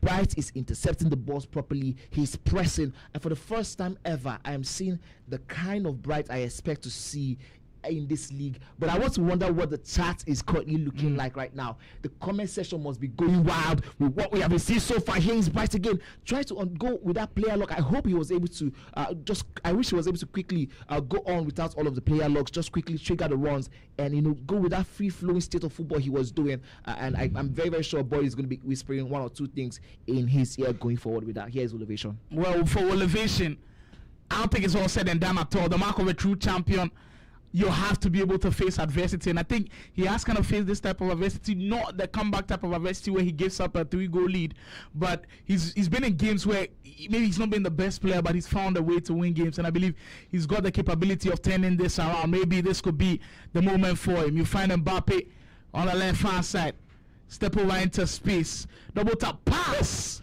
A lot of pressure from the defender ensured that one didn't fly in. So that good work there by the defense from Bright, and good work to Elevation there for finding that space. You can see Chooks Jr., his coach, whispering a lot of tactics as they go into the pause to quickly make some changes into what the formation looks like presently. Wow, what a game. What a second half. We did see Bright get himself the first ever goal. Well, surely. First ever lead in that one. Massive lead for Brighton this game with just about 25 minutes to go. You can clearly tell that Brighton has his eyes on the prize. Tries to go body for body with Oli King on that one, but it was definitely not coming out victorious. Yeah, there's absolutely nobody that I think Pina will probably be winning in the physical battle in this game. My goodness. And the thing about games, goals changing games, is all of a sudden you're second guessing yourselves. The free flowing football we did see from Elevation in the first 20 minutes is no longer there. And Bright is really taking advantage of this. Bright needs another 2 goals if he wants to get this 3 points. He needs another 2 huge goals from where he can now start managing the time. Well, seeing Elevation rattled this much by how Bright is playing should tell you how crazy it is. Oh my goodness, what are we seeing on the stream today? A day of upsets, a day of different stories being changed, a day of the underdogs, and a day where Bright is finally announcing himself as a contender for one of the top spots in this competition. Massive goal. And how that finesse went down was insane. Huge reaction from him and his coach also. I mean, that tells you. Well deserved to them. Wow. Well deserved to them. I mean, we're contemplating whether maybe the unfortunate break in transition could affect him, but he was locked in through after the restart. He just kept it going. Bro, this is absolutely insane. Look at how that one flew in. This is Bright. Good passing move there. Oh, that is Pina. Back to Pina. My goodness. My goodness. Look, this is what I did say earlier about taking the risks when we had that conversation about Son of God not taking some of the chances he had. That's what I essentially meant about taking the risks. There's a chance, there's an opportunity. You go for the shots. In between that, nobody expects the shot, and that's one of the reasons why I think Elevation was probably lacking in terms of that concentration to close down the space. And that one has flown in. He's 5-3. Wow. Could week 3 be the one that destroys the perfect record yet again? Will we finish week 3 with just Yemi being the only unbeaten player in the mix? The storylines just keep unfolding. Here's the interesting thing. Immediately after this game, I'm sure Yemi and Son of God are going to make battle. If there's any other time for someone to win that unbeaten record, it is probably Son of God who has the opportunity to do that. This is a pass. He didn't see that one through, but the ball is still in possession. And I think no matter what happens in this game, I think I should be looking at Bright at taking at least a point. Worst case scenario of this particular one. Well, 20 minutes ago, we just saw Elevation going to the post. He made a couple of changes, and I'm expecting a massive press for him. And for Bright, all you have to do now is find a way to just hang in there. I don't know how you do it, but you just got to hang in there, because we know when Elevation gets things going, he can be very aggressive on the offensive end. There goes Pina. Bright still holding on to it. Has done an excellent job so far. If he gets one more to go down, I think that should be all she wrote for this game. Excellent tackle from Elevation. If he's going to mount something, it has to be now. That change from Elevation to get Nico Williams into the mix, as we'll see. The Spaniard on the ball now. Elevation, great pass to find Olise. I mean, great use of the defending there, right from the 2-man press that was activated from Bright as soon as Nicky Williams had the ball down to that one. Here is an opportunity for Bright. Can he get this one? Decides to go for the cut back. My goodness, I was expecting him to attempt something from that one. Take It the risk. was going a little bit of the directional nutmeg in some sense. It did make a lot of sense, the idea behind it, but just that in this moment, with the kind of free flowing state that he's been in, I kind of expected him to pull it off. Yes, he could bless you. You know, I was expecting him to blast. Almost everything is going right in his way. So if the momentum is in your fold, I think for Bright, maybe he could have taken that shot head on, but he's 12 minutes away from doing the impossible. What many people thought could not have happened. I'm sure if you go through the predictions right now, not a single soul had Bright winning this one, and winning this one in the way he might be able to do it.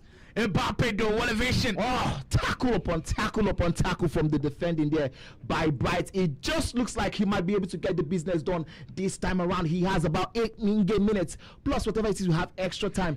The game is currently poised in his favor, but the next goal is crucial. He has to ensure it doesn't come against him, because once that does happen, he loses the advantage of the 2-goal lead. And if he wants to win this one, he needs to hold on to this game to at least the 88th or 89th minutes. That's the only time you're allowed to consider a goal from this angle. But what a game we have seen. Elevation! For the first time we are seeing the chink in the armor. I think it's fair to say that my octopus vibes is back. I didn't tell you guys from the beginning, guys. It's just that the way today had been going, the kind of results we were seeing, and the performances we were seeing from some of these players, you can clearly tell that there was something in the air. There was just something in the air, and I believe it has affected the guy with the perfect record as well. Elevation down 5 goals to 3, and you can see him having a quick chat with Chooks Jr. as well. I mean, the last 10 minutes, I think he's going to throw everything he's got in the kitchen sink at it. We'll see an aggressive press from him. We might see a formation change, maybe go to a more aggressive 4-4-2, 2 strikers up top to really put pressure on Bright. But look at the conversation going on between Bright and Boyd as well. I think now it's all about you soaking in a little bit of the pressure and hitting him on the counter. If you get the ball, you cannot just say, I'm going to be playing at the back. You still have to be able to make good use of the opportunities when they do come your way. Yes, and I think if there's any time for Bright to have any of those good decisions done, it is now. For Bright, holding on to the ball for dear life, it is going to be huge 3 points for Bright. Not just in terms of the points itself, but in terms of the conversations, in terms of the confidence level. Going forward into any game, he's no longer going to be looked at as the underdog. He's going to be looked at as someone who has the ability and the capacity to put a chink in your armor. The performances from today have been great. The game against Rhymes, yes, it didn't get him a win. It was a win for Rhymes, but we did see that one. It was a close show. We showed that from the very get-go, there has been an intention from Bright. You know what? Week 3, enough is enough. I can definitely get something out of this. So he was the first person ever to draw Yemi. So there's something there in for him. He got a win against, I think it was Baluke. And then now, look at the quality of FC on display. That's what I'm looking at. Yeah, he certainly deserved this, especially with how he's turned this around, and he's only now 2 minutes plus at that time away from a famous win. Imagine going up against somebody who had won 6 straight games at the top of the pile, hadn't dropped a single point, and you put up such a performance, you earn the respect of everybody. Every single athlete within this community will look at Bright in a different way. As Manny was saying, with just 1 minute to go, he's on the verge of doing the incredible, excellent performance from Bright. He will certainly be the first one to take points off of and the final whistle surely now will go. Bright has silenced all of the doubters. Bright go down. That's goal number 6. That is goal number 6. From 3 goals down in the first half to scoring 6 against your opponents. Not just any opponent, the only unbeaten man left, the man with the perfect record rather, and getting himself 6 goals to get 3 huge points. At some points in that moment when he was holding on to the ball properly, you did see Elevation raise his head up a little bit to find out how many minutes was left on the clock. As soon as he felt that there was not much left, I knew that there was a little bit of that resignation to losing in that one. But what a performance by Bright. Well, Elevation is not perfect anymore, and this one can't get to see. Bright, signs you delivered by Another humongous performance today. We can't even pick the best from the bunch. Bright versus Elevation has been excellent. Tactical in his games. Clearly has lived up to the hype. The big games, Anife versus Kikela, every single game out there has been amazing so far, and it's just been a joy on this broadcast. We catch a glimpse of how that final goal went down again, and it's just that patience settling in, finding Tana Bombasi. She's just been excellent today, and it's been a well-deserved win for Bright. You know what is interesting to me, looking at how this one has ended? I did tell you guys earlier, I did say this also at the beginning.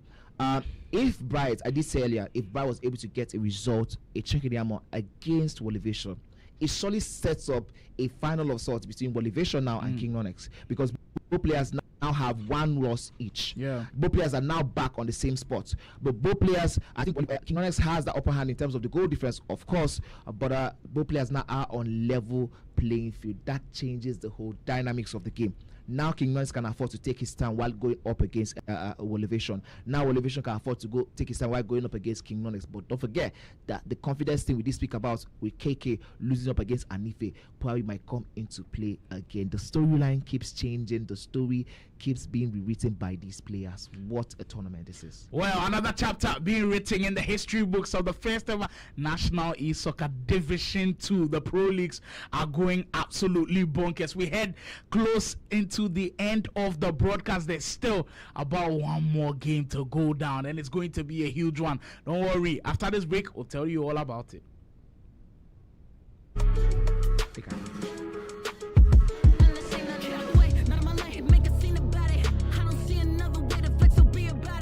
Francis on the break to possibly seal it all.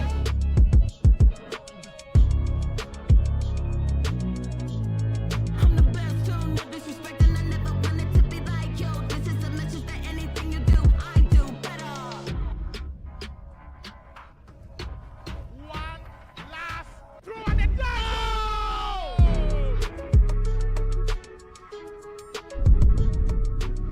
Ended in perfection, and Chooks with the Akuma look on his face. Oh my God.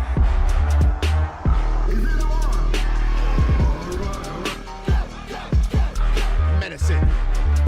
Champion EAFC 25, Killer Freak. From everyone that competed today, whether you won or lost, your presence today has contributed to the growth of esports in Africa. Let's keep the spirit of Cage24 alive, share, post, and have a good night. Thank you.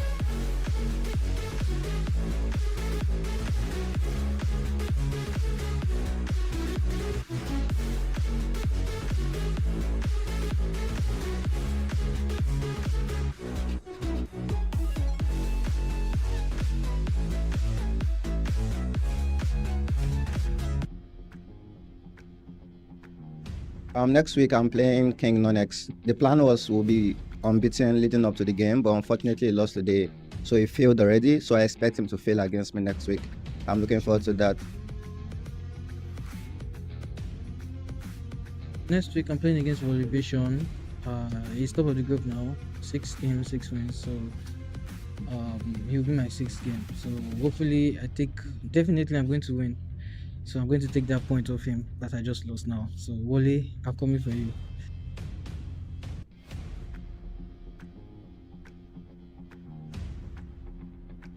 So I'm up against Guru next week, and SOG Marvel is my guy. So I expect a very thrilling game between us. Guru, unfamiliar face, but I've heard a lot about him. I look forward to those games. I'm sure I can take points off them.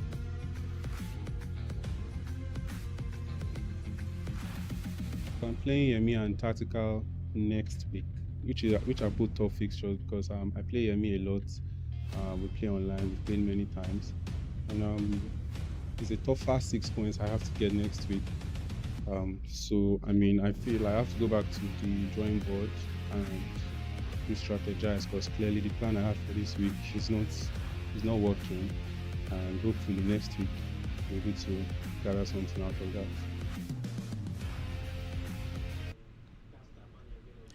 All right, we are back from the madness that was just the game between Bright and Wolivation, and for the first time we've seen the perfect record being made imperfect. Wolivation falling to the wows of Bright. Bright getting a huge boost in that one. 3 points in the back for him, and we're going straight into the last round of action. Okay, I think we have 2 more round of action to go. We have the game coming up next between Son of God and Yemi, and after this one we have Wolivation versus the man who just lost his son. That's King Nonex. Certainly, it should be interesting. But the huge one to look out for, the Kid Esports app. If you are indeed a huge esports enthusiast like myself and Manny and everybody involved with the Nigerian FC scene, the app to get on the Play Store or the App Store is indeed the Kid Esports app. If you're looking to get gaming accessories, that's the place to go. If you are want to be keeping up to date with everything happening regarding tournaments, not just in Nigeria, across the whole of Africa, the Kid Esports app is the one to look for. If you're looking for the update to the National Esoccer Pro League, that's the place to go to. Head on to Google Play, App Store, head on Kid Esports app, and then just join the fun, and I'm telling you, you wouldn't regret it at all. But we move on to that big game we've been speaking about, Yemi taking on Marvel, and the thing is, the only unbeaten record now stands with Yemi. Absolutely. And after 7 games, he hasn't lost a single game, but he's had 3 strong draws. I wouldn't be surprised if he draws this game as well. Yes, and you can see what that means. That loss by Wolivation means to the leaderboard right now as it stands. It means that if Yemi wins the game against Son of God, he potentially, for the first time, could be going to the summit of the leaderboard. I want you to just notice this. From 5th position, which is Mr. Oga, to Dada Boy, which is 12th, it's just literally 3 points. It could change with just one result. Exactly. That's how close this competition has been, and for me, that's one thing I'm so excited about. The fact that you can see all of the guys are inside the conversation. You see Bryce all of a sudden sweeping from 17th. I believe he was at 16th. Now he's up to 14th on the table. Another 3 points, we'll see him back in the conversation with the guys in the top 8, depending on how many goals he scored. The only difference is that he does have a lot of goals conceded. As you can see, minus 13 goals. Jacker is now in trouble. Although Bryce has most of the games so far, he has played 9 games out of everybody. I think the second highest games play is 8 games played, with Baji Senior, Dracaris all playing 8 games. Okay, I think Breakfast has played 7 games, but at the top part of the table is just looking so interesting. It just keeps shifting and changing. Like we said, Yemi, if he's able to pick up another win, it boosts him up to 18 points, which will definitely take him into the top 3 ahead of this weekend. So to look forward to that one could be interesting. We've got the big game of the day. King Nonex playing Wolivation. Wolivation unbeaten coming into this game, but all of a sudden now that record has been charged with Bright getting that result, 6 goals to 3 against him. We haven't seen King Nonex at all today. Our first glimpse at Kinonex, and I'm sure he'll be taking a lot of inspiration from that Bright display. Yeah, especially with the fact that we also have Boyd, who was in the cockpit when Bright really had that huge win over Elevation. So if there's anybody who has the blueprint on how to beat Elevation, it is Boyd, and I think this is all going to count internally in terms of look at that first time through down to the Rodman on the wing for King Nonex. King Nonex starting this one out with a lot of points to prove. Gets himself the first goal. I did say any person who has a blueprint on how to beat Elevation, it is that man in the cockpit there, Boyd himself. It shows the experience, the quality this man Boyd has, not just playing in the elite division, but also to be able to coach players to know how to do this and replicate it at the very, very highest level. Wow. We're speaking about KK potentially going this week blank with no points.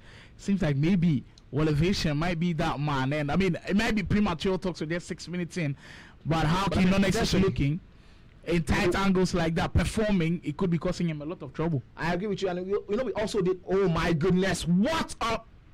That was rushed. King Nonex clearly had an opportunity to keep going and clearly had opportunity. The goalkeeper had already chosen the spot and he already made his stance known. I was expecting King Nonex to go all the way through.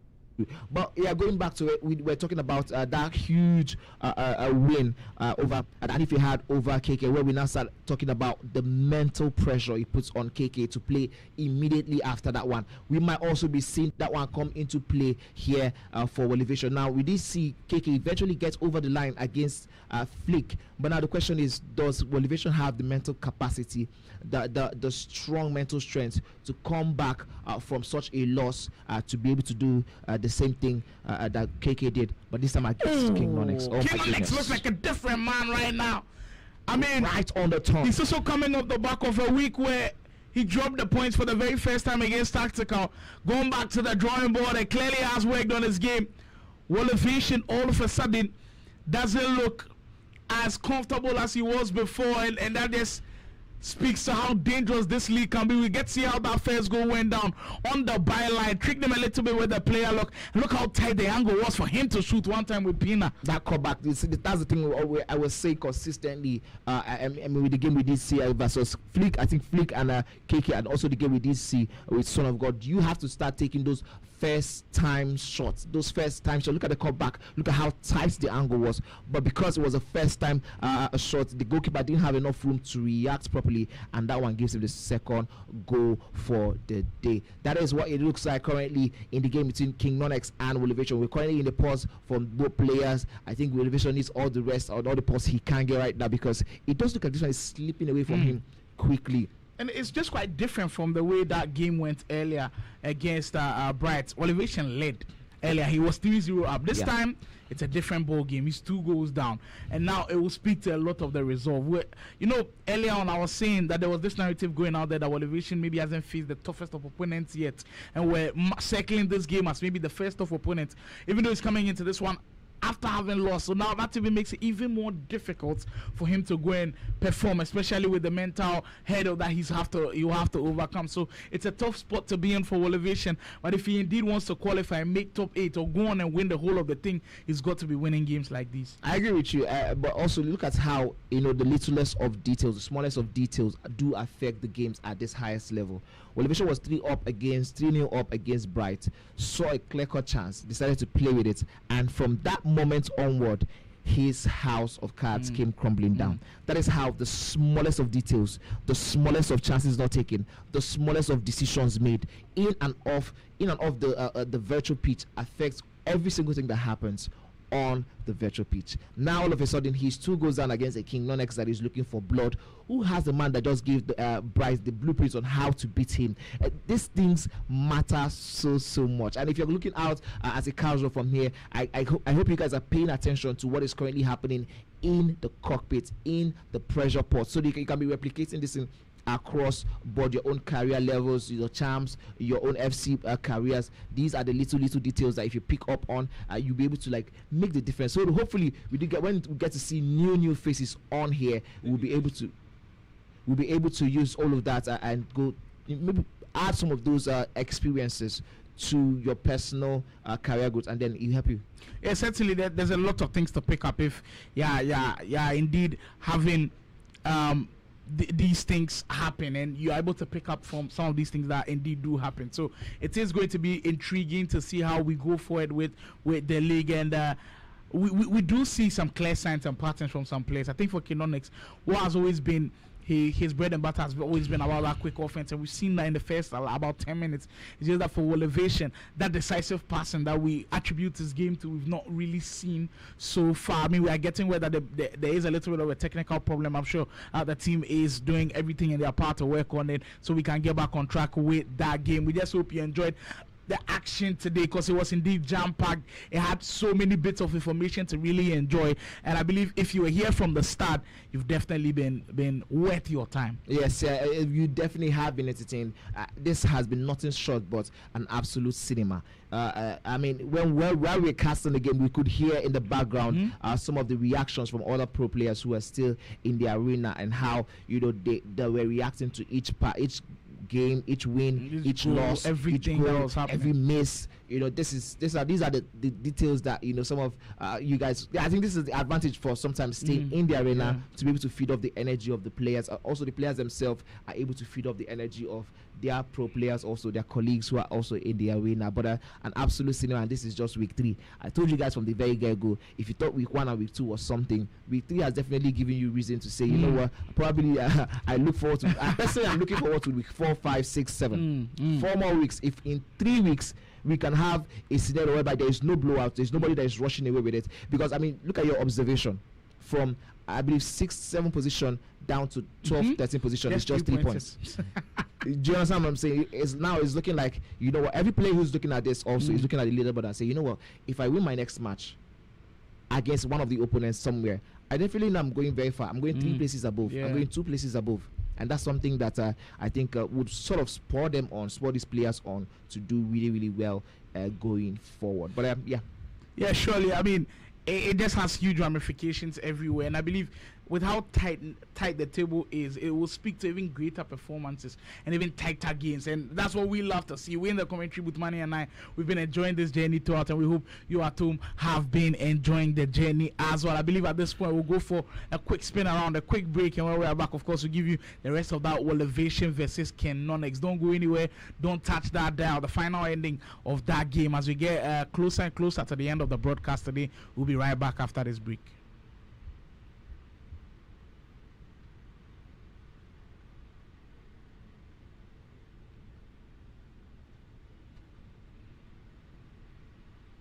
A professional live streamer in gaming, you can also step into the light as a professional esports player representing one of the biggest teams in Nigeria or Africa.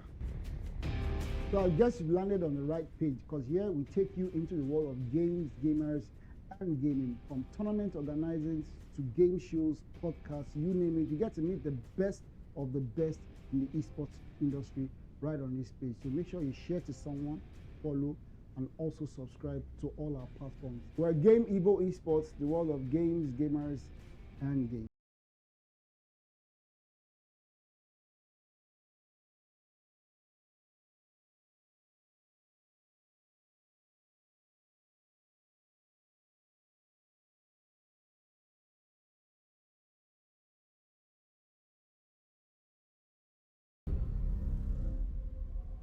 Time to wake up to a new reality.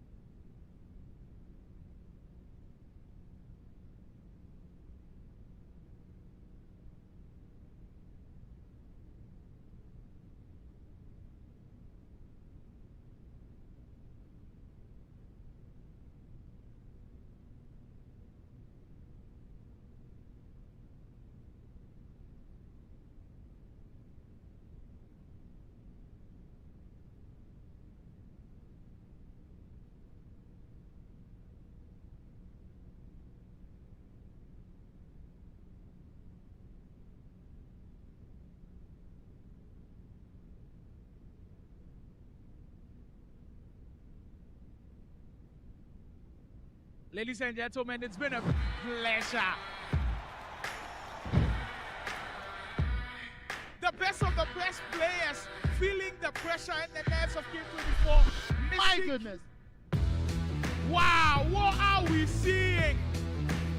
Bringing to you this live broadcast of this huge matchup. We got to see once more what the Challengers Cup is all about. It's being able to produce in the pressure cooker. And I love when players are nervous a little bit, where, you know, you get an opportunity to see them when they're under pressure. But just by impulse, you get to do something crazy. We're back to action. Now we're about to play the golden goal for the grand finale of the Onile Grand Finale. Oh, we're just having an update. Oh, that is not just part of not event. This is not reflected. Oh, yes.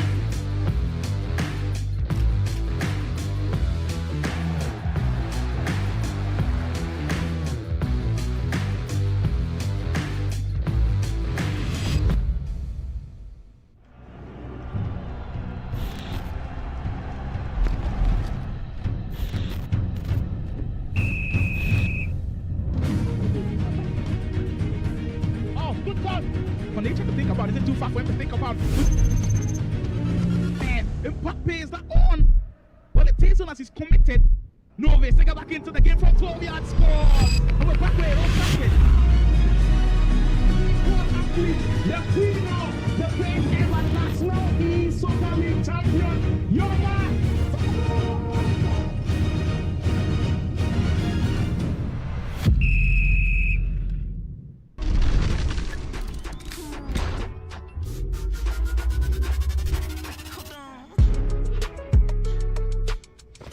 €10 million in prizes are up for grabs.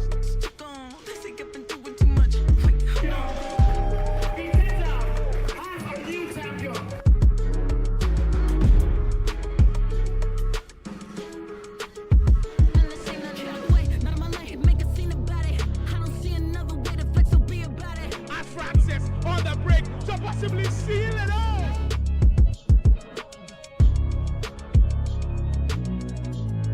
I'm the best, so no disrespect, and I never wanted to be like yo. This is a message that anything you do, I do better. One last throw and it goes!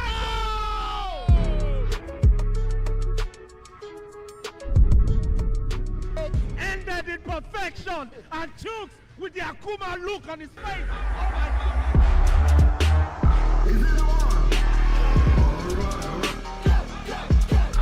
Medicine. Champion EAFC 25, Killer Freak. From everyone that competed today, whether you won or lost, your presence today has contributed to the growth of esports in Africa.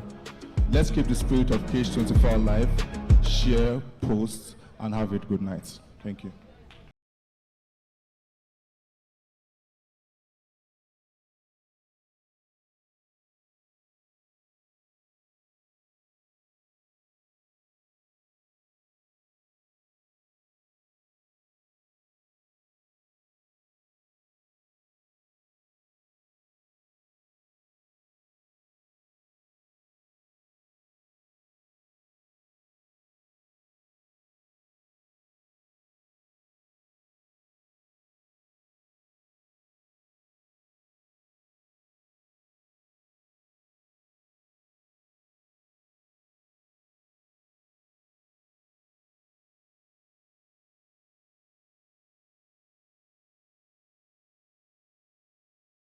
Follow and also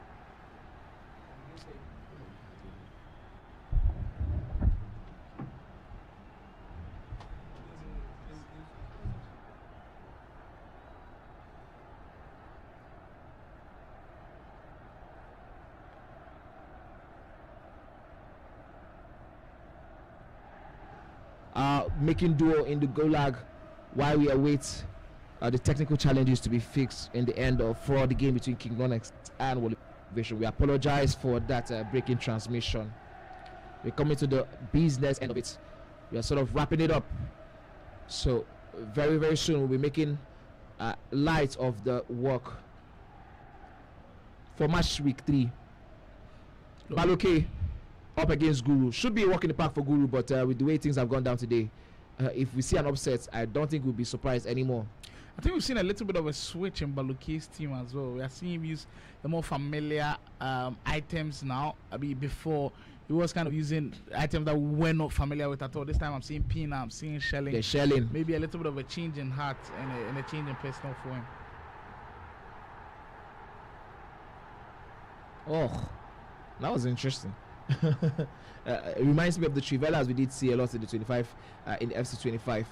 That time around it didn't go to Fruitstron, and a combined effort there by the goalkeeper and defender, stopping that one from being a double lead for Guru in that sense. Yeah, this one is certainly going to be a pretty important game for Guru, especially after losing to Yemi earlier on today. Baloke in space.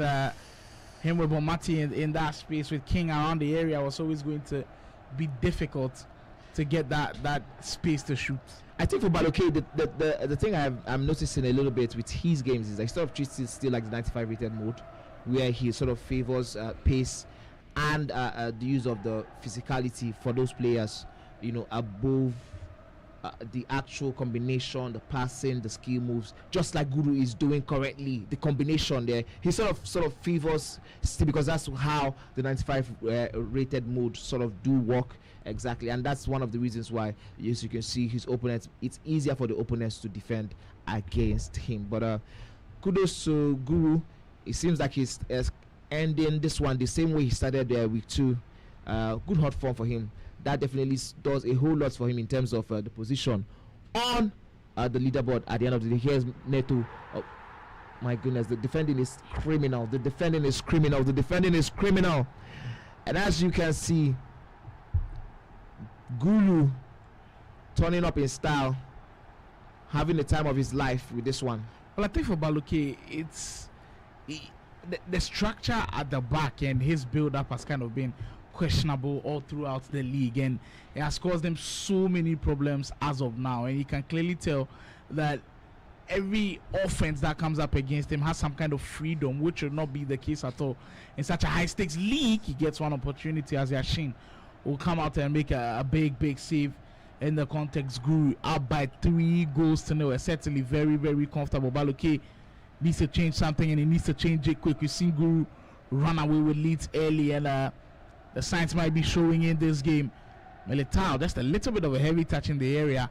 That time, Guru does the business. And I said, for Guru, he can run away with it at any point in time. And the Abuja man has his eyes set on pulling away in this game that time. Baloke clearing his lines. Yeah, I think Baloke saw that one all the way. Improved defending there for Baloke, but he has to switch on back immediately because Guru is turning around in style. 4-0. My goodness, the Abuja man turning this one into a goal first. The perfect time for him to rack up those goal differences as you can see in the case of Elevation and King Nonex on top of in terms of the leaderboard and where it leaves them, the goals do matter. So for someone like Baloke, so rather for someone like Guru, the goals really do count, and he's going to be looking to wrap that one up to increase the goal counts. Look at how that one went in. I mean, he's just making light work of the game between. Well, it seems like the Elevation versus King Nonex game is back on track. It seems like we have that one back on track, and it's 2-1. King Nonex conceding one goal during that whole break. We'll be going into that one as soon as we have an update on that one. Well, Guru certainly running away with this game. I saw 3-0 now. How are we 5-0? the goals are coming in split seconds, which is insane. I think for Guru, all you'll be looking at is the goal difference right now, and the way to get his goal difference up there with the very best. Because you are seeing guys like Elevation have loads of goals, King Nonex have loads of goals. Guru needs those goals to be able to compete with them. Yeah, but I mean, did feel like a handball at this point, because I know we are 3-0 up. We had a quick check with the team with the Elevation team, and then next thing I'm seeing is we are. Well, and just the clarification on that Elevation versus King Nonex game is actually not back. The score you were seeing was just a test a little bit, so apologies on that one. We are not back yet on that game. I'll give you all of the lowdown when that stream goes back up live as we continue to enjoy the action. Guru with one more to go down. 30 minutes in, that's 6 goals to go in. I mean, we've seen some huge scorelines already. We've seen 10-2, we've seen a 5-0 and all of that. I mean, if Guru has a size set on the record, he could be reaching them. I mean, this is just 29 minutes in. For Baloke, I think the only thing you have to play for right now is pride, and try as much as you can not to concede that amount of goals there, because my goodness, this is absolutely not going to be helping him at all. Guru again coming on and on. This one will make it 7. Yes, it is. Wow. It's a mauling at this point. And for Guru, he wouldn't care about how the goals are going at all. Like I said, he's focused on that goal difference. But for Baloke, look, we've spoken about how difficult the transition can be from playing 95 overall to playing Ultimate Team. But I mean, with how he played in the first week against Yemi, I wasn't expecting it to go downhill this way. Yeah. Especially from that point. So I'm just so surprised as to how things are kind of capitulating right in front of his eyes, and it's kind of just difficult to sum up how these first 3 weeks have been for the Onile Esports champion, and it's just tough right now. But I think you're getting a clear description of how difficult it is to maintain the levels in this league. Yeah, I totally agree with you, and unfortunately for Baloke, the golf in class, the golf in quality is just one that you know, I think we're now at 7. The golf in quality is just one that is too big it's too big right now to play with. So for him, it gives an opportunity, the competition, it gives an opportunity to play with the big boys. He already has some points that he has taken off some of the players. Now what should be done is, okay, I think we are back into the action. We are back fully into this one. King Nonex versus Elevation. The test is done. The test is over. Both players feel good and ready to go. So we go straight into the action. 2-0 is still for King Nonex.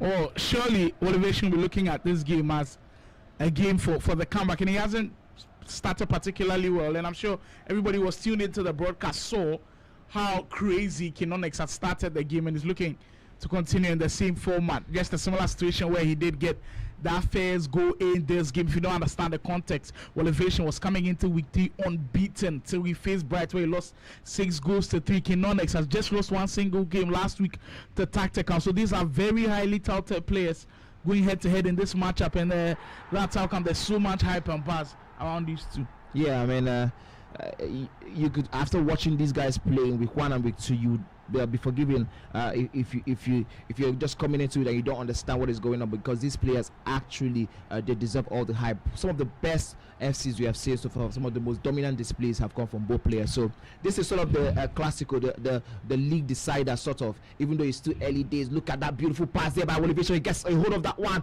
He's going to go back definitely. Yes, there are two runners in. Holds on to the ball for dear life. Decides to go for that finesse.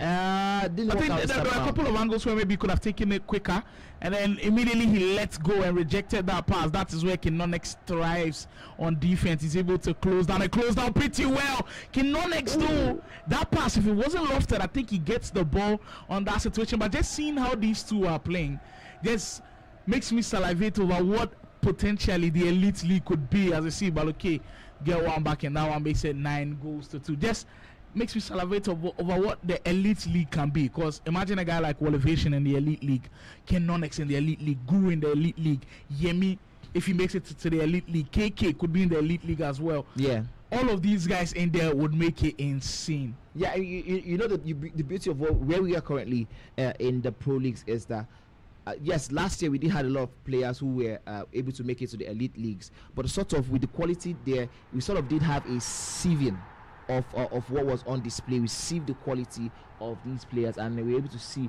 some of the ones who we actually believe deserve to be there now, you know, sort of going up now in terms of the league standing in the pro leagues, which means look at this Baloke go. Wow, this is 9-3 by Baloke. Nice move there. He's refusing to give up, trying to cut down the goal difference as much as he can. Guru has to be very wary of this one now. That would be definitely the headline, of course, if we do have somehow by a miracle Guru throw away nine goal lead. That would be insane. I don't think that would be. I will go home. That wouldn't broadcast on that. That wouldn't be the greatest comeback ever in Nigeria. I think it would be the greatest comeback ever in ADS. That was 9-3 down, six goal comeback would be out of this world. From 9-1. Yeah, because we did join back at 9-1. Yeah, yes. Exactly. So I mean, for Baloke, if we can keep keep going down process the crazy, yeah, exactly. Yeah, he's got to take one goal at a time. Yeah, absolutely. But going back to the conversation about the elite leagues, I'm looking at a scenario whereby the next 8 who are going to go back into the elite leagues would have earned that spot. They would have totally earned the spot. There's no conversation around maybe, okay, you know what, some people just had the opportunity to get invited just to make it work the first time. You would have earned your spot with blood, sweat and tears. 7 weeks of consistent FCs, 14 days, 19 games, because there are 20 players, 19 games across board. And if you're able to make it into that level, then you definitely know you're what you're meant to. King Nonex, the Elevations of this world, the Rhymes, who definitely, I mean, I think he definitely deserves to be in that elite league based off what we did see last season. Just had a blip in form. And I think for me, the guys who are currently in the elite league are currently at a little bit of a disadvantage, because they currently aren't working their brains out like these ones are now. These guys are currently, they have 7 weeks of intense workout. That's why I call this a workout for them. You know, 7 weeks of this workout, giving them the opportunity for them to, you know, be able to sort of get on par with what is going to happen in April when we kickstart the elite leagues. Yeah, surely it's always going to be interesting to see how the elite leagues do pan out. And for guys like Guru, I'm sure he has his eyes set on that one, and it will be interesting when it does come out. So make sure you are up to date with everything that happened to KD Sports. If you want to make that happen, make sure you're following across all social media platforms as Guru gets number 11 to go down. I think he's clearly breaking that record today of the most goals scored in one game, that goal difference. And there's still a lot more time for him to, you know, maybe create new records. Yeah, probably exactly. to see 18. Push the bar pretty high. 18 would be upset. It would be, I mean, 11 in 52 minutes. And I think with the fact that he has considered 3 goals, probably has, you know, woken him up a little bit, like, oh, you know what, I was trying to keep it PG, but you probably tried to create a narrative, so let me just, you know, ensure I kill you off and, you know, clear the air. Bonmati, Baloke, well, all goals now will look like consolations, but they might be something for him to hold on to into his next game. Games might not go your way, but you've got to be able to take positives out of even difficult times, and these goals that Baloke does get will be the positives that he might potentially look forward to. But for Guru, I mean, it's just been a ruthless display from him. The Abuja man only has one thing on his mind: to secure those 3 points alongside as many goals as he can. And he's clearly putting on one hell of an attacking display as we speak. Yep. The man from Abuja, the man who believes he definitely has what it takes to rock the boats of the gamers in Lagos, turning up in style. Ooh. You know how interestingly for me, Baloke, I think he's just one of those diamonds in the rough. Really, if you look at how he's fearless in his style of approach, in the way he approaches the game, he's a diamond in the rough. And I did have a quick chat with Bright immediately after that win against Elevation, and he did tell me that, you know what, all I needed was a coach to turn the things around on his head for me. Hopefully, we get to see, you know, the Onile champion, Onile current champion, you know, trigger a little bit of that. I would say infrastructure for himself, get himself a coach, and, you know, do better for himself. And I would definitely will see him do way better going forward in these competitions. Surely. 30 minutes to go in this battle. In this one, I mean, for those wondering how the Kinonix and Elevation game is going, we will get the updates for you guys when it does come in. So stay tuned on that one. As the technical team, make sure everything runs smoothly in this matchup. Pedri, Guru has his eyes set on maybe one more goal. As that time, Baloke says, not on my watch.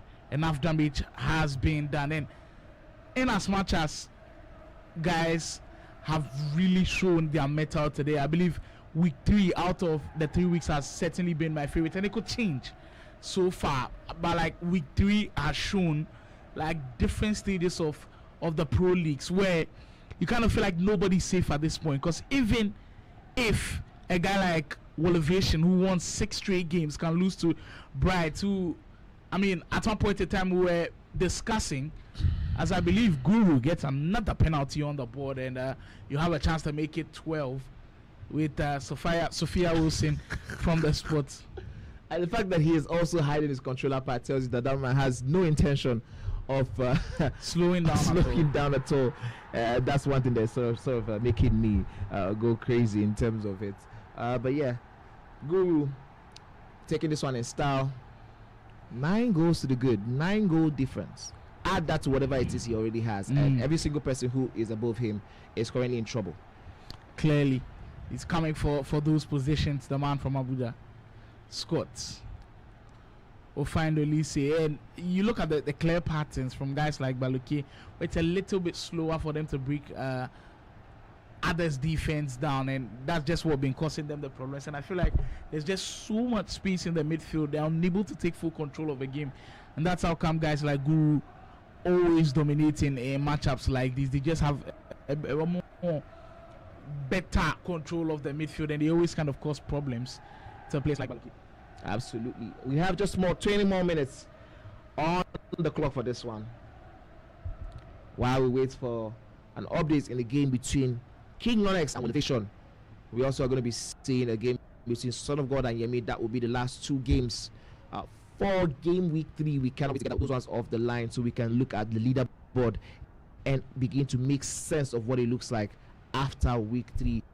And by next week, we're going to be going into the midpoint for this intense competition. That will be week 4, with 3 weeks on either side of week 4. So, of course, week 4 will definitely be the week where the points will start taking real shape. And I think we'll start seeing some of the players hit 25 points in week 4, if possibly.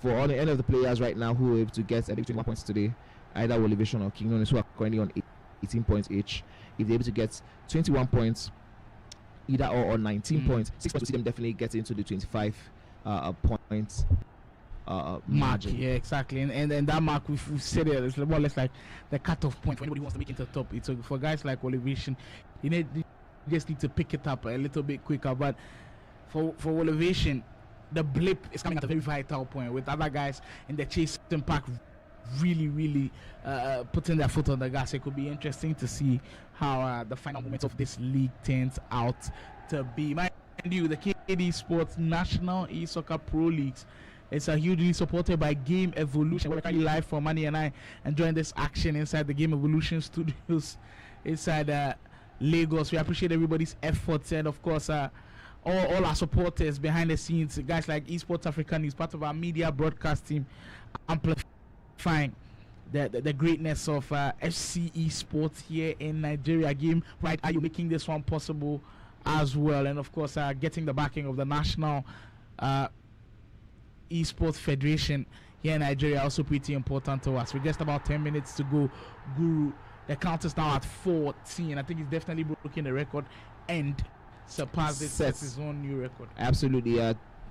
For him, this is the perfect time for him to, like, keep making those goals going, because right now the goal difference is looking at a +11.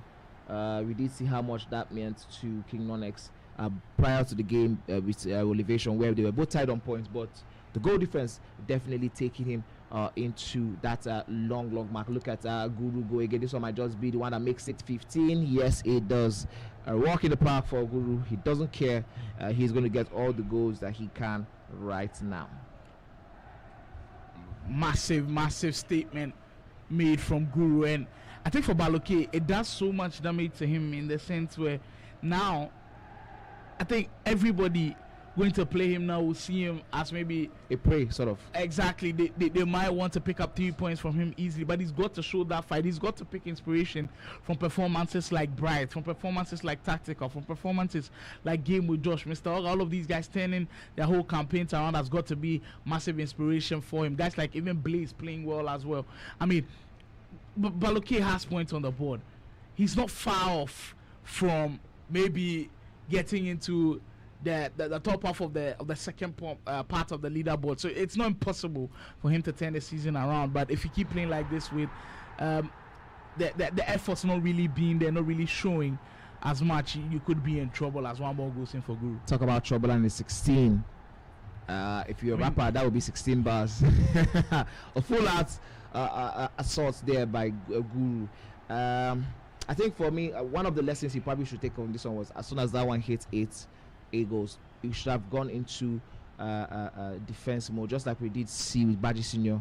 I think one of the games where it looked like he was about to hit the one of those huge goal margin, and he went straight into game management mode, and for the I think about 20 minutes or so, ensure that he didn't concede any goal from that point in time. But yeah, for Baloke, this isn't the worst it could happen. It could be right now. He's currently doing fine. Good respect also from both players, and then I think that's a good one from them. Yeah, surely. Guru wrapping up that one in style, finishing with 16 goals to his name. We'll turn our attention to hopefully to that Elevation versus Kinonex game. Hopefully we're able to get it back into the fray. But as the games do come on, we are setting up for a grand style finish here inside the Game Evolution studio. So apologies for how things have panned out in the last couple of minutes. We are working on things to get back on track. We'll take a quick spin around, a quick break, and of course when we're back we'll give you the last bit of action from the Game Evolution Studios National Esoccer Pro Leagues.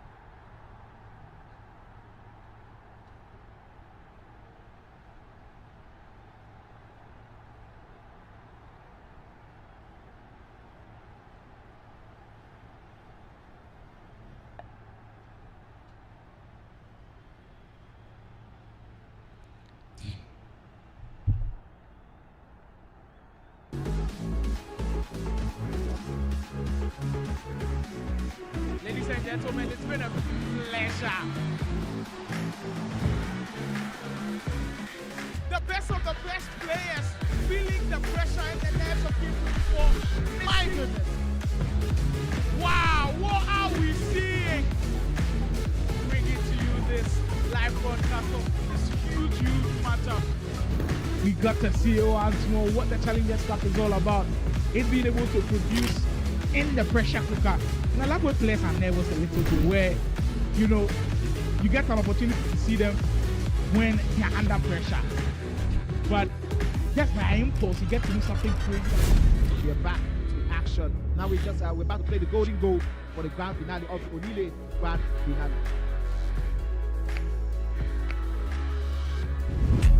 Oh, we're just having an update. Oh, that his father just followed, but not to regret. He does regret this. Oh, yes.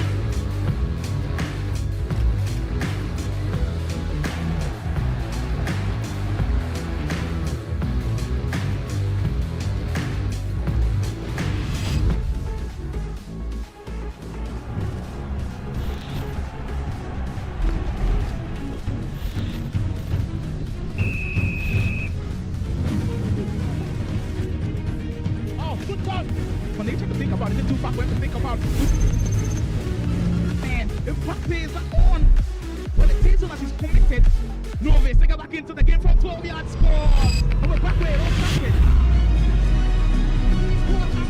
the queen of the great ever national Esoccer League champion, your man.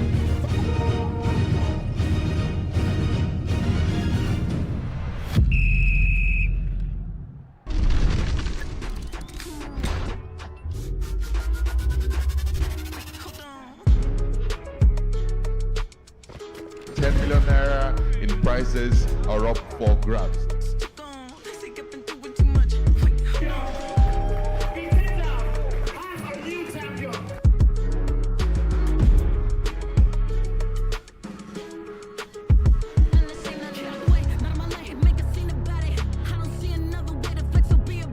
As Francis on the break to possibly seal it all.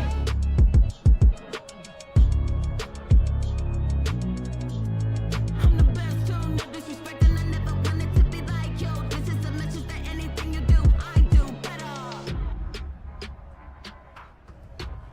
One last throw and it goes!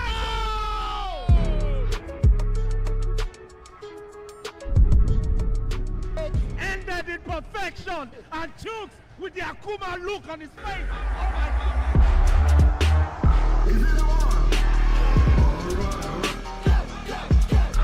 Medicine. Champion the AFC 25, Killer Freak. From everyone that competed today, whether you won or lost, your presence today has contributed to the growth of esports in Africa. Let's keep the spirit of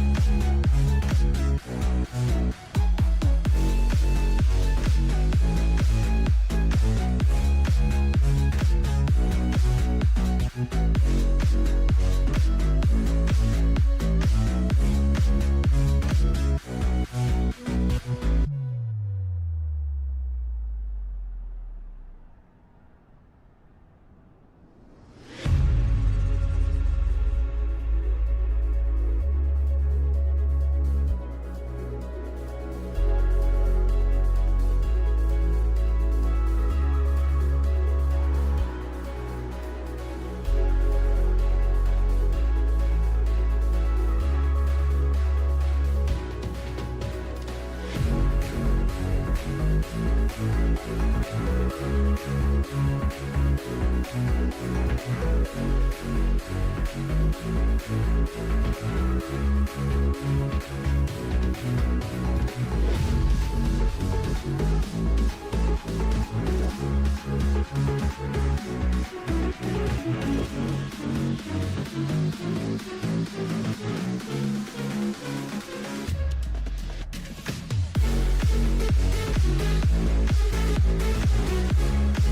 go into the final round of games. I apologize for how things have gone throughout these last couple of minutes, but there was a couple of technical problems. But of course, the team on hand sorting things out. We are going for the last game of the broadcast. I believe one of the unbeaten players. In fact, I cannot say one of anymore. The only left unbeaten player left with his record intact. Yeah. As he takes on Marvel. Marvel already coming off the back of that loss earlier on to Tactical. We'll be looking at this game as a prime candidate for him working his way back into the mix. I mean, Yemi versus Marvel, definitely one that we circled out to be a pretty interesting game to come. Absolutely. For me, it's the thing is, all of the good records today have been under threat, and if that is a sort of An pointer, indicator an to go indicator by. to what we are looking at today, is perfect opportunity for Marvel to really turn out some of his good performances. Because the thing about Marvel and Son of God rather is that he has been doing very well in terms of the way he has been playing. The performances have been great,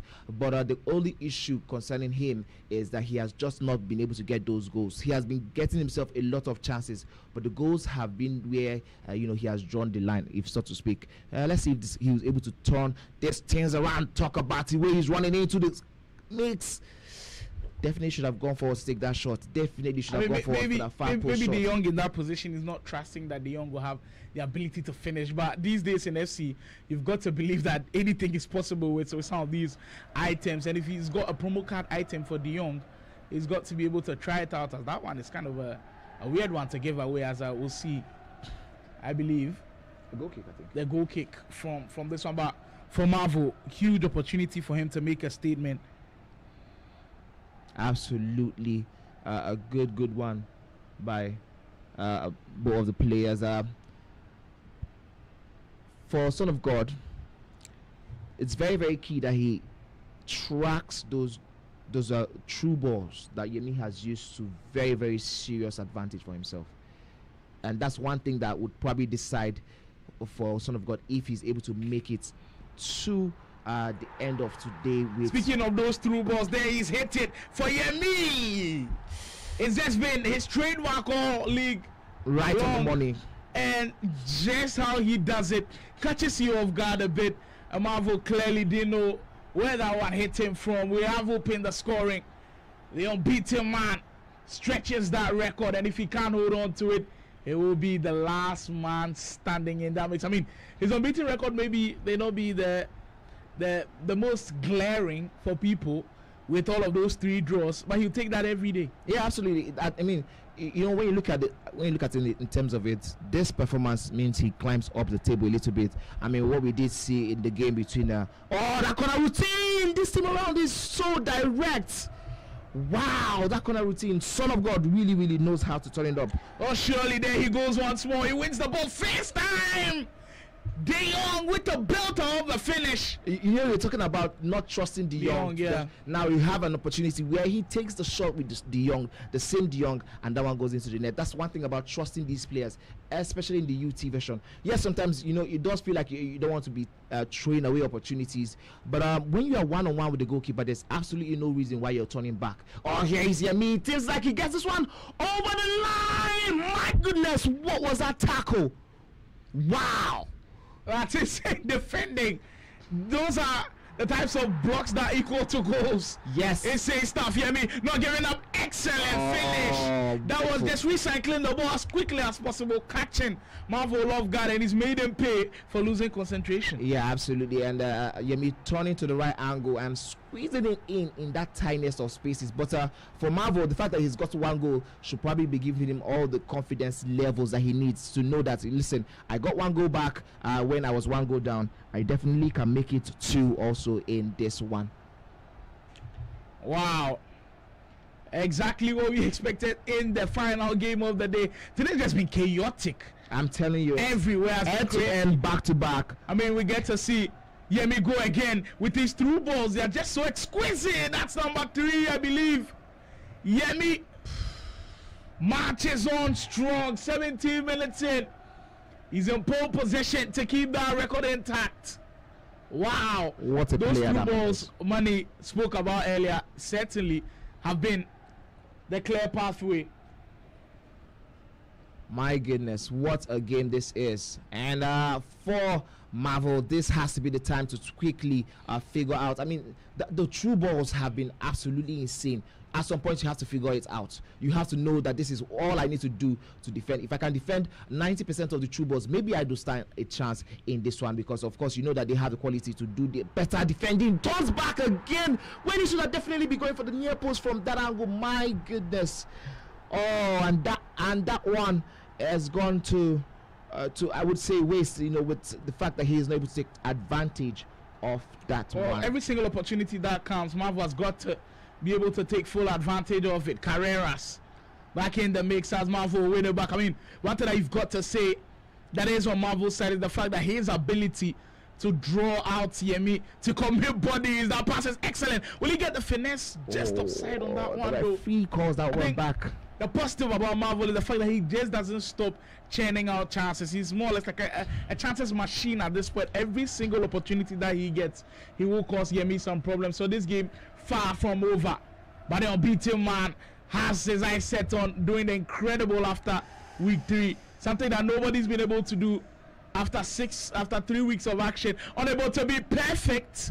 That could have definitely been the perfect goal in the context. I mean, for me, I think that's the only thing that Son of God Soros currently has going on for him, is the fact that no matter what has been the performance level, no matter how bad it's been, he's been able to churn out these chances. I mean, he would have been very worried if at this level he wasn't churning out these chances, because okay, it seems like right now it is a bad week for him, bad couple weeks for him, but with the performance have been great, just that he has not been able to take the chances to score the goals, which means by the time he's able to fix some of those ones and gets his shooting boots and shooting laces back on, he probably would be able to do even better than he currently is doing.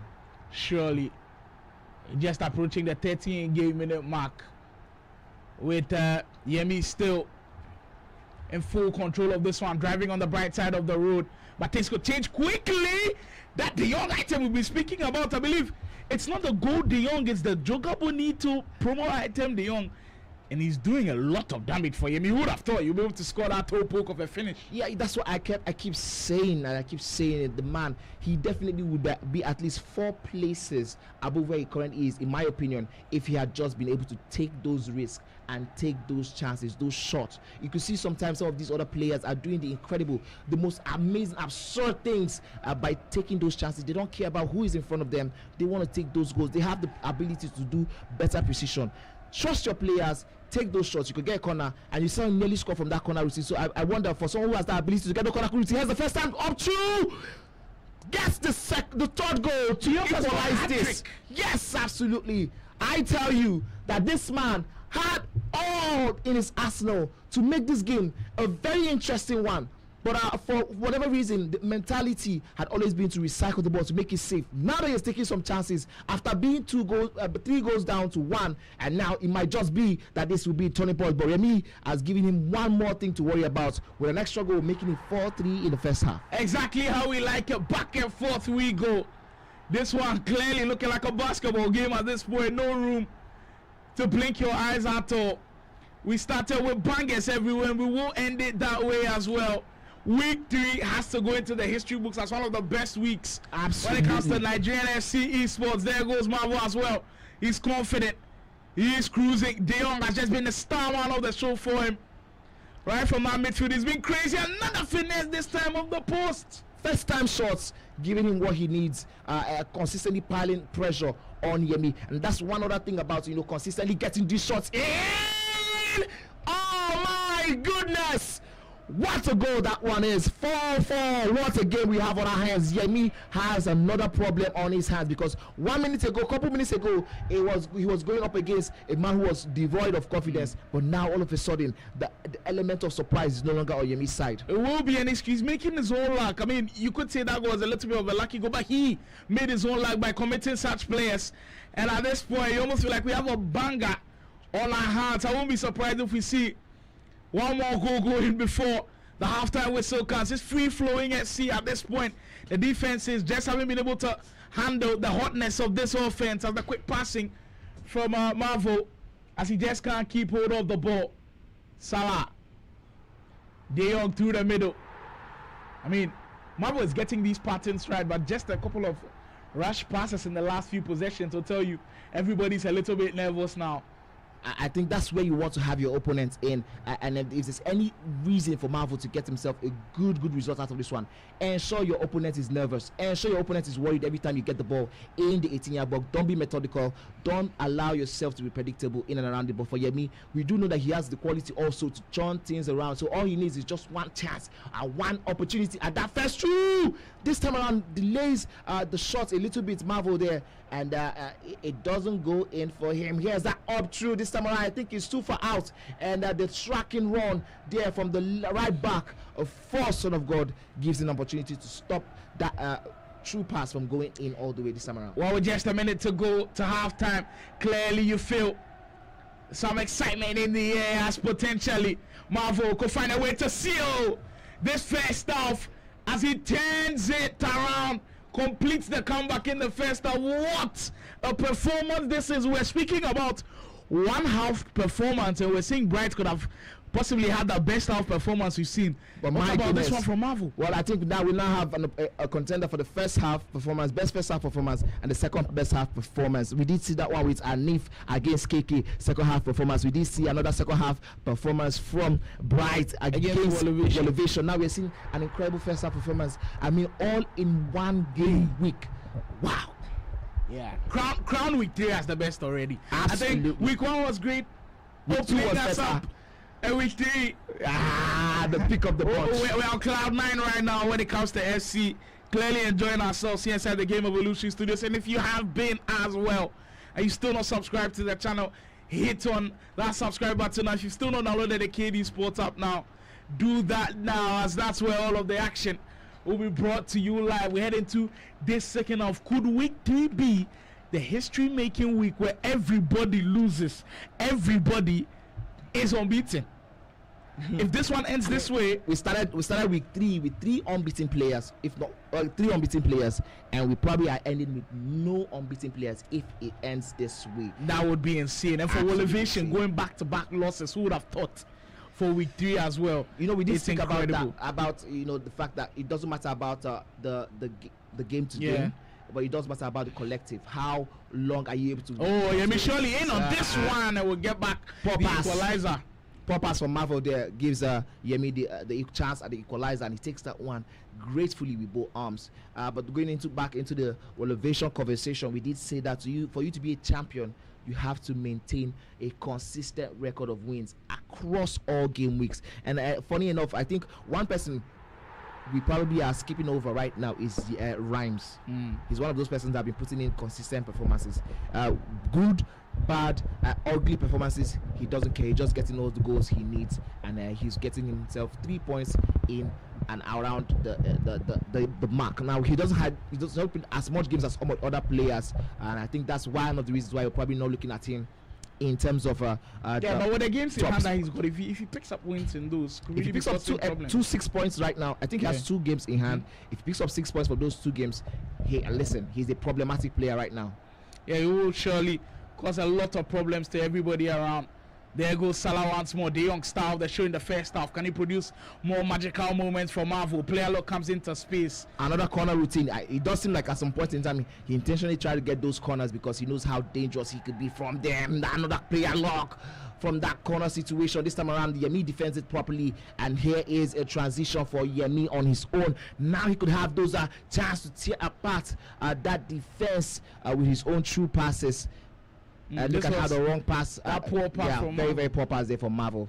You can never do that. We did talk about how there are places in the virtual pitch you should never lose the ball in, and that is an example of one of the places you should never lose the ball in at any point in I time. can see Yemi's press sort of aggressive and closing down the spaces, making the pitch look very small at this point, and that's what causing Marvel to keep losing possession of the ball as he will win it back on this counter. Yemi doing so well with ball retention and the interceptions that he's making so far. Yemi is, I think throughout today, Yemi has shown again and again how to force your opponent into making those mistakes from the very, very good use of the press. And I think that's one thing that has been working so well for him throughout today. The goalkeeper, if this time around, saving from Sherlin's finesse. If Yemi is able to pick up 3 points in this game, this will be a huge week for him. I think beating this will be Guru the and beating Marvel would be insane, because he's beaten 2 top 8 players so far, and that's not an easy thing to do.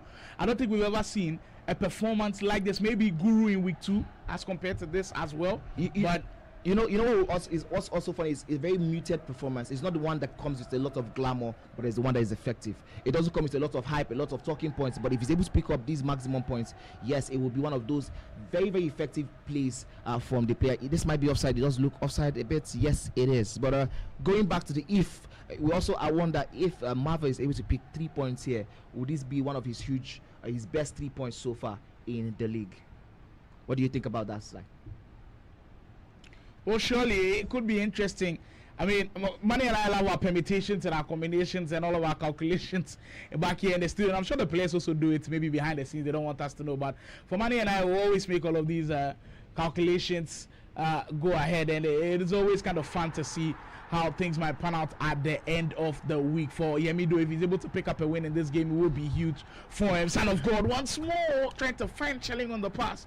Maybe could have hit it first time with Pina through the middle. At that time, Yemi read it down to a T. Speaking of Yemi, he goes the other way around on the break. Has triggered a round of Neto, uses it as a decoy. It's some excellent FC from him. He was looking to shoot far post with the low driven. Yeah, but kudos with that defensive work rate there by Marvel, and that's why one of the reasons why this is currently not slipping away from his hand already. But talking about slipping away, this might be an opportunity for it to be a lead for Marvel. Come on, what a performance this has been. The finish from Marvel right there was just lethal. Look, somebody else is taking a touch going far post. Marvel noticing there was a little bit of space between the goalkeeper and the near post, was incredible and able to find that small tight angle. Definitely made a lot of difference with that goal going in. Marvel now full of confidence, finding Salah. It could be leading by 2. Wow, 2 quick goals against the run of play. This has been the week of the upsets. The upsets incredible. This is officially the upset week, and it's an absolute fantastic one to watch. What a week we have watched on. I think just how Yemi's coach looks right now should tell you how things are going for the unbeaten man right now. Like, they just can't explain what they are seeing, Marvel. And I think what we see from National Esoccer Pro Leagues is telling us that every single player has this sort of 2-minute, 5-minute stretch where they're unbeatable. Everything that they try work, and that's when they enter flow state. And I believe for Marvel, in the last couple of minutes, he's just been unbreakable right now. Yes, sir. And the fact is, on the screen we have 12 goals scored by both players. 7-5 for Son of God, in favor of Son of God. Now, this is the point where you start trying those goals. They do work. The first time shooting, you can absolutely get them this time around. As soon as you hit that momentum part, and that's one thing I've always said, FC26 is a game of moments. It's a game where as soon as you know you have hit that patch, you can now attempt a lot of things in terms of the shooting. Get yourself into those positions, hit those first time shots, and then you're going to get yourself a whole lot of very, very important goals. This one is not yet over. It's 73 minutes. We have seen so much goal defense being turned around even today on its own alone. I think Marvel needs another goal to go in for himself now if he wants to get anything out of this one. And it's a critical moment to be in for Marvel. 50 minutes ago, that one slightly offside. As Yemi will get back possession of the ball.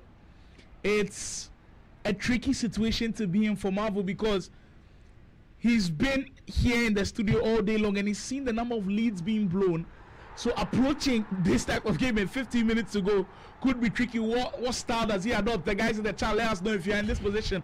What style are you adopting? Are you still holding on to game management? People have tried that and it's failed. Does he try to score more goals? People have tried that and it's ended up backfiring.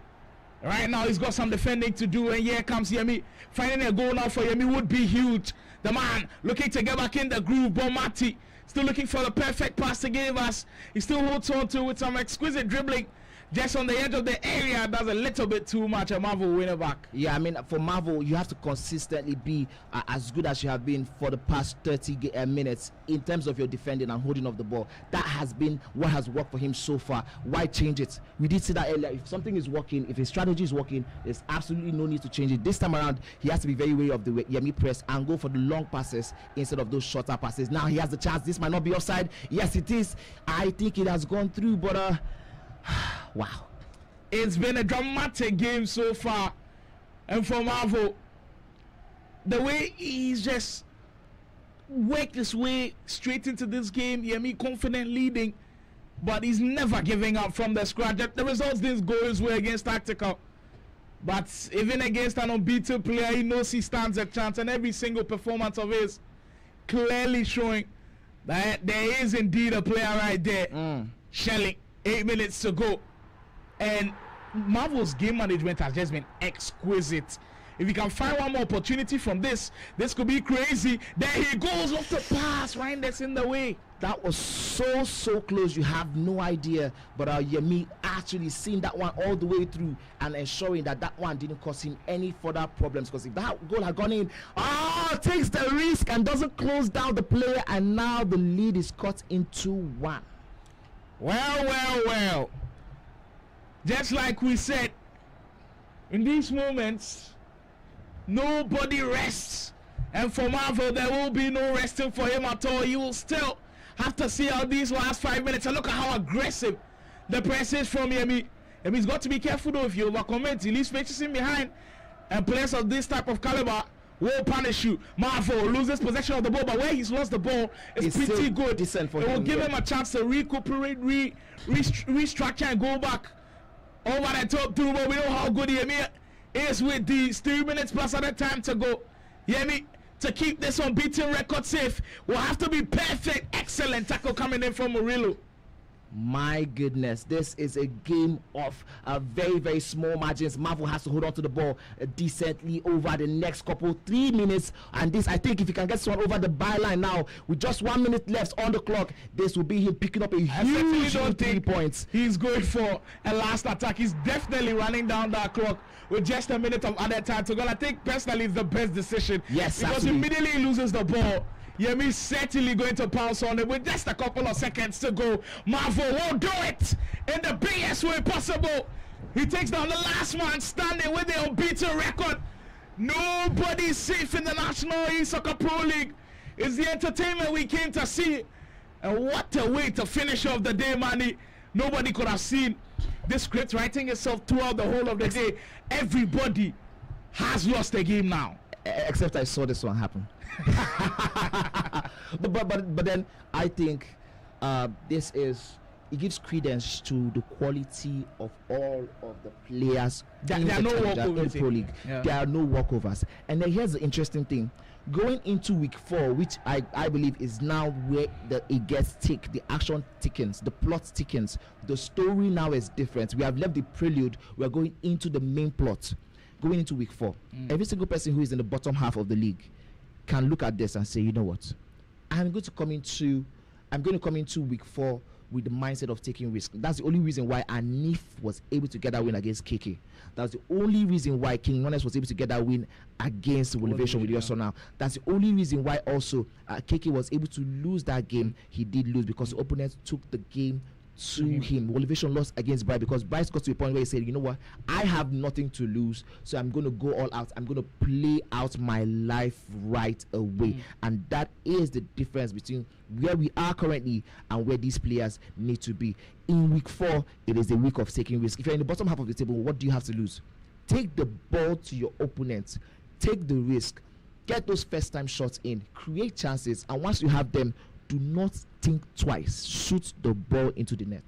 The craziness never stops. Amani and I have definitely had a total blast here today. Pandemonium, we say it. I will go through all of the craziness that has happened today. We started off with a crazy fixture. Mr. Oga securing 3 points early with a win against Blaze 99 Tactical. And that big game against Khalid, 1-1 by 4 goals to 3. Yemi took down the Red Hot Guru from week 2 by 5 goals to 3, and Dracaris continuing that winning streak for his winning that one against Baji Senior by 4 goals to 1. That was just the first round of action for today, and as soon as we had the prelude of what to come, we did have a game where Nifi and Dada Boy went band for band, 5-6. That one did end, but Dada Boy is finding that winner in dying minutes. He had to come back from behind 5 times against Anifi, while Rhymes put to bed Blaze 99 by a 6-2 victory. Tactical saw another